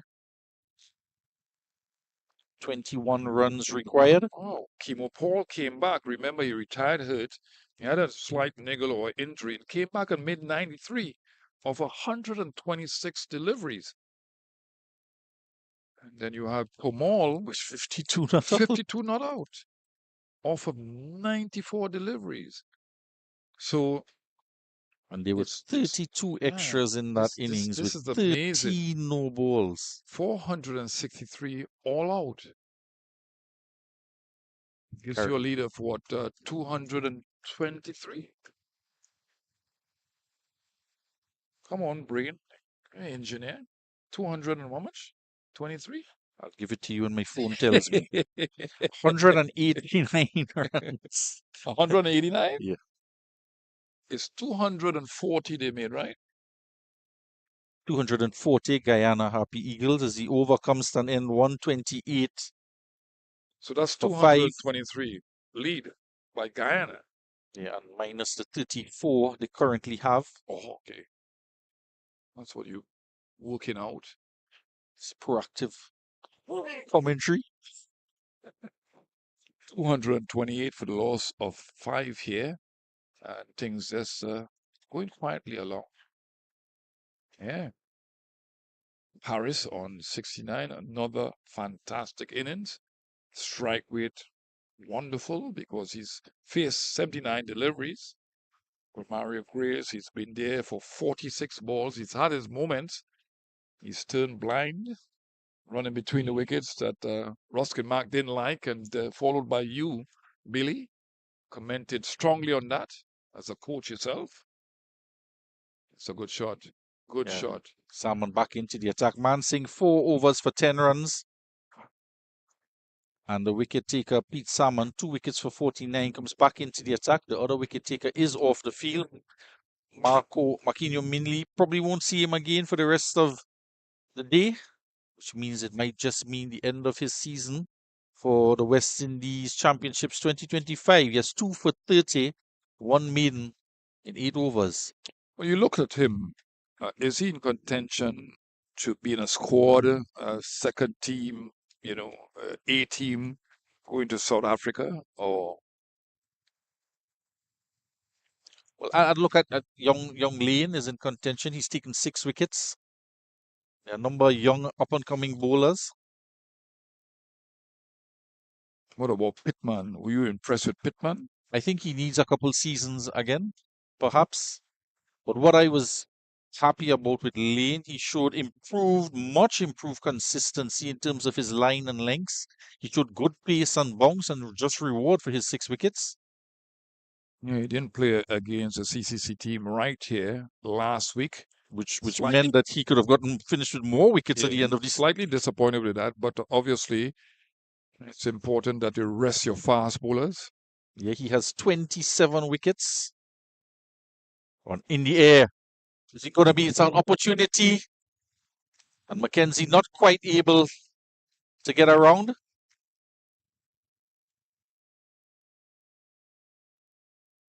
$130 now for 5. Up his shot, 19 to go. 27 wickets for Johan Lane at an average of 15.88. Oh, that's brilliant. He's a tall young man, 6'5". I think that he's improved on his consistency because he's improved on his alignment. His ball flighted up. But turning in his hand. Yeah. High up in the air. Not long enough for Mackenzie to get around from mid-on. There's the other bowler in Ali Mohammed. 27 wickets, 15.51 average. Yeah, he swings the ball a lot, something that our batsmen in the Caribbean have not been able to cope with. The swinging ball, the moving ball through the air. And it's like Kyle Mayers. Remember, Kyle Mayers did some damage against England right here in the Caribbean. So it's good to have bowlers like that around who can swing the ball. It's a different dynamic. There's just a knock of 41 in the wrong so far, having 150. But not just the bowling of these two gentlemen. Lane has the ability to bat, can hit some sixes. The end of the over, 130 for 5. Lane has been stroking the ball around. Just crossing 100 runs with a couple 20s.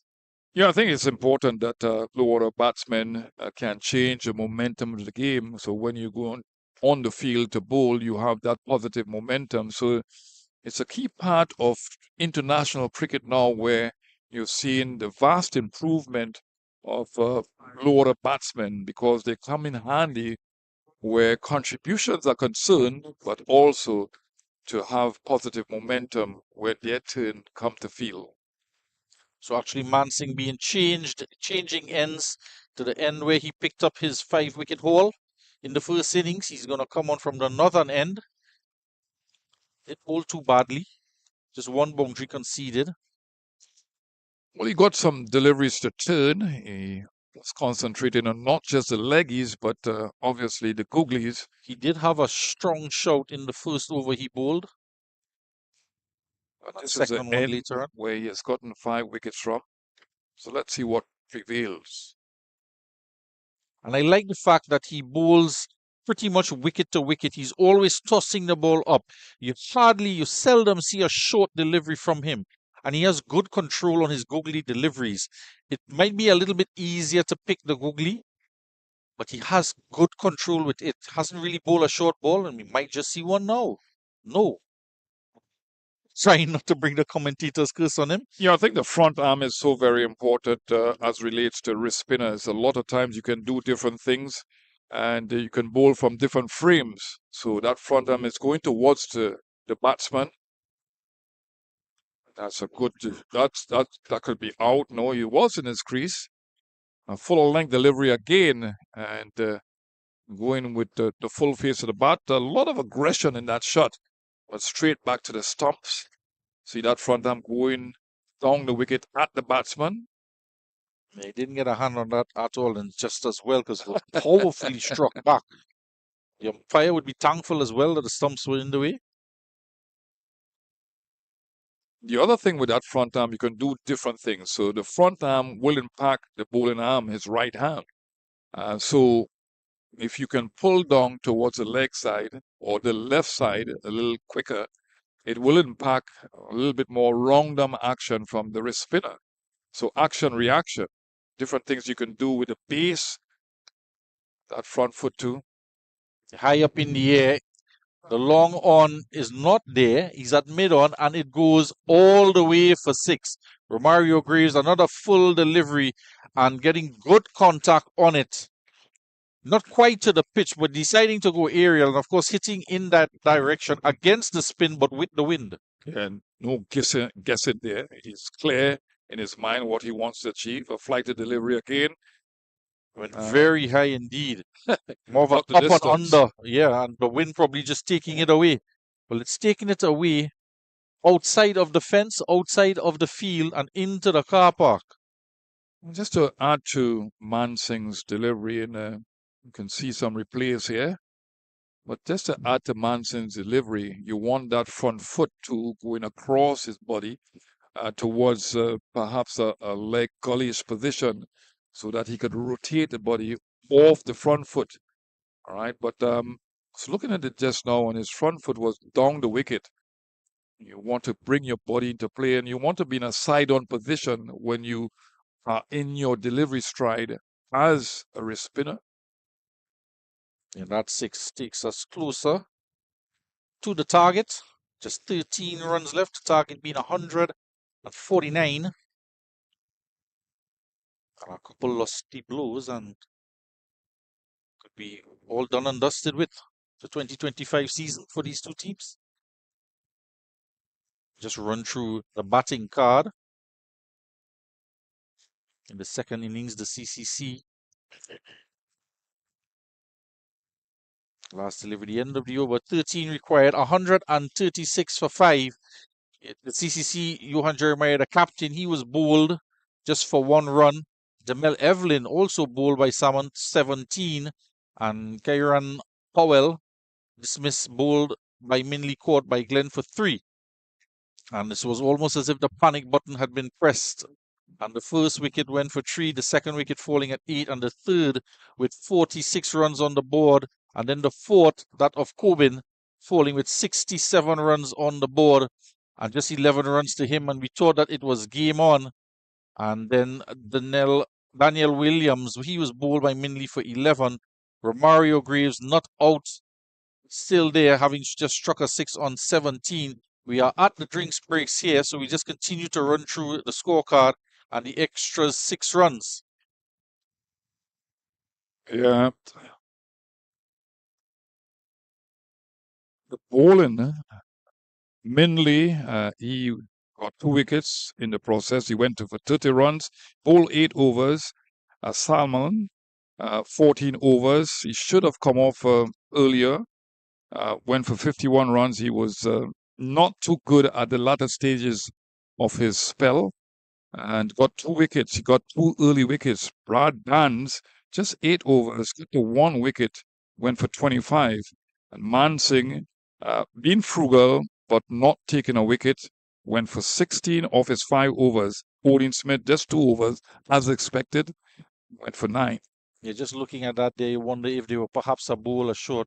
We've been talking about the fact that O.J. Shields was nursing an injury and couldn't quite make the final 11. However, had he been fit, we probably would not have seen the bowling of Pete Salmon, nor the 35 runs he scored in the second innings.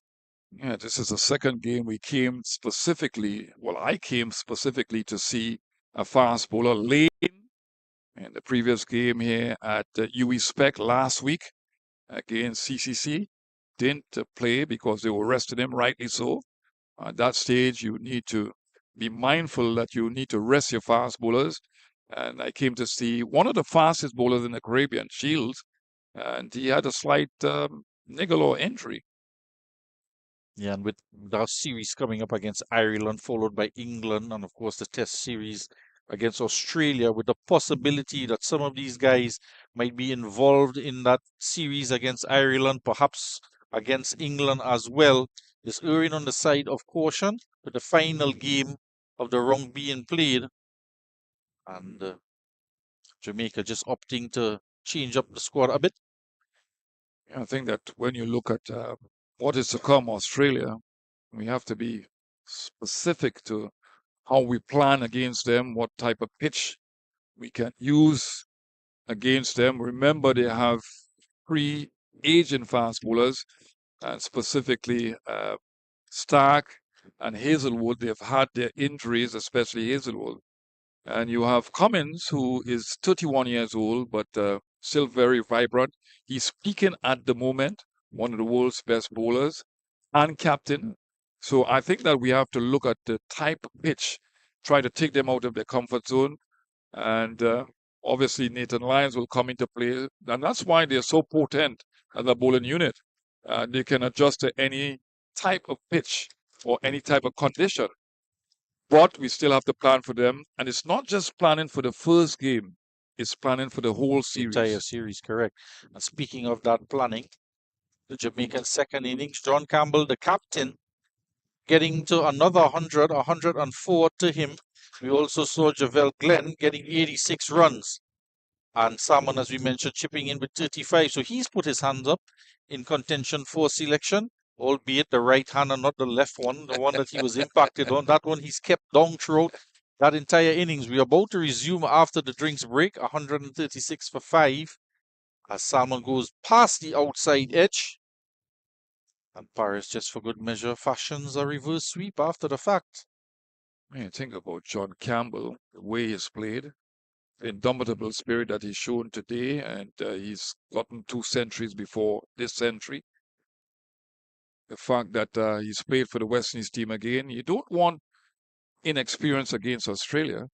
Although we had inexperience against Australia in Australia, one And- after 27 years. And in England as well, at And the in top of England, the order. I think that both places present their challenges. Australia, the fast, bouncy tracks, having come from the West Indies, low tracks. And then when you go to England, the ball swings around, especially the juke ball. So with an inexperienced side here in the Caribbean, you need some sort of experience there against the number 1 team in the world. Have the added advantage of Well, I've just been told that South Africa is number 1 in Test match cricket. That's amazing. Thank you very much, Ronnie. Australia second. What's the points like? I'll get that information to you all just now. we're entering a new cycle for the Yeah, Test Championships. And wonderful things do happen that just short of Powell, or not Powell, Looks like Glenn. Glenn, looks like Powell, but looks like it's Glenn in that leg gully position, leg slip position. And things very quiet out there. We expect Barnes, in fact. Barnes, Glenn and Barnes, they look Very like brothers. similar, except that one is left and one is right. Yeah, I was saying that you have to plan for each team. And we know the Australians are going to come for blood because of what happened in Australia. And that's why we are getting 3 Test matches and not 2. So good things happen when you win. Well, also, if you looked at, it's a very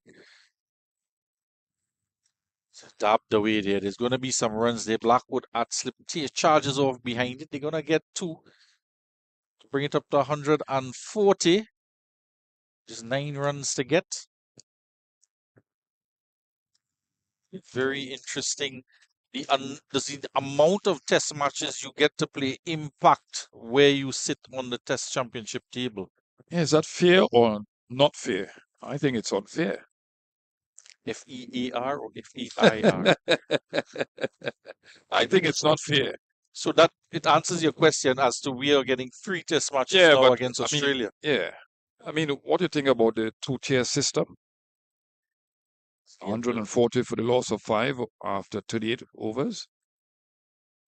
I'm not quite sure. I'm not quite sure it means that some of the territories are going to get to compete as much as the others.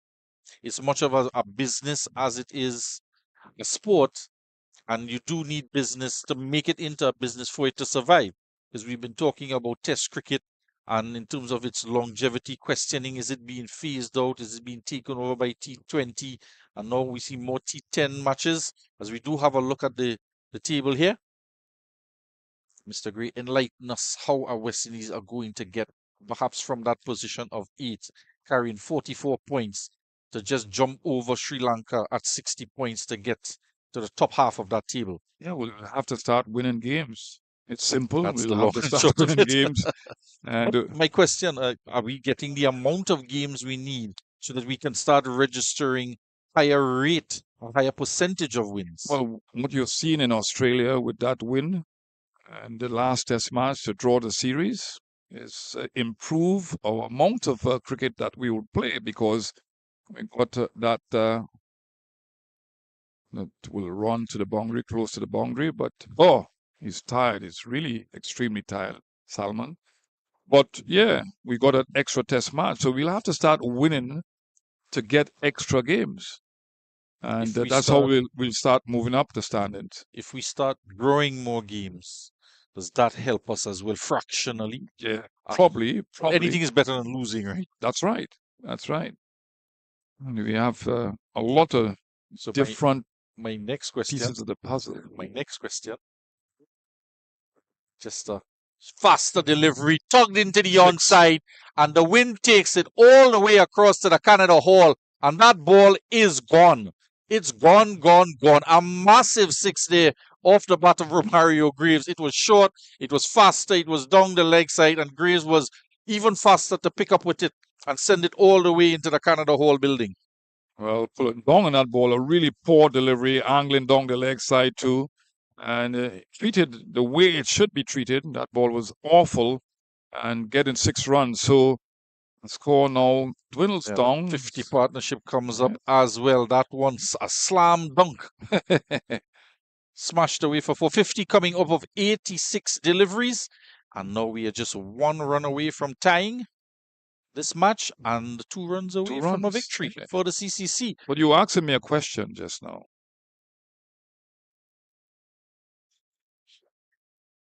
Go ahead. Just saw an amazing shuttle, a massive 6. The game is ended. The game is There's ended. another one. It's another one. There is a man in the deep, and it's gone. It's gone for 6, and that's the end of the game, leaving me the option of not having to answer your question, Mr. Gray. No, you're asking me a question, but that was good batting. Excellent display of, game analysis, game execution. They did well in the first half of the game, obviously. CCC bowling the Jamaican Scorpions out for 133. That set up the game. And then they had a very good first innings lead of 194. And they were under pressure, the Jamaican Scorpion, to begin with, to eclipse that score, that lead, and then to set something of substance. It wasn't to be, because all the CCC team needed on a good enough batting track was 150 to win the game. Yeah, getting to that total of 149, surpassing it with that 6, in fact. And credit to them that they got 149. Didn't seem like a big total, but they did manage to prize out 5 of those wickets, and a good bowling effort from Salman in both innings. Good bowling and batting effort from the two spinners that came into the lineups coming into the end of the tournament, Larry Edward as well as Pete Salman, and showing that they belong at this level. In fact, we saw good performances throughout, with 327 being posted by the CCC in the first innings in reply to Jamaica's 133. And that knock of Jeremiah 69 and 100 by Shaqiri Paris, supported well overnight with Larry Edwards 44 coming in the morning and being very aggressive and really set the stage for the CCC victory. Yeah, I mean, you have to compliment Paris. He's done well in this game. He's been on the field, the park for a long time. His century in the first innings set up the game for them. And then he's now come out not out. So he's contributed a great deal, but it was really a team effort, a concerted, collective effort by the team of CCC in a big way on the field, led really well by Jeremiah. He has to be happy with this. They would have played last year without winning a game. Now they're winning a game. So there is definite improvement, and it has come at the latter stages of the tournament. So well done to CCC. Yeah, special mention must be made in that first inning performance on the first morning. It seems so far ago. It was a shaky start with the ball by Holder and Jordan, and then young Jaden Edmond entered the fray, and he picked up all top 5 order batsmen, 5 for 59 in the first innings, and not to mention Larry Edward again, but this time in the bowling column in that first inning, picking up 3 wickets for 6 runs off of his 3.1 delivery. So all in all, an excellent bowling effort from the CCC and batting in the second innings. Yeah, in brilliant. the first innings. Yeah, brilliant from Edmund. He's in his second game at this level. He's in his second game at this level, and he's been able to get a 5-wicket haul against batsmen who have played international cricket. And that 11 overs that he bowled cost him 59 runs, but got him 5 wonderful wickets. And Larry Edwards, you talk about Larry Edwards, the way he bowled from the northern end, he was consistent. He did the business for his team, bowled 3.2 overs and got 3 wickets for just 6 runs. So frugal and penetrative. Yeah, and then it was in the other turn and the other spinner, that of Mansing, coming into this game, returning to the Jamaican Scorpions and getting his first 5-wicket hauls, 5 for 91. Just to peg back the CCC because they were seeming as though they're going to bat forever, the way Paris was batting with that 100, and then Larry Edward trying to take the game away from them.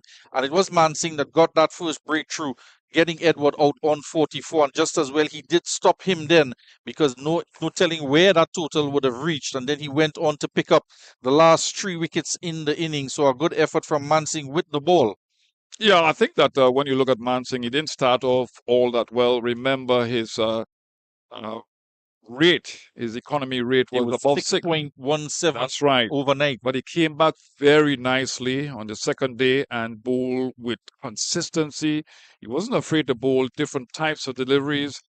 He was setting his field in the right way with the type of bowling that he showed. He bowled 18.3 overs, went for 91, most of it on the first spell that he had the first day.